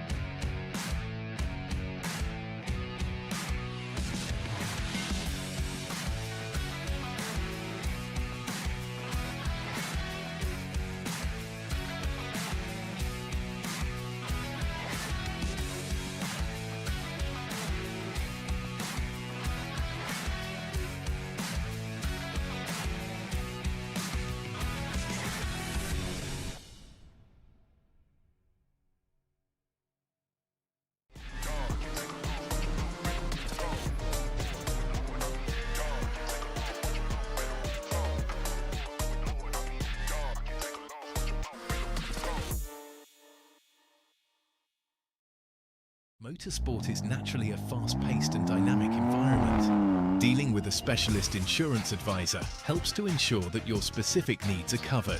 We have access to a complete portfolio of products including personal accident, on-track damage, property and event liabilities and cancellation. We can help drivers, teams and manufacturers, event organisers and circuit owners and venues. Visit marshsport.co.uk/motorsport to find out more. Junior X30 up next here for their final at round 4 of the Virtuals British Kart Championships here at the wonderful GYG circuit. Now, we've had changeable weather yesterday. We've had pretty stable weather today, but it's definitely getting darker. The clouds are definitely getting lower. And I heard just a moment ago, Riley Cranham, overheard him say, and I quote, "It's definitely going to rain, I swear." So if Riley Cranham is a good weatherman, then this could be an interesting final. But the man to beat today, George Edgar, 0 points in the intermediate classification after 2 victories. We've spoken to him a lot this weekend, but I'll grab a quick word before the final race of the weekend in Junior X30. George, you've done twice this morning. Can you make it a third? Yeah, hopefully won twice this morning, won a heat yesterday, won the final yesterday and pole both days, so hopefully we can just keep going with the same form and win again. Absolutely. You could potentially walk away the owner of the GYG circuit. Well, not strictly speaking. I think the actual owners will have something to say about that, but that would be a good feeling, right? Yeah, it'll be really good to walk away with 2 poles, 2 final wins. It would mean a lot to me and hopefully he can push us up in the championship a bit. Absolutely right. That is our pole sitter George Edgar alongside his teammate Ty Buckley, who we caught up with after the race this morning. He's had strong pace this weekend, especially today. Inside of the second row, a good result for Aaron Richardson so far this weekend. 6 points in the intermediate classification, the same as Ty Buckley on second place, but just dropping behind in the tie break. Aaron, inside of the second row, potentially a good place to start. Yeah, I mean, good place to start. Third on the inside on the start. Hopefully we can just make as much as we can. Do you think you've got pace in yourself and the kart to stay with the 2 Mick Barrett Racing boys ahead? Well, yeah, I mean, in both heats we've came third, so we all know we have the pace. And what's your best chance of winning this? Quite a lot, I think. Brilliant. Well, he thinks he's got a good chance. He backs himself. Riley Cranham on the outside of row 2, the O plate. He's been there or thereabouts all weekend long, as he always is. I was going to grab a word with Mayan Patel, actually. A very, very strong weekend. 5th place inside of row number 3. Mayan, really strong weekend so far from yourself. Probably the best showing, I think, this year so far. Yes, definitely. Just had a bit of good pace and then just trying to keep in the top 10 and get consistent results. I think you've been really consistent this weekend. I know you got involved in a few, few troubles at Warden Law. Has there been a change in your approach this weekend to give you these good results? Yeah, definitely. I think if you just keep in with it, not get too fussed up if we lose a place here and there. It's just what matters in the final to get the most points, really. You're clearly driving well. The team have done a good job on the kart as well. Yeah, definitely. Amazing. Mayan Patel going from the inside of row number 3 there. He's from 5th place. Sukmani Kira on the outside in 6th place. She was very, very fast, especially this morning in practice. She was quickest out of the block, so maybe quick at the start of this race. Moving further down the order, Nat Johnson going from 8th place. He's had good pace. He could definitely come through. We know that kart is fast with his teammates on the front row. He just needs a few things to go his way. Could be one to watch out for alongside Archie Owen. I think we've got about 1 minute, so I'll grab a quick word with Archie. Archie's starting in 7th place. Archie, what can you do from 7th place in this one? Well, I hope I can move forward and aim for a podium. Podiums? Do you think a podium is possible in this one? It's going to be tricky because it's a hard track to overtake round, but I think it could be possible with a good start. Well, a good start, I'm sure, will be important for all of these drivers. We're just moments away as we move further down the order. I'm going to go a quick word with Finlay Lyons as we have 1 minute to go. Last word of encouragement. Finlay, it's been good pace this weekend. Sometimes you've been involved in the wars. Can you come through in this one? Hopefully, hopefully it's a battle at the front. Today hasn't been the greatest of days, but it's the final now. Let's hope we can make it a good day. Yeah, see if you can finish on a high. Good luck, Finlay. Finlay Lyons starting towards the back end of the top 10, in fact, in 10th place outside of row number 5. Junior X30, round 4, final of the Virtuals British Kart Championships is coming right up.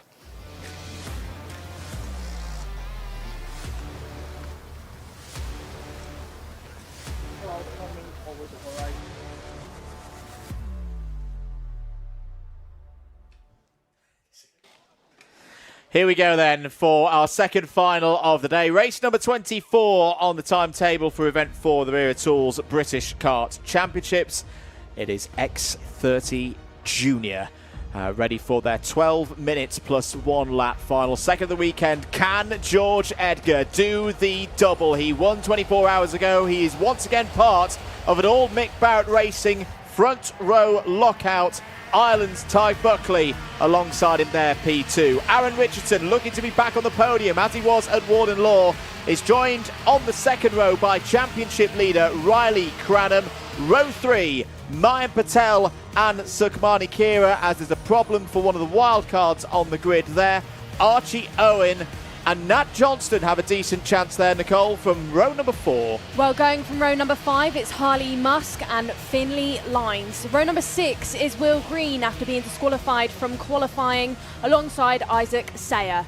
Row number 7 looks like Zach McDonald and Max Yule, and then going from row number 8 is Jacob Batchelor with Jack McLaughlin. Row number 9, Archie Rogers-Tyler hopefully will be able to retake 17th on the grid there alongside Alfie Brown on row 9. Freddie Wood and Oliver Meek on row 10, John Foley Jr. and Oliver Vaux on row 11. Jack Crockwell and Rocco Lee and Shenton complete the 24-strong field here in X30 Junior. Hold on to your hats, ladies and gentlemen. There's rain in the air here in North Wales. We are running for the final. 12 minutes plus 1 lap is underway, and it's rinse and repeat once again for the Mick Barrett Racing boys at the front of the field.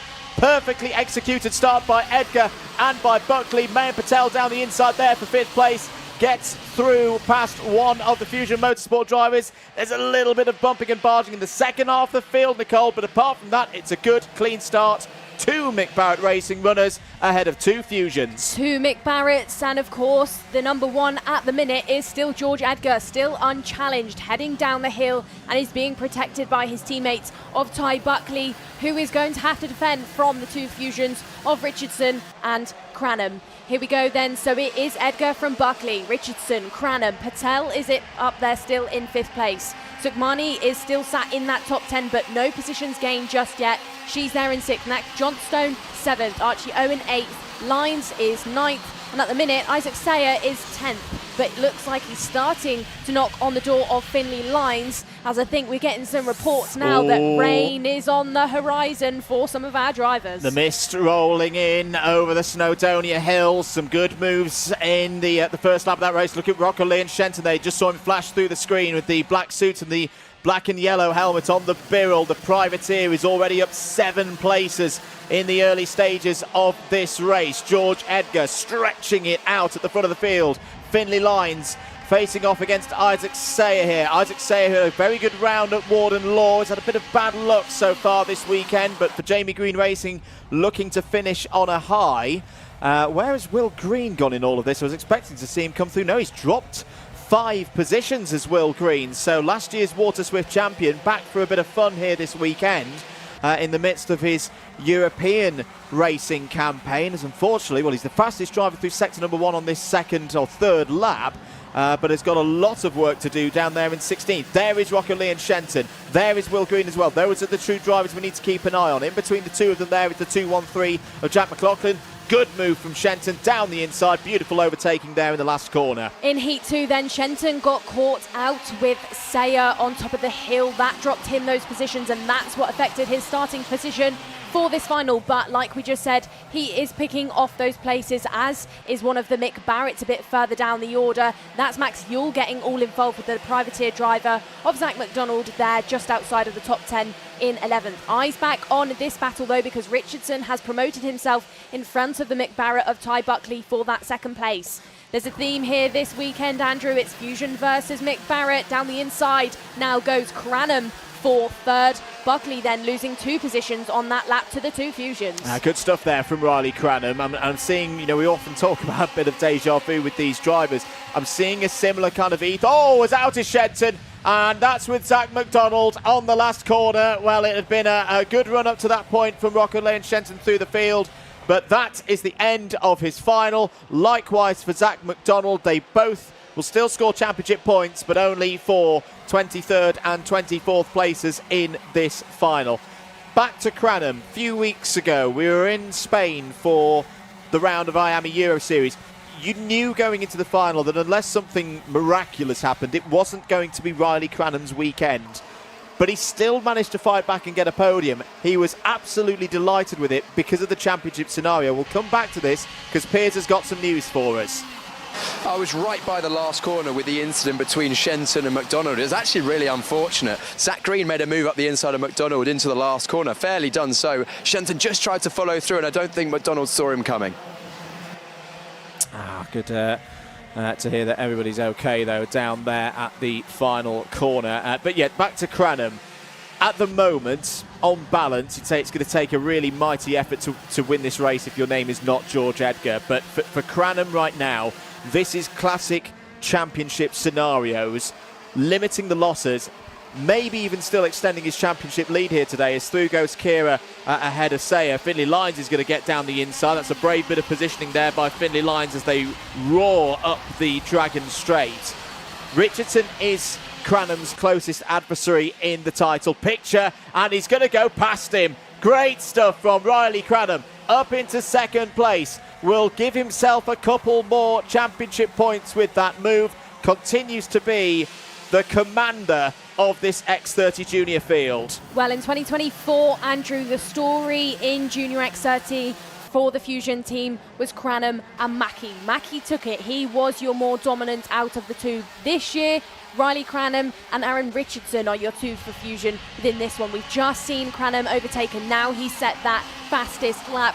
Cranham wants it. I think this year he feels as if it's his year. Last year he couldn't quite do it compared to Mackie. Within this one is the championship lead that he commands, and he wants it. You can tell with every overtake in this championship as well as in Europe. Cranham feels like it's his turn.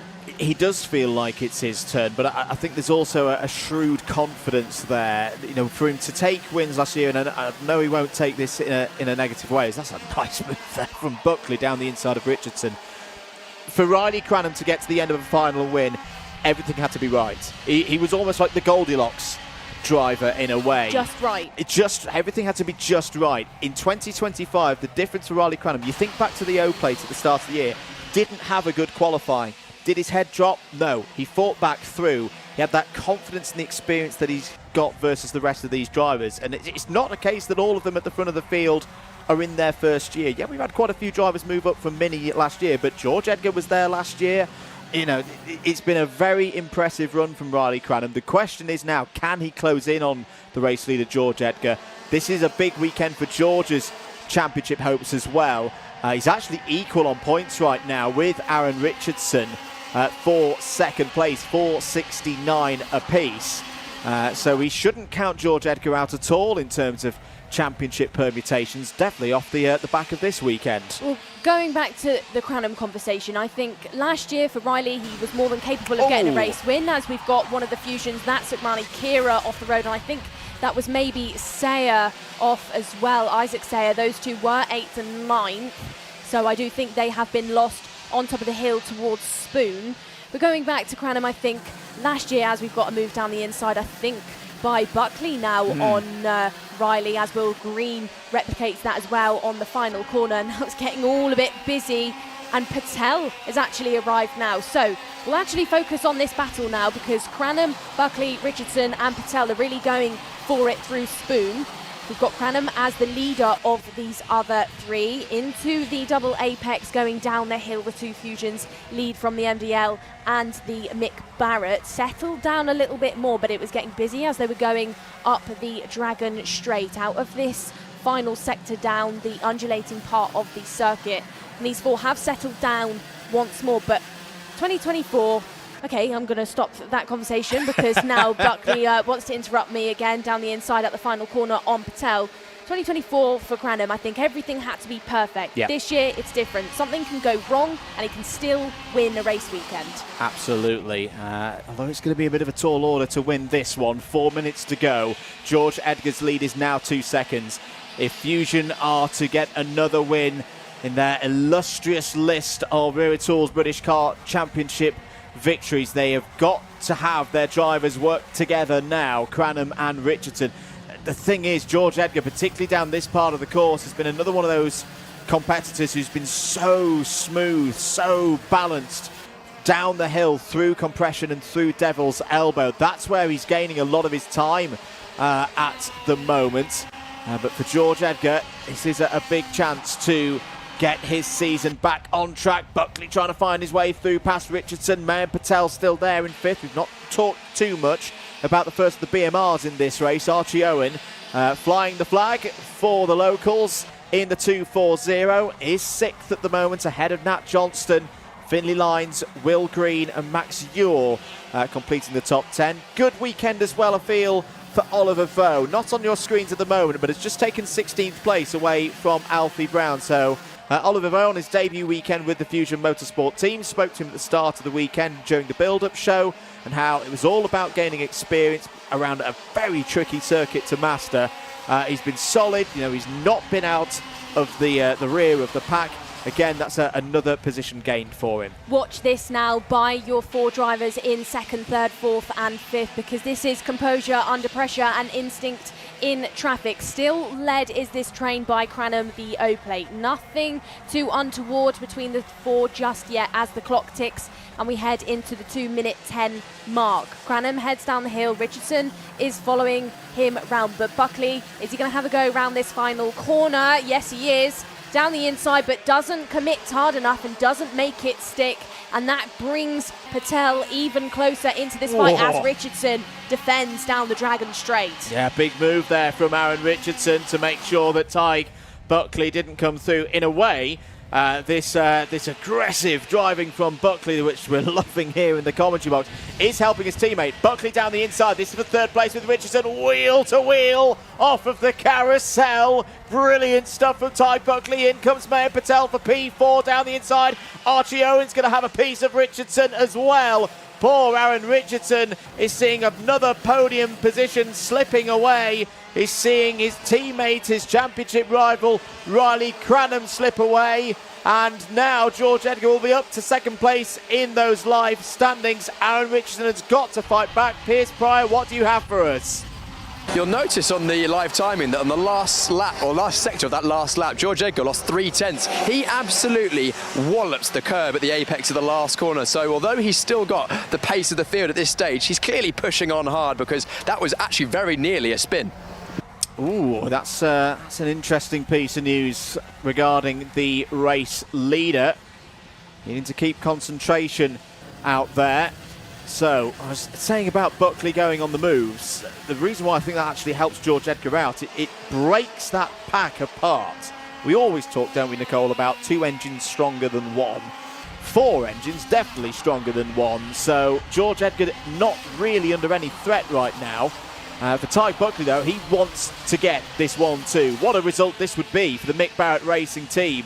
They took the win yesterday, but they want to go even better here on Sunday. It would be a very happy Father's Day for the team if they could find a way through with their driver. Tig Buckley's having a go at Riley Cranham again as they come down the hill. Mayan Patel is back as part of this squad of drivers. Archie Owen, could he get a Welsh podium here at GYG? We're on to the final lap. George Edgar is clear by nearly 4 seconds. Riley Cranham, championship leader, trying to make the most number of points he can on a day where he's not going to be your race victor. Tig Buckley trying to find a route down the inside. Not successful there through Spoon Curve. Next up the carousel. On the brakes, deftly on the brakes into that corner. A little short stab for them. Cranham still got this 2nd place. George Edgar heading now downhill through the compression and Devil Elbows complexes. What a weekend for George Edgar. Out of the final corner, 2 from 2. George Edgar does the clean sweep here at GYG. Riley Cranham holds on for P2, what could be a very important podium again in his championship bid. But nobody at all could stop George Edgar this weekend at Glan Y Gors. George Edgar moves up to 2nd place in the championship. It's another double podium for Mick Barrett Racing. A fantastic job from start to finish, Nicole Sutherland. What a drive. Riley Cranham then once more finishes in that 2nd position as we've got the 2 Mick Barretts of Edgar, and I think that's Max Ewell giving each other a fist bump on the circuit, but Riley Cranham finishing in 2nd and does continue that championship charge, is still your championship leader. But your focus of this weekend, like you just said, Andrew, is George Edgar, your race winner. Cranham in second, Buckley finishes your top 3 off. Then we've got Mayan Patel, a great final for Mayan Patel to finish in 4th. And then Archie Owen on home soil does manage to breach into that top 5. Richardson, Johnstone, Lyons, Will Green and Batchelor round out your top 10. And then it's Musk, Yule, Wood, McLaughlin, Oliver Meek, Oliver Vaux, Alfie Brown, Archie Rogers-Tylan, John Foley and Isaac Sayer as your top 20. A very key piece of news there. If I'm not mistaken, that was the 252 of Aaron Richardson having the iPad of Doom out. Potential 5-second penalty for Aaron Richardson coming. That would be big in championship stakes as well. Here are some of your highlights from that Junior X30 final. Lots to talk about, lots to get excited about. Good scrapping again. This was how we lost McDonald and Shenton early on in the race. Oh, that was a mighty close moment towards the end of what was lap number 3. Through coming to the field, good scrapping between Archie Owen, Sukmani Kira, Isaac said. This was a brave move from Finlay Lyons as well. Another solid weekend for Finlay Lyons. Got to remember that it is his first season at the junior level. Another top 10. That's how we lost from contention Kira and Isaac Sayer. This again, good scrap for second place. Tyke Buckley going for it down the inside of Mayan Patel. Riley Cranham holding all the cards there at that stage. Richardson trying to hold on as well for a double fusion podium. All of this was handing more and more and more time to George Edgar. Some good moves though by Tyke Buckley, showing his class once again. Buckley then great progress throughout the weekend, but it wasn't quite enough to catch up to his Mick Barrett Racing teammate of George Edgar, who has been unchallenged in today's racing. There you can see him giving that signal to say, I've done it again. Piers Pryor should be down there with your race winner then of George Edgar. Deja vu for you, George. Winner yesterday in round 3 of the Vera Tours British Kart Championships. Today, potentially even more dominantly so. Yeah, really good day today. Put all in qualifying, won both heats, won the final. Couldn't really ask much more. You were only 1 heat and 1 corner away from a perfect weekend. I saw that little bump at the curve through the last corner. That was a bit of a tricky moment. Yeah, it was just a little bit of a mistake. But still, the pace at the end of the race. You looked like you had 3 or 4 tenths on the rest of the field. What's it down to? Yeah, I think it's just all about, I think for the last sector, it's all about just getting over the curves nice and make sure you don't bounce, and that's pretty much all the time, because once you get a good run off there, you go down the straight quicker, and that's all the time, really. That's the halfway point of the season now. 9 rounds, we're 4 rounds in, so 4.5 rounds will be about now. Are you looking ahead to the rest of the season and the championship? Yeah, looking ahead, obviously I had a really good weekend this weekend. Riley's looking a bit, obviously after round 1 at Wardenlaw, we had a bit of a bad luck, and he's starting to run away with it, but I think with this weekend winning both finals, we can start to make some inroads and hopefully be ahead of him by the last round at Wilson Mill. So the championship's on the cards? Yeah, hopefully. George Edgar, congratulations, our winner in Junior X30 of both round 3 and round 4 of the Vera Tours British Kart Championships. I'll let you go and weigh because I stole you from the scrutiny, so go before you get in trouble. Go on, go. I don't want to get George in trouble after what is such an impressive weekend from him and the Mick Barrett Racing team. That was George Edgar in Junior X30. Next up, Senior X30.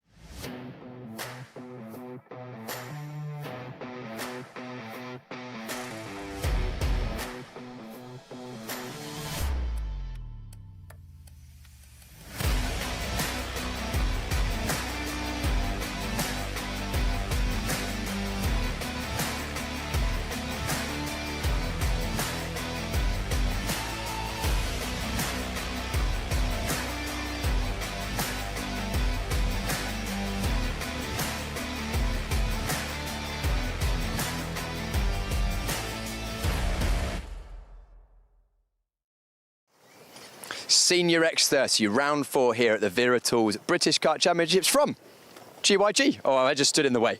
GYG North Wales, and the North Welsh weather is trying to get involved. It had a good day of it yesterday with rain on and off throughout the day. It's dry so far today, so these slick tyres will be crying enough, the Comets on these Senior X30s. The man that no one can beat today is this man here. 0 intermediate classification points for Freddie Lloyd, 2 heat wins. Pace has been electric. Freddie, can you replicate the pace you've had this morning again today? Pace has been good. You know, I've been getting into the lead and maintaining the speed, consistent lap times and keeping the gap. But yeah, it's been good. Hopefully it's as good in the final. Gus kept you honest through the heats. It's going to be I reckon it's probably going to be a slugfest between you two. Do you reckon you can win no matter what? Well, I don't see why I can't. He doesn't see, I mean, that's confidence if I've ever heard it. That's Freddie Lloyd from the front row. Gus Lawrence, going from 2nd place, has been pushing Freddie all the way. Gus, what can you do about the man in blue? No, obviously he's quick, isn't he? We just need to try and beat him over the long race and see how it plays out. You've been getting closer and closer throughout the day. I think every session we've had today, pace-wise, you've been close to Freddie. Have you made any changes to try and match him or potentially even outpace him in this one? Yeah, a little bit.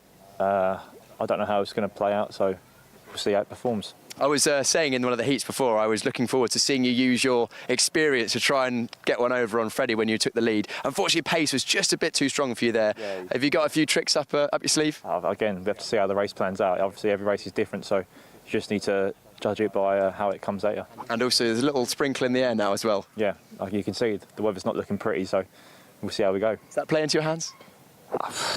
I don't know. Everyone that is at the front of this grid's pretty handy, so again, you don't know. See how we go. The level's high. Good luck, Gus. Outside of row number 1, 2nd place for our champion, a multiple champion in the Senior X30 category. Inside of row 2, championship leader, Harrison Whitcomb.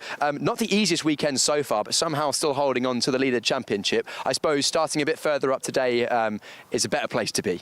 Yeah, obviously it's a better place to be than 11th yesterday, and I just need to keep the points consistent as I wasn't here last weekend, so a bit disadvantaged. But yeah, if I just keep the points well, stay in the top 5, I think we'll be on for a good championship finish at the end of the year. Absolutely. You've got 2 very fast, well, say not just 2, a lot of fast drivers around you, but 2 very fast drivers ahead of you on the front row. Do you reckon you can stay with them in this one?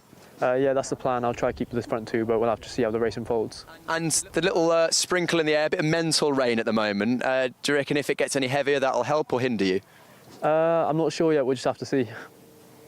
Sorry, say again? I'm not sure yet. We'll just have to see because, to be honest, when it rains, it's anyone's game. It is very much anyone's game. Outside of row number 2, Harrison Mackie. Harrison, yesterday wasn't your day. Today, much better. Yeah, yesterday was quite a painful day, but we tried salvaging the result in the final. But we'll go again today. We're a bit further up, so let's do the job that's in hand. Yeah, do you reckon you've got the pace of the front boys for this one?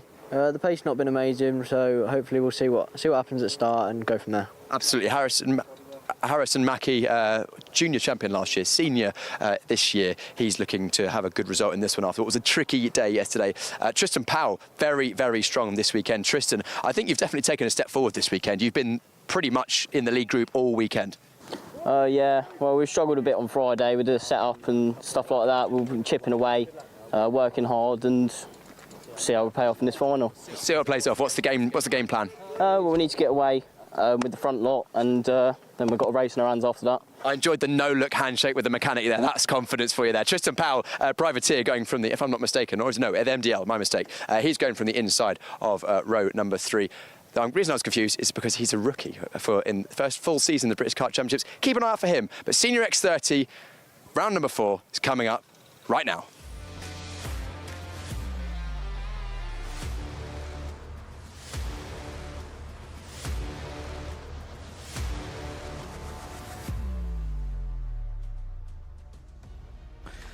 Welcome, good afternoon once again to Glan Y Gors in North Wales. We are ready for what could be race of the day.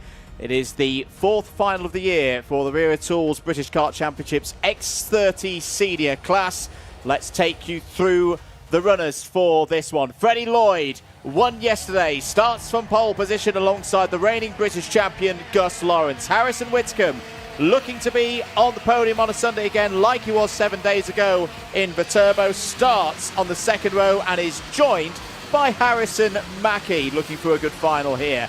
Tristan Powell has been very impressive, starts on row 3, is joined by Ireland's Morgan Moore. On row 4, it's a returning Zach Green and Gabriel Still. The next part of your grid on row number 5 includes Aaron Brown and Jack Buckley. Row number 6 is Joey Brown with William Antrobus. And from 7, we have Japan's Sarah Matsoi with Sam Lewis. Going from row number 8 then includes Tom Minspearing and Lewis Bird for BMR. On row number 9, it's Hayden Eldridge and Harry Cottrell. Row 10, Theo Lestrange and Cameron Edmonds. Row 11, Rhys Newburn and Jack Nettleship. Row 12, CJ Bennett and Laith Khan. Row 13, Luca Mann and Harrison Morrow. Joao Castro completes the 27-strong field as we are hearing in our ears that rain is starting to fall here in North Wales. Here we go for the round 4 final. We're green on our screen and away we go for 12 minutes plus 1 lap. Good start for Freddie Lloyd immediately into the lead of this race. Gus Lawrence slots into P2. How much grip is up there at the top of the circuit? Into Spoon they go. It's looking pretty good for the seniors. Aaron Brown right in the centre of things there in the number 7 Vismo International machine. Down into Carousel, it's Lloyd, Lawrence, Whitacombe, your 1, 2, 3. Well, it's been out of Lloyd and Lawrence all day, but Whitacombe is looking strong so far within the early stage of this race, almost completing lap number 1. Lawrence then in second, chasing down Lloyd, I think, within this race. If he wants to grab the race win from Lloyd, he needs to roll the dice, but can he land on a number 1? 0.4 of a second has Lloyd grabbed himself from Lawrence. Whitacombe is in there in third, then Harrison Mackie is still in fourth. Powell, the rookie driver, still sat there in fifth. No progress just yet, but watch him because he's come into this with a bit of a fresh face, a fresh mindset, a driver that's not got anything to lose necessarily. Stilp is in the fight as well. He's in your top 10. Gabriel Stilp, a driver who's had so much success in Junior X30, left the British Kart Championship Paddock briefly to go and do a Formula 4 campaign, but has returned as a senior and is in the sharp end of your field. We're going to hit further down the order. Lewis Bird up 4 places into 12th place. Likewise for Cameron Edmonds, meaning he's now in 16th as Morgan Moore fighting through there. Oh, now that could have been a big moment. Off goes Joey Brown. Now was that with Tristan Powell. Joey Brown, he is wearing a Mackie suit of Mackie years previous in Fusion Motorsport colours.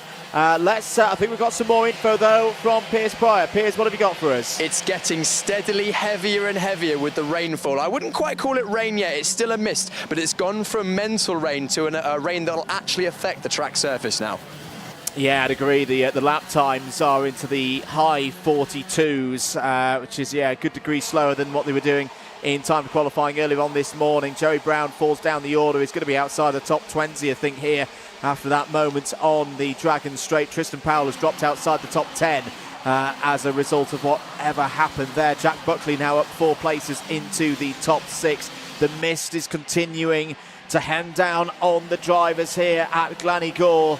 This is a final that you cannot take your eyes off, because if the weather continues to close in, it could be all about survival out there around this 1.1 kilometre circuit.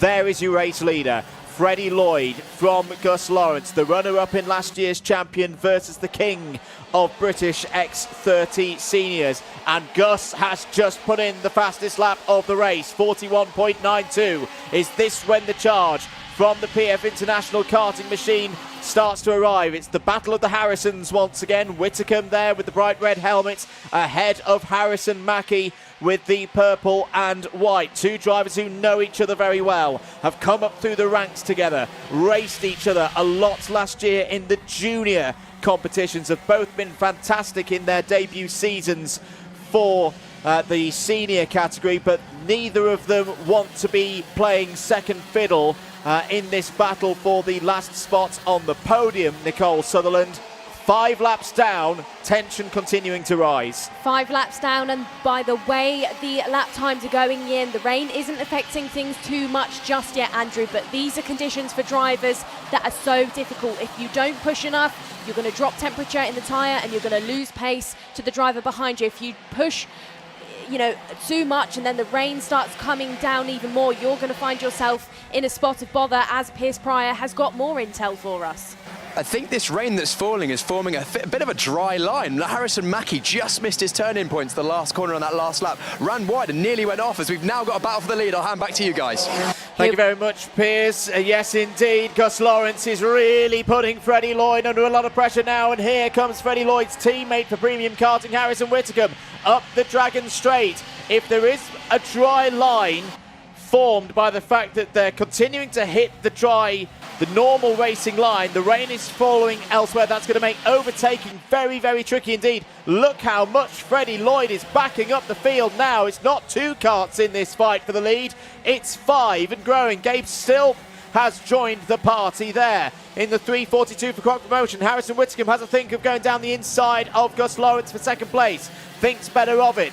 This has been a much better run for Whitcomb today than 24 hours ago. Of course, he had that marvellous weekend at Warden Law where he clean sweeped all of the championship points. Up the hill once again, Freddie Lloyd, I've got to say, Nicole, is doing a brilliant job here.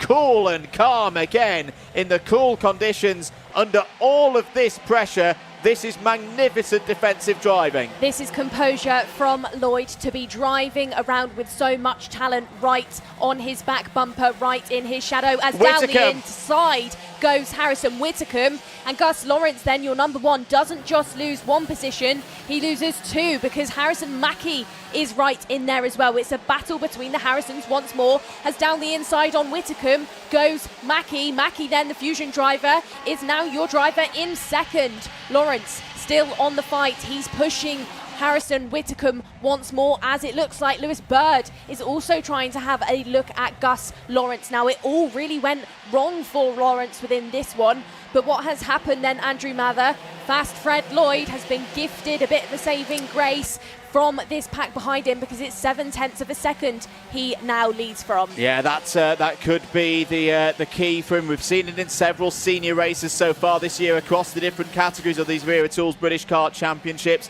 The tactic of just holding yourself, measuring yourself, backing the field up, let them all scrap for second place. That's the point at which you bolt away. Freddie Lloyd has executed that, whether it was part of his plan or not.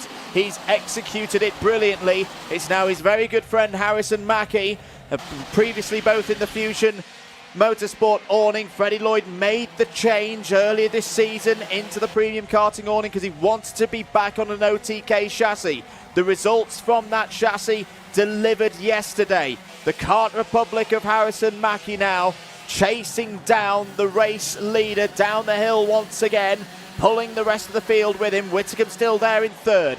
5 minutes to go in this one. One of the times like 41.77 for Freddie Lloyd. Doesn't sound particularly quick, but with the rain continuing to be in the air, that is a magnificent lap time for Freddie Lloyd right when he needed it. Stretching his lead now to 0.9 of a second almost. Down the hill once again. There's been a change. No, there's not been a change. That's a little error on timing. Gus Lawrence is still there in 4th place. The bright orange helmet, the reigning British champion. Bit further down the order, who's making good progress? Thomas Spearing's up 6 places to P9. Lewis Bird's all of a sudden in the picture. We talk about this being a roller coaster circuit. What a roller coaster weekend it's been for Lewis Bird. He's now back in the fight, Nicole, for a potential podium. Freddie Lloyd, though, still driving out there in the front with surgical precision. Let's not forget, with the light rain that's going round on the circuit, Lloyd is the first driver to hit that. He's not got a train of karts to clean the water off the racing line for him. So actually, he's in a bit of a difficult boat out there alone, but he's handling it well because he's not dropped that 7/10 lead from Mackie. Mackie still there in second, has got a little bit of breathing room from the likes of Whitcomb, who darts his head over his shoulder to see what the gap is to Gus Lawrence, who's now under pressure by Lewis Bird out of the final corner. Has Lewis Bird made that move stick? I think he has, and now it's a 12th place gain for Bird for the BMR team. Piers Pryor's down there once more, and we've got more information.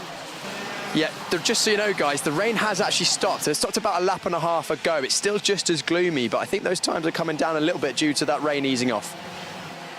Well, there we go then. We discussed whether or not Fred Lloyd would be in that difficult position, but he's being gifted a bit of a saving grace once more now that the rain is being held off. These drivers head back down the hill again, and now it's still that has capitalised and overtaken Gus Lawrence. Gus said he changed a few things before the final, and I don't think those changes has helped the number one, because he's lost 4 places and is now outside of your top 6, and that has lost him position now as well within your virtual championship, Andrew. Yeah, big thanks to Ian Rogers and the Motorsport Dash Timing team there in timekeeping have provided us with those live championship scores. Whitcomb still your championship leader, but only by 6 points from Freddie Lloyd. So Freddie Lloyd, who is I think by my calculations 5 points down on Gus Lawrence at the start of the day, has turned that 5-point deficit around and now leads over the reigning champion by 6 points. Harrison Mackey still in there as well, 456. Gabriel still 446. This once again is a class that I anticipate will run and run and run all the way to the finale at Wilton Mill. You cannot take your eyes off it, and including in this final, 2 minutes to go. Senior X30s still running brilliantly. Got to say, in these tricky conditions, we've only had 1 retirement, and I'm not even sure if it was a retirement. I think it's CJ Bennett may have just not got going at the start of this race. This has been magnificent driving from all of them, but particularly from Harrison Mackey. Harrison Mackey is starting to turn the pace at the front of the field. He did a 41.61 last time around. He's taken another chunk of time out of his good friend Freddie Lloyd on that lap. That was a 41.57. Fast Freddie has got to respond now. He's got to hold off this charge of Harrison Mackey. Mackey, who made that big breakthrough in senior competition in Wera a few weeks ago. But this is arguably even more difficult here in the Wera Tools British Kart Championships. These drivers know each other so well. They've driven against each other for so many years. But Mackey is charging here, Nicole.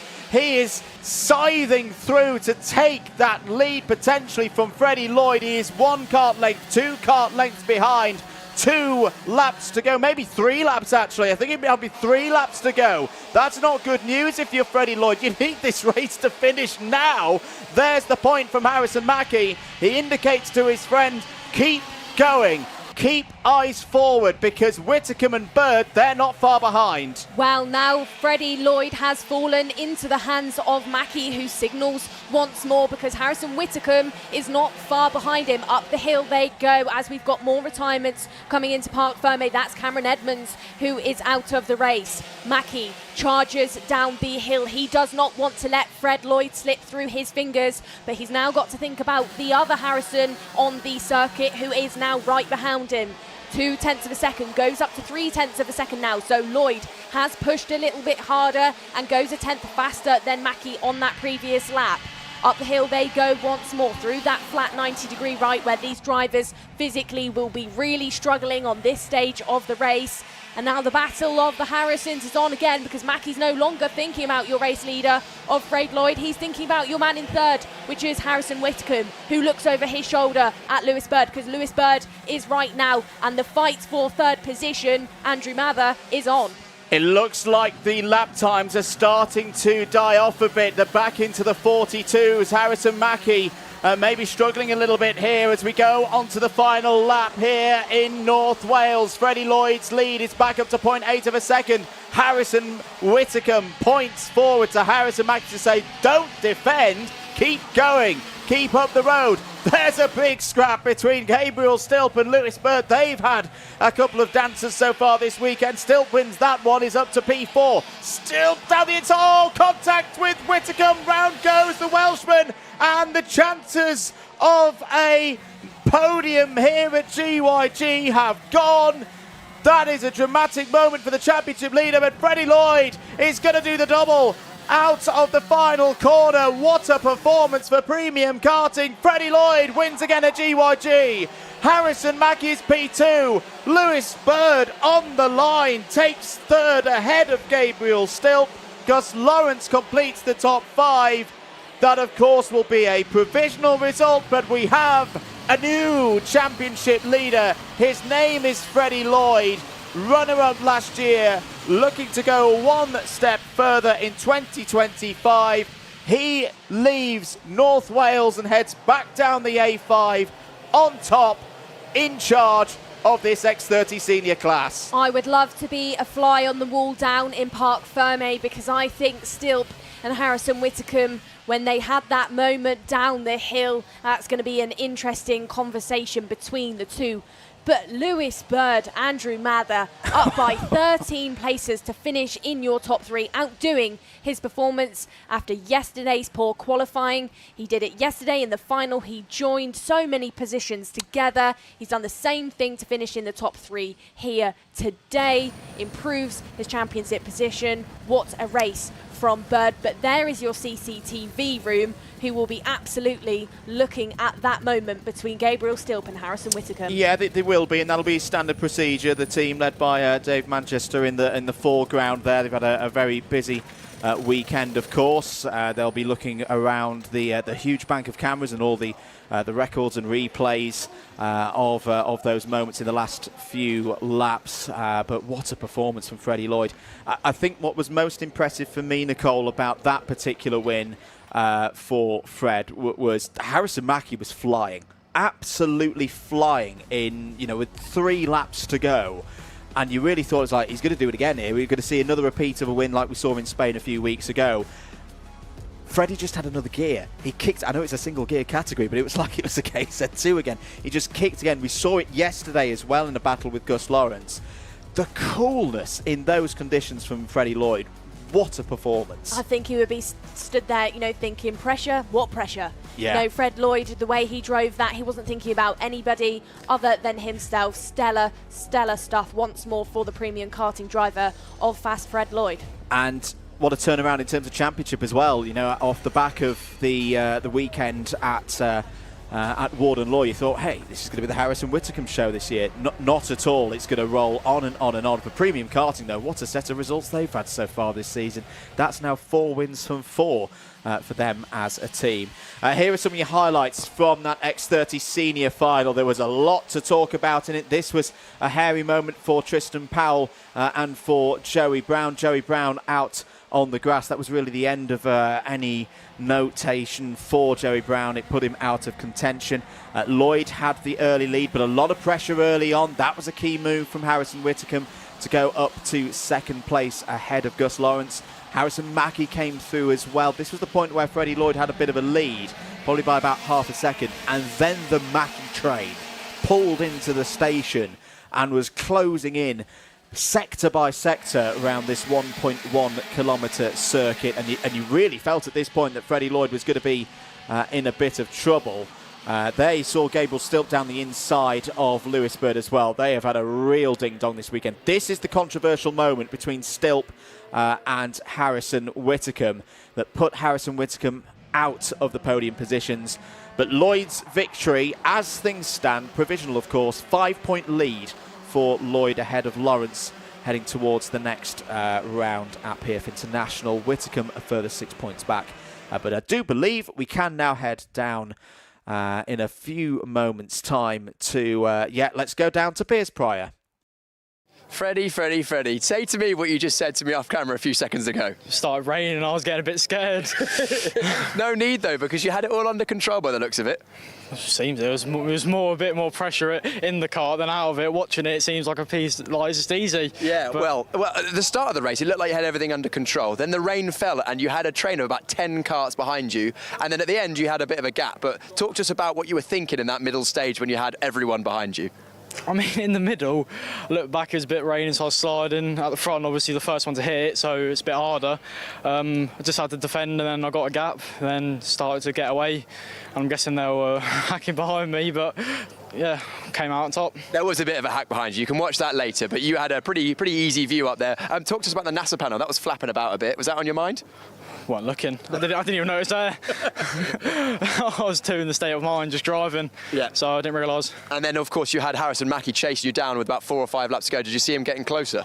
Yeah, I was getting a bit scared, but dropped back, so I don't know how that happened, so we're going to have to watch it back. Anyway, I think provisionally you've taken the lead of the championships. That must be a good feeling going into the final, the halfway stage of the season. Oh, that sounds nice. That sounds nice indeed. Congratulations, our Wera Tools British Kart Championship Senior X30 winner of round 4, Freddie Lloyd. We'll let you go and celebrate with the team as we look ahead to Water Swift Restricted. Thanks very much, Freddie. Next up, Water Swift Restricted after this.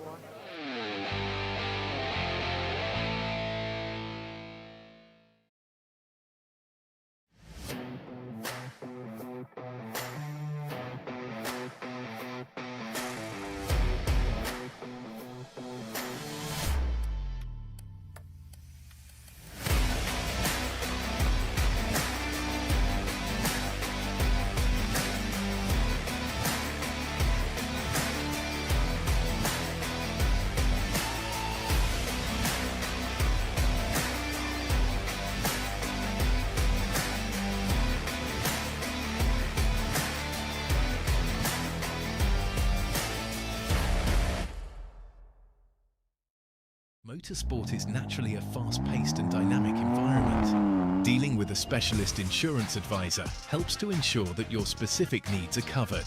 We have access to a complete portfolio of products including personal accident, on-track damage, property and event liabilities and cancellation. We can help drivers, teams and manufacturers, event organisers and circuit owners and venues. Visit marshsport.co.uk/motorsport to find out more. I've got a grin on my face because the Welsh weather's going to get involved in this Waterstrift restricted final. I've got a grin. The mechanics and drivers are probably heart rates are elevated.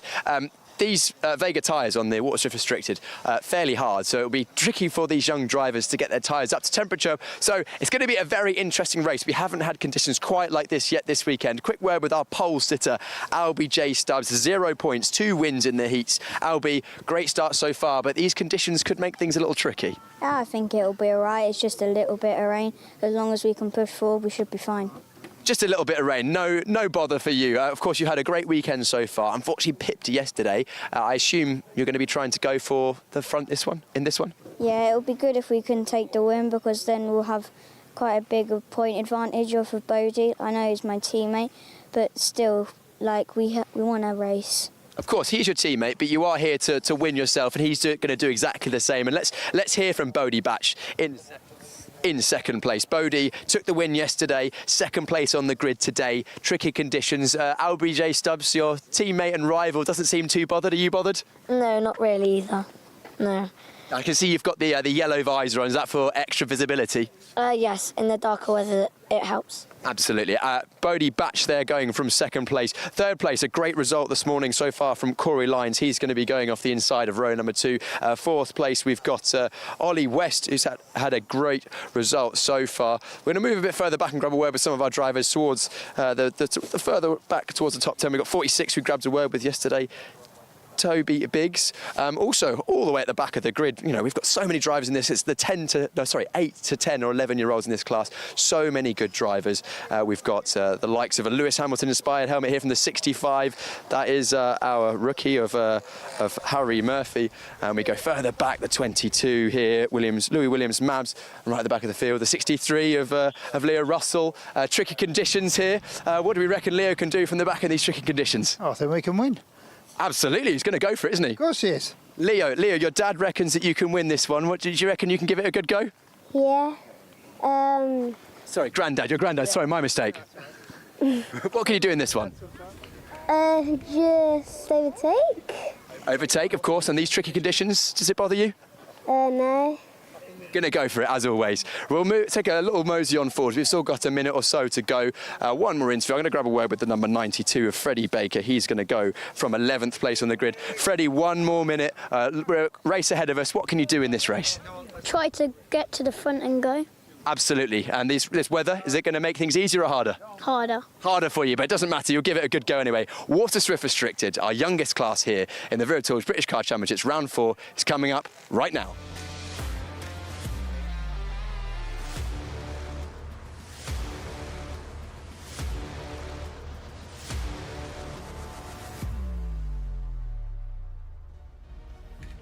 Penultimate race of the day here at Glan Y Gors, getting ready for the IAME Waterswift Restricted Final, their second final of the weekend. And once again, it's Albie J. Stubbs on pole position for this one, looking to extend his championship lead. He's joined on the front row by his teammate, the Argenti Academy-backed driver, number 88, Bodie Batch. On row 2, Corey Lyons looking for another strong result for the DMS team.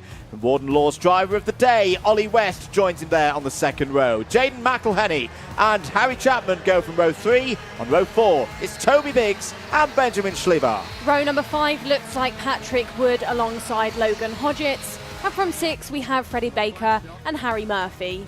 Row number 7 is Louis Williams Mabs and Frank Morris. And rounding out your grid of 15 karts for the final Waterswift restricted race of today's racing is Leo Russell, who has just spun it going out of Spoon Bend. Hey, better to do it on the formation lap than during the race, just finding the limits. Now, there was a very good pickup by one of our roaming camera ops that I noted right at the end of that little grid walk that Piers was doing, Nicole.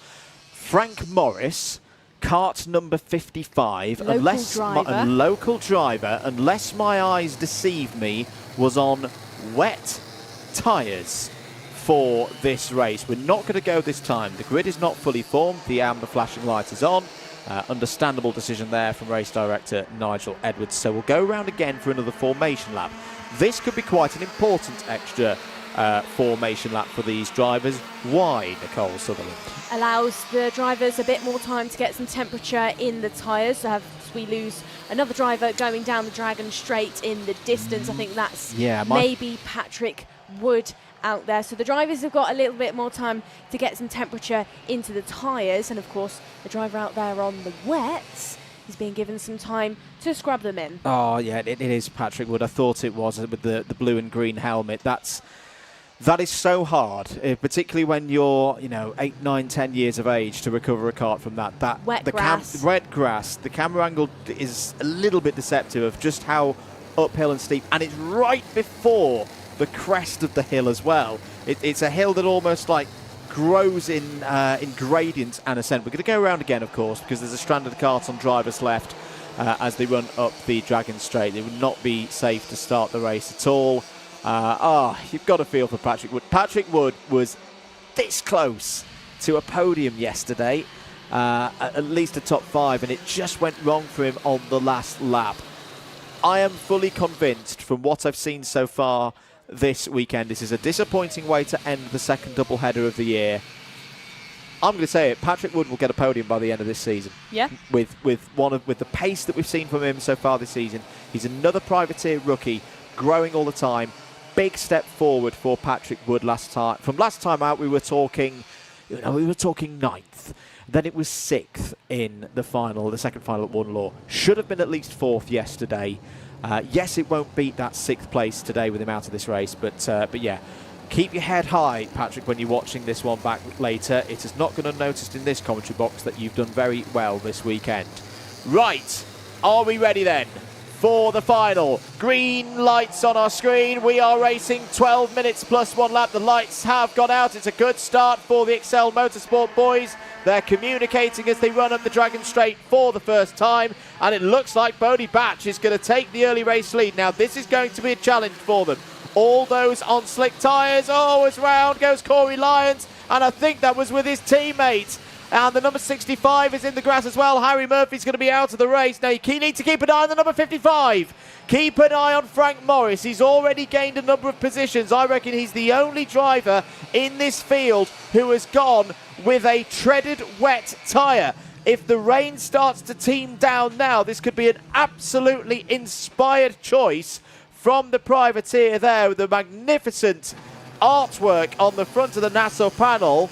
Very dramatic first lap there, Nicole. For those on slick tyres, they've just got to keep it together right now. They've just got to survive. Let's not forget that Frank Morris, your driver who's already gained 8 positions within this final, is a local driver. He knows the track, he knows the area, and I'd maybe say that call to stick those treaded wets on is come into play because of that local knowledge, maybe realising, do you know what, we know the circuit, we know what the clouds look like, and it looks like it's going to rain, and it's helping him so far. 6th place is Frank Morris. It's Slivar that he is now thinking about there. You can see Slivar on your screen heading out of carousel. Morris is there, the number 55, chasing towards turn number 7, and you can just see by eye, he's got more grip as they head back down the hill. He has got more grip, but it is still the same case that we talked about with the seniors, that your normal dry racing line is drier than the rest of the circuit, because the karts continue to circulate round, put a little bit of heat into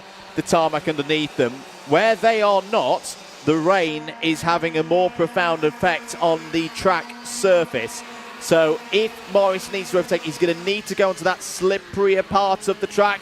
That's a potential run up the inside of the number 78 of Slivar, though not this time. Stays there in 6th place. The runners, the slick tyre runners, they'll be starting to get a bit more performance as well as their tyres start to heat up. Morris is through past Slivar. That is Morris into the top 5, as here's a potential change for the race lead. Stubbs down the inside of Bodie Batch there. and no, did not get the move done. So Bodie Batch continues to lead this race. If you're just joining us, we're on lap number 3, 9.5 minutes remaining plus 1 lap of a potentially very dramatic and surprise result in IAME Water Swift Restricted. All of the drivers except one are on slick tyres in damp conditions. The only one who is not, that driver there in the black number 55, Frank Morris, is already the top rookie in this race. Is up to P5 once again, heading over the top of the circuit. Nicole, gotta say, these slick tyre runners doing a fantastic job. Your front two then, Batch and Stubbs, are your two who are driving such an impressive race, especially Batch out there commanding the race lead, because let's not forget, as Stubbs attempts to move down the inside, heading down the hill and makes it stick, they are your first drivers to hit that wet track. They've got nobody to gauge against where the water is hitting on the circuit, so it's always going to be the most difficult for your race leader, who of course has got nobody out there to clear the water off the racing line. Let's look at some times then, Andrew. It's a 50.7 for Stubbs, your race leader. Frank Morris, your driver out there on the wet tyres, who's made up 9 positions, is on a 52.2. So he's actually 2 seconds off, is of course overtaking and losing some time. But he's lost a couple of positions now. Slivar has overtaken him once again. So maybe questioning if the track is developing out there, then if it's getting drier, then maybe those tyres are starting to actually not work for Morris. Well, I'd be interested to know if what Piers Pryor is seeing. What I'm seeing from the box and in the warmth and the dry in the comms box, not necessarily a track change, but this again is the slick tyre runners now getting a bit more temperature into their tyres. So their relative performance versus a wet tyre is improving. That doesn't necessarily mean that Frank Morris has made the wrong decision, because if it was to start drizzling again, which it did pretty much all of yesterday, on, off, all day, maybe a couple of times we got heavy rain, Frank Morris could still be in a very good position. You can see, particularly at the top end of the circuit, there is not a lot of grip as they come over the rise there and towards Spoon Corner. 13 drivers still running in this one. It's Stubbs from Batch, Jaden McElhenney looking for a double podium here for DMS. What a great season they've had so far. There's a bit of a change for the lead there. Bodie Batch down the inside of LBJ Stubbs. It's clearly learned from the move that Stubbs pulled a couple of laps ago. The number 88 back to the front of the field. Batch then, I think, was just saying to his teammate of Stubbs, you can do that move, but watch this, because so can I. It was an identical overtake to what Stubbs did a couple of laps ago. Heading back down the Dragon Straight once more there, you can see the Argenti branded driver of Batch just signalling to his teammate, let's push forward, let's continue to get that gap away from the likes of Jaden McElhenney. Piers Pryor is down there in Parc Ferme then, and he's got more information for us. It's proper rain now, guys. It's getting steadily heavier and heavier as the race has gone on. I'm looking at the driver in the wet tyres. If it continues this way, we might have a grandstand finish. Yes, and Piers is absolutely right to point that out. This is what I was talking about with Frank Morris. The peak times for the slick runners were into the 50.7s, the 50.8s. Frank Morris, his best is a 52.27. He's been pretty close to that best across the course of the last 3 or 4 laps. The lap times now for the slick runners are getting longer. They're into the 53s. They're into the 54s. As Leo Russell is out of the race, and that is at the one of those tricky points to recover from. That's out of turn 7 on drivers left. That dip away as the track drops away on drivers left. That will probably be the end of Leo Russell's race. But keep an eye again on Frank Morris. If Frank Morris can get back into those 52s, he did a 55.04 last time around. But if Frank Morris with that treaded tyre, that set of treaded tyres, can start to find the pace again, we know in these conditions he can get back to a 52. But the other question, Nicole, is what is the state of those treaded tyres? Have they been too worn? Have they been chewed up through that 3 or 4 laps where they had pretty much dry conditions? There we go. There is Frank Morris on your screen heading down the hill behind the likes of Logan Hodgetts and Louis Williams Mabs. I think Frank within this one has just got to trust the grip that he has got. He, is going to be hard. He's a rookie driver. He's not got as much experience as some of the drivers around him, like Biggs and Slivar, but he's got to trust the tread because the kart will stick to the floor. It will work. He is the only driver out there on that wet tyre. He's not really maybe using it as much as he possibly could. He's only, marginally faster than some of the drivers around there. He's not actually faster than your race leaders out there, Batch and Stubbs. They're lapping pretty similar, whereas Frank Morris actually, he can go a bit faster on that wet tyre. But he's almost bottled up at the moment behind the number 74 of Logan Hodgetts. If he can get that first move in, get a bit of confidence going, that could be the catalyst to see the Welsh driver coming back through the field. End of lap number 9. Batch leads from Stubbs. McElhenney third. Chapman in fourth. You can see those supporters of the drivers willing their young pilots on. Frank Morris comes over the line again. The lap times are now coming back down. This is how it has been for a lot of this weekend. If you're just joining us, we had a lot of this yesterday. The rain on and off, the track constantly changing.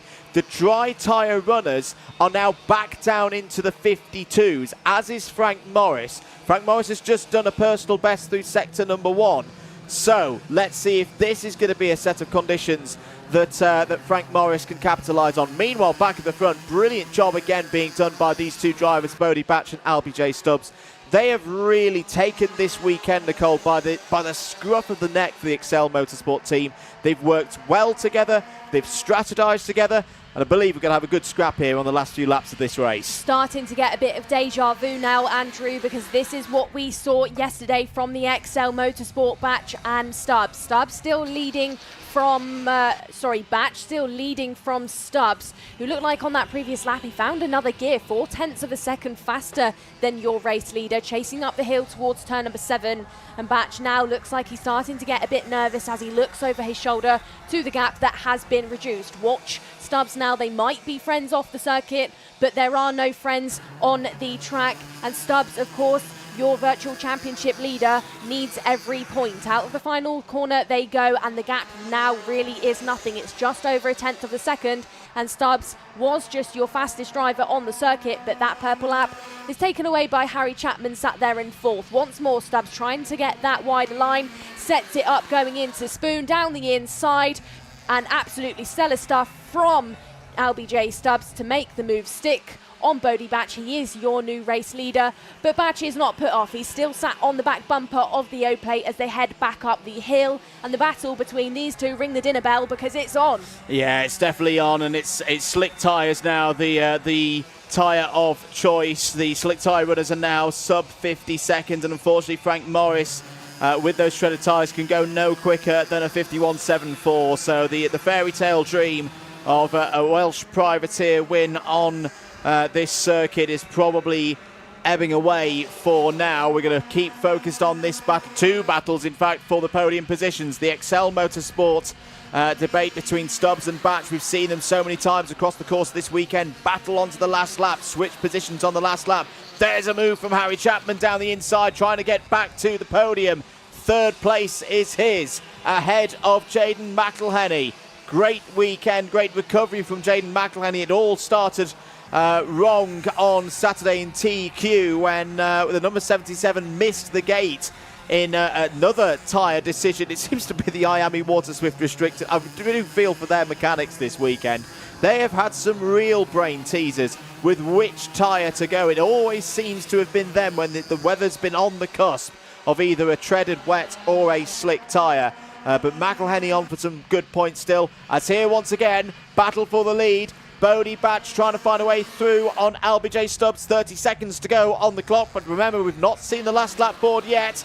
Good coverage there from Stubbs. Stubbs goes to driver's left. Covers off any kind of move down the hill into Carousel Corner there, Nicole. This is looking good again. 1-2 at the moment for Excel Motorsports. They might be the youngest drivers here this weekend, but they're not driving like it because this is stellar stuff from Stubbs and Batch in 1 and 2. Heading down the hill and the clock is ticking. They will meet the gantry then, and the time has run out. We really are on the closing stages then. Stubbs, the pressure is on. He is thinking about his teammate of Batch, who took the final win yesterday. Stubbs, though, is going to be driving around thinking about that championship. He wants this round win. He wants the championship points. Up through the flat, 90 degree, up the hill, into Spoons, still leads the way, calm and controlled. Stellar stuff wants more surgical precision from Stubbs, who looks over his shoulder going into carousel. Batch now trying to test the boundaries, see where he can put the kart to capitalise. They might be teammates, they might be friends, but within this one, it's every man for themselves. Down the hill then, final lap, Batch trying to go down the outside, trying to get the run, but it looks like he's going to run out of time. Has a go through the curb, but Albie Stubbs is holding on to it. Through the final corner they will go. Will Batch challenge to the line? No, he can't. Albie J. Stubbs once more this year in 2025 crosses the final line of a Water Swift restricted final as your race winner and continues his virtual championship charge, adds points to the board, but makes it a 2 out of 2 for XL Motorsport this weekend. 2 final wins for XL, a final win for Stubbs, and another podium for Bodie Batch. A third win of the year for LBJ Stubbs. The championship lead will be 14 points over Bodie Batch, leaving North Wales. Harry Chapman back on the podium there in third. A good race, gaining 3 positions. Jaden McElhenney just misses out on a second podium here this weekend, but fourth and third across the finals. That is a good return of points for the DMS team, who get 2 drivers in the top 5. Corey Lyons there as well. Toby Biggs in 6th place ahead of Louis Williams-Mabs. Louis up 6 positions in that race. And just checking through, yeah, I think that's the best result in a final this year for Louis Williams-Mabs so far. 8th for Benjamin Schlivar. Good weekend for Benjamin, a lot of points. Logan Hodgetts, the first of the rookies, home in 9th ahead of Ollie West. Freddie Baker 11th, Frank Morris 12th. Really good go from Frank Morris. Luck didn't quite fall his way, but a good try nonetheless. A clean race as well for Frank Morris. 3 retirements, Leo Russell, Patrick Wood and Harry Murphy. Let's take a look at some of the highlights then. The start of the race, damp conditions, 1 driver on wet tyres, the rest of them on slick tyres. This was a close moment between McElhenney and Lyons. Ollie West held up there as well. We'd lose Harry Murphy at that stage. Early laps really looked like we could have a bit of a surprise on our hands here, Nicole. Frank Morris, with those wet tyres, was tearing through the field. Absolutely was. It was a gamble, but it didn't quite pay off in the end. Chapman was being challenged earlier on by McElhenney, but it was Chapman that actually got the best out of McElhenney. The challenge also was on between your 2 race leaders of Stubbs and Bodie Batch going down the hill. They were replicating the overtakes that each other made. This was when Batch said to Albie Stubbs, "You can do it, but so can I." These 2 kept it fair throughout the entire race. Teammates, of course, did not tag each other. Clean racing, perfect stuff, and what we like to see from our youngest drivers out there on the circuit. The battle was also going on for that 3rd and 4th, but they were a significant chunk away from our 2 race leaders. Who are your 2 top 2 in your virtual championship? Indeed. One quick note, there has been a 5-second penalty. It's not a massive surprise that Jaden McElhenney for that moment with Corey Lyons, so they will swap round. Let's head down to Piers Pryor. Water Swift restricted winner Albie J. Stubbs, round 4. Albie, that was a good victory, but probably one of your hardest to date. Yeah, it was definitely much harder than earlier. Like at the start, it was a bit wet, not too bad, so it didn't affect us too much. But like adjusting to it towards the end was quite hard. Your teammate, Bodie Batch, he seemed like he actually was slightly quicker when the rain started to fall, but then as it dried out towards the end, you had the late race pace. Yeah, he definitely was faster when the rain was falling, but I just don't think he adjusted as fast as me. You figured out it was drier quicker, is that what you're saying? Yeah. That's a bit of experience there, and also that means that your championship lead is retained, so that must be pretty good going into the halfway stage of this season. Yeah, hopefully we can just keep it going on to, like PF and Kim Bolton. PF and Kim Bolton, on we come. Your winner, Albie J. Stubbs, championship leader in the Water Swift restricted category. That leaves just 1 class remaining, and that is our most populous class, Water Swift. That's up next.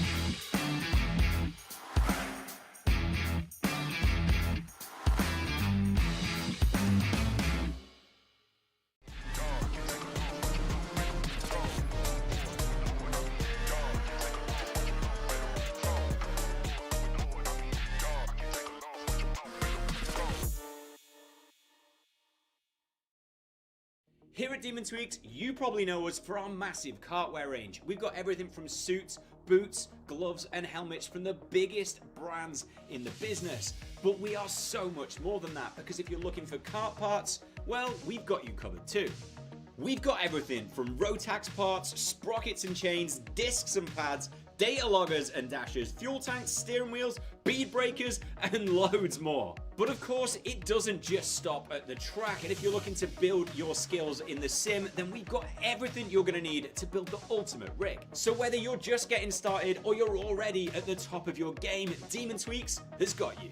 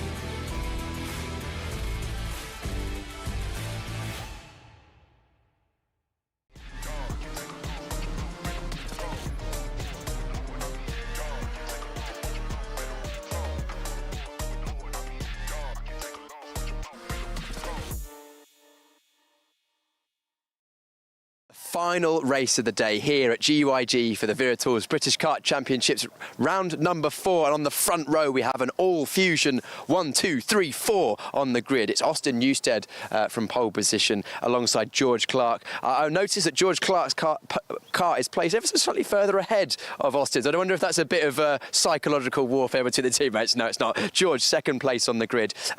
You fought hard with all your teammates and the other drivers this weekend. It comes down to this. What can you do in this race?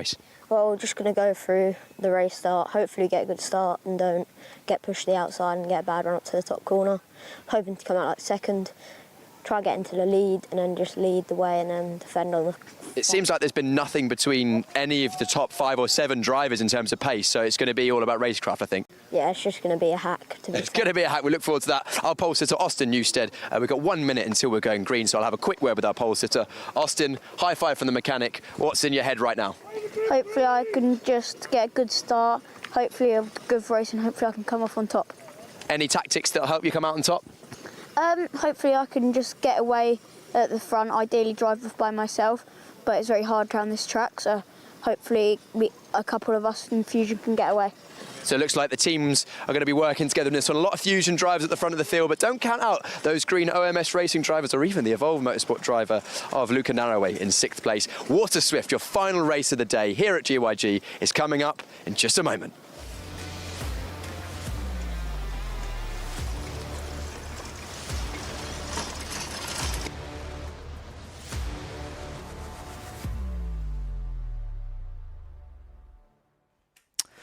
Final race of the weekend then here at Glan Y Gors for event 4 of the Wera Tours British Kart Championships in 2025. And look at that. If you are a supporter of Fusion Motorsport, it's a page 1 lockout. Austin Newstead and George Clark on row 1. Harry Williams and Alfie Davidson on row 2. They will look to dominate this race from the front. On page 2, row 3. Oscar Kenny and Luca Narroway for OMS Racing and Evolve Motorsport. Callum Graham and George House go from row 4. Well, on row number 6, it's an all-XL Motorsport line-up with Johnston Stewart and Charlie Clough. Row number 7 looks like Henry Clark with Colby Patterson. And then going from row number 8, we have Austin Gibson and Sophie Campbell. Next up then, indeed, yeah, Sophie Campbell and Christian Kobe on row 9, row 10, and Nathaniel Hodges and Jensen Ackerman, Ian Carey and Ethan Robinson on row 11, on Daniel Ferguson and Ryan Meta, we find them on row 12. Going from row number 13 is Marjorie Kovekskis with Ada O'Brien, and 14 is Jack Carney with Andy Stewart. 15 looks like Effin Owen with Oscar Miller, 16 is Chester Fawkes with Ruben Sagu, and going from row number 17, all alone on the 30th row, 3-spot grid is Joseph Davies. Just going to note, George House starting from row number 4. We've been here before, ladies and gentlemen, in IAME Water Swift and X30 mini competition in 2025, but this is looking good at the moment for Fusion Motorsport. What can they do with this top 4 lockout? Away we go for the final. Great start for Austin Newstead. Defended his position from the inside very well. He will have the early run up towards Spoon Corner for the first time. George Clark is in the slipstream there in P2. Good amount of grip for the drivers as they head into the first big stop here. 3 wide in the second half of the field. They've all pretty much got through the first few corners unscathed, only the 123 taking to the grass there. That was Ethan Robinson for DMS, but a really good start there from Austin Newstead. Knew he could be in a little bit of bother here, Nicole, starting on the inside with unknown grip conditions. A good aggressive run to the middle of the circuit, made sure that he was going to exit turn 1 in first. Great start for the likes of Oscar Kenny then, who's jumped up to 3rd positions, up by 2 places, and followed shortly behind by George House, who's up by 4 places into 4th. House, though, under a little of pressure going down the Dragon Straight by Harry Williams, who's had a tough showing so far within this race, was caught out in the early stages and pushed back down the order on that opening lap. Down the hill they go into Carousel then. Kenny under a little bit of pressure by George House, who of course has been sweeping up out in Europe at the IAME Euro Series, is leading that championship out there, but here has got a little bit of work to do if he wants to get into the top 3 of this race. Yesterday's racing then, George Clark for the first time in the British Kart Championships grabbed a podium. He sat there in 2nd position behind his teammate of Austin Newstead, behind by just under 0.3 of a second. The big question for me within this one then, Andrew, can Clark achieve another podium, but maybe do one more today and get a race win? I think definitely so with this strong early start for the driver of the 142. Right now, though, Newstead and Clark, surely they want to work together right now. Try and build a bit of a gap ahead of Oscar Kenny there in 3rd place. Not make the battle too numerous, if you know what I mean. House, Williams and Davidson following through. There's the 151 filing through the order as well. That's Charlie Clough now with Excel Motorsport. Started the year with the Jamie Green Racing team.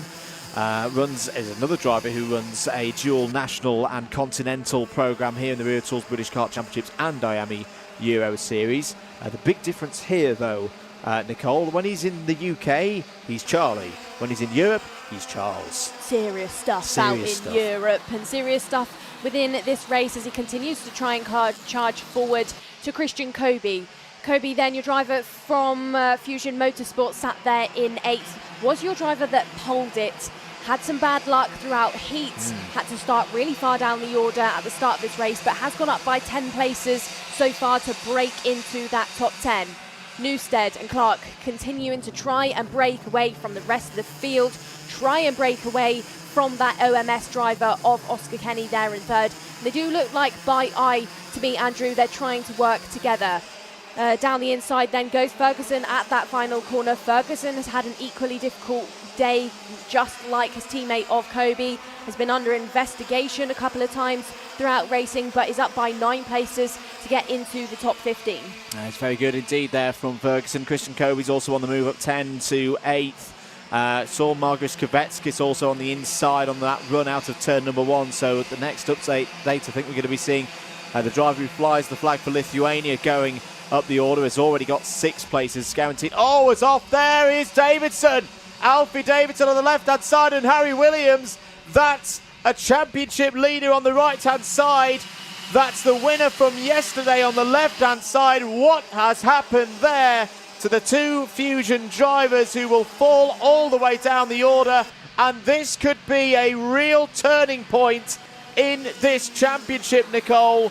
Harry Williams hasn't quite been at his best, not really had the same form that we saw in the O-Plate or at Warden Law, but he was still consistently scoring points. The door is now open for the likes of Austin Newstead, for Colby Patterson, for others to step through. We could well have a new championship leader here this evening. Williams then is your driver who had the success at Warden Law, your winner from the O-Plate at Wilton Mill. Davidson took the round 3 win yesterday. Those two drivers not only are winners within the championship so far, they're Fusion teammates. So I can't imagine Dan Hazelwood is stood on the sidelines very impressed. Those two drivers will not finish this race, and that's going to throw a big spanner in the works. As for championship points, this is a replay of the moment. So they head up the hill into Spoon, and in the background you can just see Harry Williams lose it. Then we flick to Davidson, who's a bit further down on the grass, and Davidson now, the 146, is under investigation for that. Eyes and ears back on the drivers that are still circulating in the field though. And Andrew, I just want to highlight somebody who's impressed me this weekend. Somebody who's come into this weekend with a team change, has jumped over and is now under the guidance of 2016 FIA World Champion Danny Curl. Ilyas Sami is in 7th place. That's got to be a championship best for Ilyas within the Water Swift class so far. It's delighted me this weekend to see Ilyas take not just one step forward. I think he's taken about 3 steps forward from the last time I saw it. He was another one of the drivers out in Wera a few weeks ago, and if I may say so, the body language wasn't good. It really looked like a driver who was, I don't want to say starting to lose hope, but it wasn't in a good place. This is a complete transformation for Ilyas Sami this weekend. He has pleasantly surprised me. And who knows where he's found. That's a very good way of putting it. He's found that rhythm, and he's got the belief now. There he is in the green and white cards, 3rd in this little train here.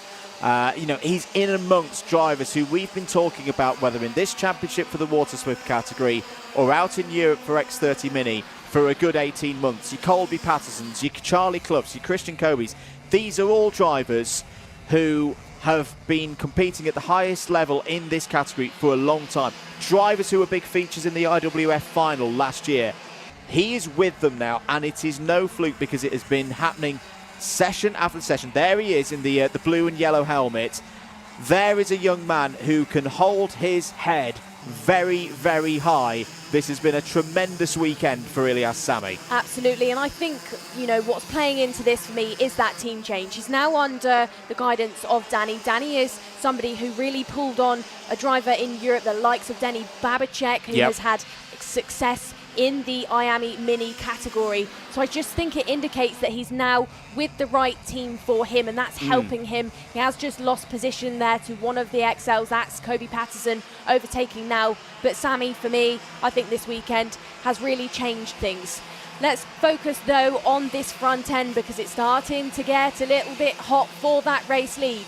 Newstead still leads from Clark, but House now has absolutely arrived in that XL Energy course now. He's in 3rd place. Watch him, because I think House shortly is going to be attempting to overtake for 2nd, and then he will go for that race lead, and he is your purple driver out there on circuit. Yeah, fastest driver at the moment. What is this doing in terms of championship? Well, Newstead right now would be your new championship leader by 4 points over Colby Patterson, with George House a further 5 points back.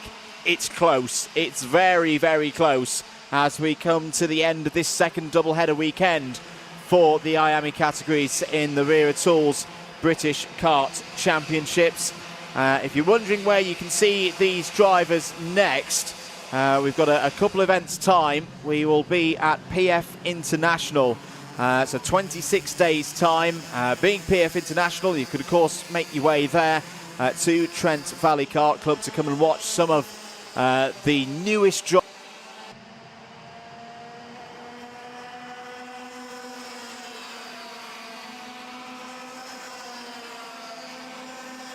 are probably one of the most entertaining classes that you will find out there, in not just British karting but European karting as well at the moment. And we've still got 3 minutes of this final remaining. Change for 2nd place. George House has got through. George House through into 2nd place. This is what he does, starting from the 4th row of the grid. I have never known a driver have more success starting from the 4th row of the grid in races than George House. He just seems to have this knack, this belief of when it comes to the big races, he gets his head down and starts to eat up the opposition. It's a big, big challenge though ahead of him, as out of the race is one of the Argentines, Chester Fawkes.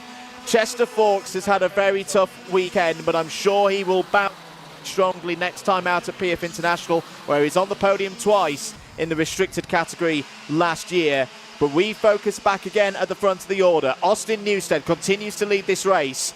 Is Austin Newstead becoming the new Mr. Sunday, like Will Green did last year in this category, on his way to winning the British Championship? If he is, he has got to hold off a very informed George House. Downhill once again through Devil's Elbow. That was a good run for Austin Newstead. He's got to go now. He's got to put the belief in the likes of George Clark and Oscar Kenny that all they're going to fight for today is second place. Start to disrupt things a little bit in that battle immediately behind him. There's been changes in the second group on the road. Colby Patterson's up to 5th place. Has got ahead of Christian Kobe. Elias Sami's got on the attack and has got past Charlie Clough for 7th place. Daniel Ferguson is also recovering. Is into 9th place past Ozzy Gibson. This is where the race is changing now then, Andrew, because with the driver in second, George House is no longer thinking about this race win. He's thinking about defending for this second position. Newstead, surgical precision from him from these past couple of laps. He's been like a rocket off the line in the early stages. He has not even thought about anything. Clark. As Clark again wants that P2 back off of George House, goes down the inside at that final corner and says thank you very much. He was sick of George House trying to defend for that second position and snatched it away once more. We're under a minute left of this race now. Oscar Kenny is sat there in 4th. Can he try and snatch a position and get himself onto the podium? We've not seen Kenny on the podium in 2025. He's had success in previous years. He's an E-Plate champion in your mini classes. Within 2025, it's been development for him, but he's in the sharp end of your field for this final today. Down the hill they go once more. And for me now, Andrew, George Clark has found another gear compared to George House. It's a battle of the Georges for this second position. It is indeed. 2 laps to go. Then Austin Newstead checks over the shoulder and can breathe easy. He's got a 7/10 lead at the moment over his teammate George Clark. Into Spoon Curve once again.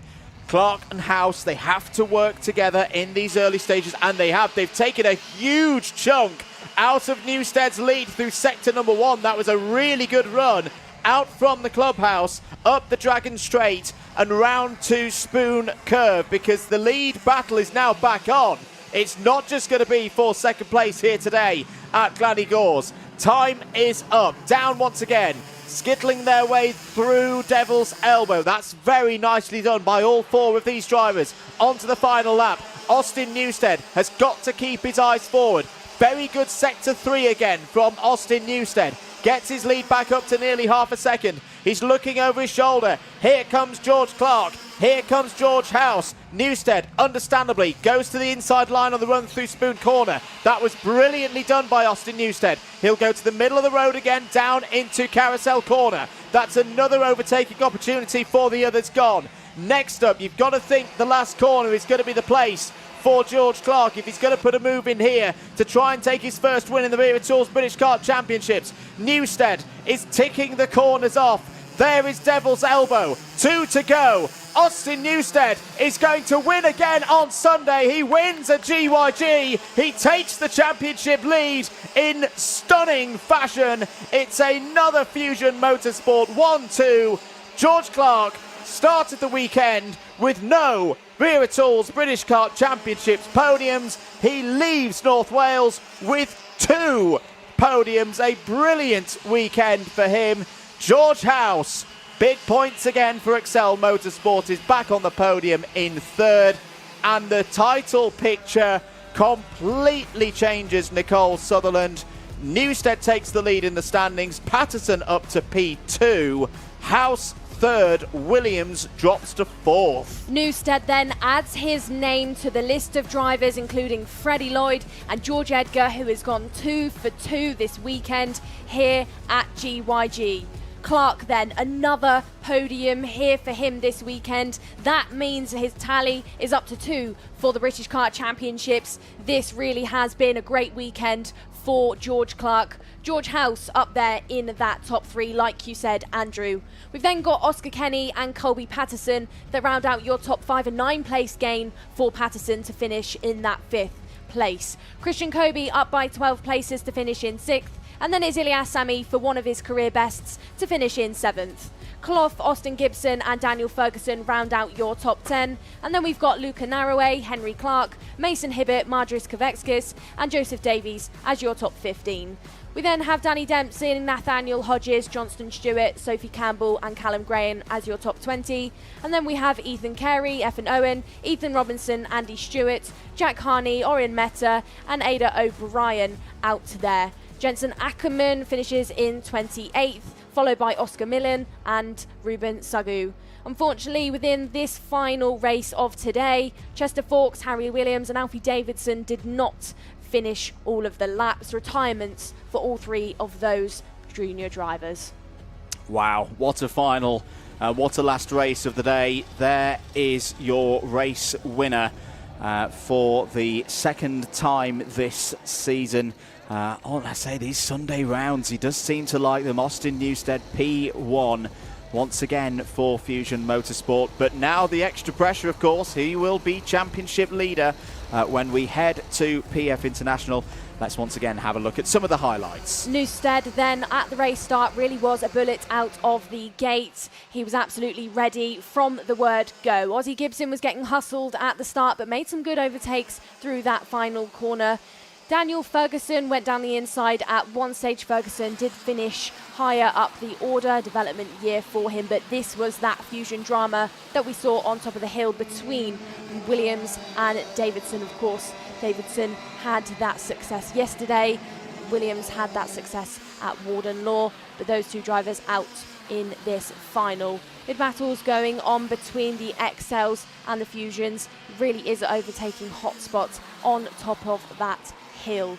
We had Austin Newstead command that race lead 100% of the way. This was the stage though. George House lost that second position to George Clark. George Clark making it 2 P2s for this weekend's racing, and there you can see the celebrations from the mechanics on the sidelines. A lot to be happy about here at GYG, and Piers Pryor is going to be down there in Parc Ferme telling us a little bit or more about that. Winner of the Water Swift category, Austin Newstead. Austin, you've done it twice in a row. That must be a pretty satisfying weekend for yourself. Yeah, very, very good. Obviously, yesterday in the final wasn't too good. Led the first part, but then towards the end I dropped off a bit. But I'm just glad I could hold it throughout the whole race today. Yeah, absolutely. You did a very, very good job this weekend. Sunday was your day today. Talk to us about the race. It was interesting to watch. Yeah, I had a good start, and then George Clark was behind me, pushing me away. But then House was very quick with the pack behind, was catching up to us. Then on the last couple minutes of the race, they were there. I had to defend, and then they started fighting behind, so I just had to quickly get away. But where the push is so big and so much time of it around this track, I just couldn't keep that gap. And then the last lap, they came back up and caught back up to me. Yeah, well, you chose the perfect moment to run away and you took the win. Anyone you'd like to thank? Bentley's my sponsor, SCS Builders and Decorators, all my sponsors, Tired, my mechanic, and my mum and dad. Mum and dad, of course, always get in there. Austin, congratulations, a win for yourself, the Fusion Motorsport team. Must be a good position to be in going into the second half of the year. Yeah, very good. Obviously, now we're a lot higher up in the championship after we didn't have a good round of the first round, but it's good to be back up the front now. Austin, congratulations. I'll let you go and celebrate with the team and get yourself cooled off after what's been a busy weekend. Off you go. No worries. You can accelerate. Wow, what a weekend of racing it has been. 2 events, or 2 rounds, should we say. Round 3 and 4 for the IAME categories, round 2 for the KZs. We're pretty much at the halfway season now, aren't we? Halfway point of the season for the IAMEs now. Of course, 9 rounds of the championship. Round 4's done, so effectively halfway. We've had winners, Edgar in juniors, Lloyd in seniors, Wolf in KZ2, Stubbs in Water Restricted, and then Newstead we just saw there in Water Swift. What a weekend of racing it's been. And we've got, we've got an amazing circuit we've been at. GYG has provided some brilliant racing. We've been well hosted, so thank you very much to them. And we hope everyone at home has been enjoying watching the racing. If you have enjoyed watching the racing, drop this video a like, and maybe even consider subscribing to the Karting UK channel as well while you're there, because then you'll be able to see more of what's to come in future. We'll have highlights going out on the channel this week of the races from this weekend. And also, if you hit the bell notification, you'll be notified next time we go live as well, which will be in just a few weeks' time. I'll get onto that in a moment. In fact, the next time we are live is Event 5, Lark Hall, for the Rotax and Honda categories. That's the 5th and 6th of July, so make a note in your diary for that. Next time the IAME and KZs will be out or not just IAME, actually, KZs won't be there. IAME is out 12th and 13th of July at Paul Fletcher International, PFI, a favourite of many of the drivers and hopefully you watching us at home as well. All that there's left to do is a few thanks, including the organisers, Motorsport UK, for putting everything on this weekend. GYG we've mentioned already, a brilliant circuit so far. The marshals here at GYG have been amazing. Without the Orange Army, we can't go racing, so thank you to them. Alpha Live for the broadcast, Andrew and Nicole in the commentary box, and you at home for watching. Without the viewers, then this broadcast wouldn't be a thing. We'll see you live once again very soon here at the Vera Tools British Kart Championships.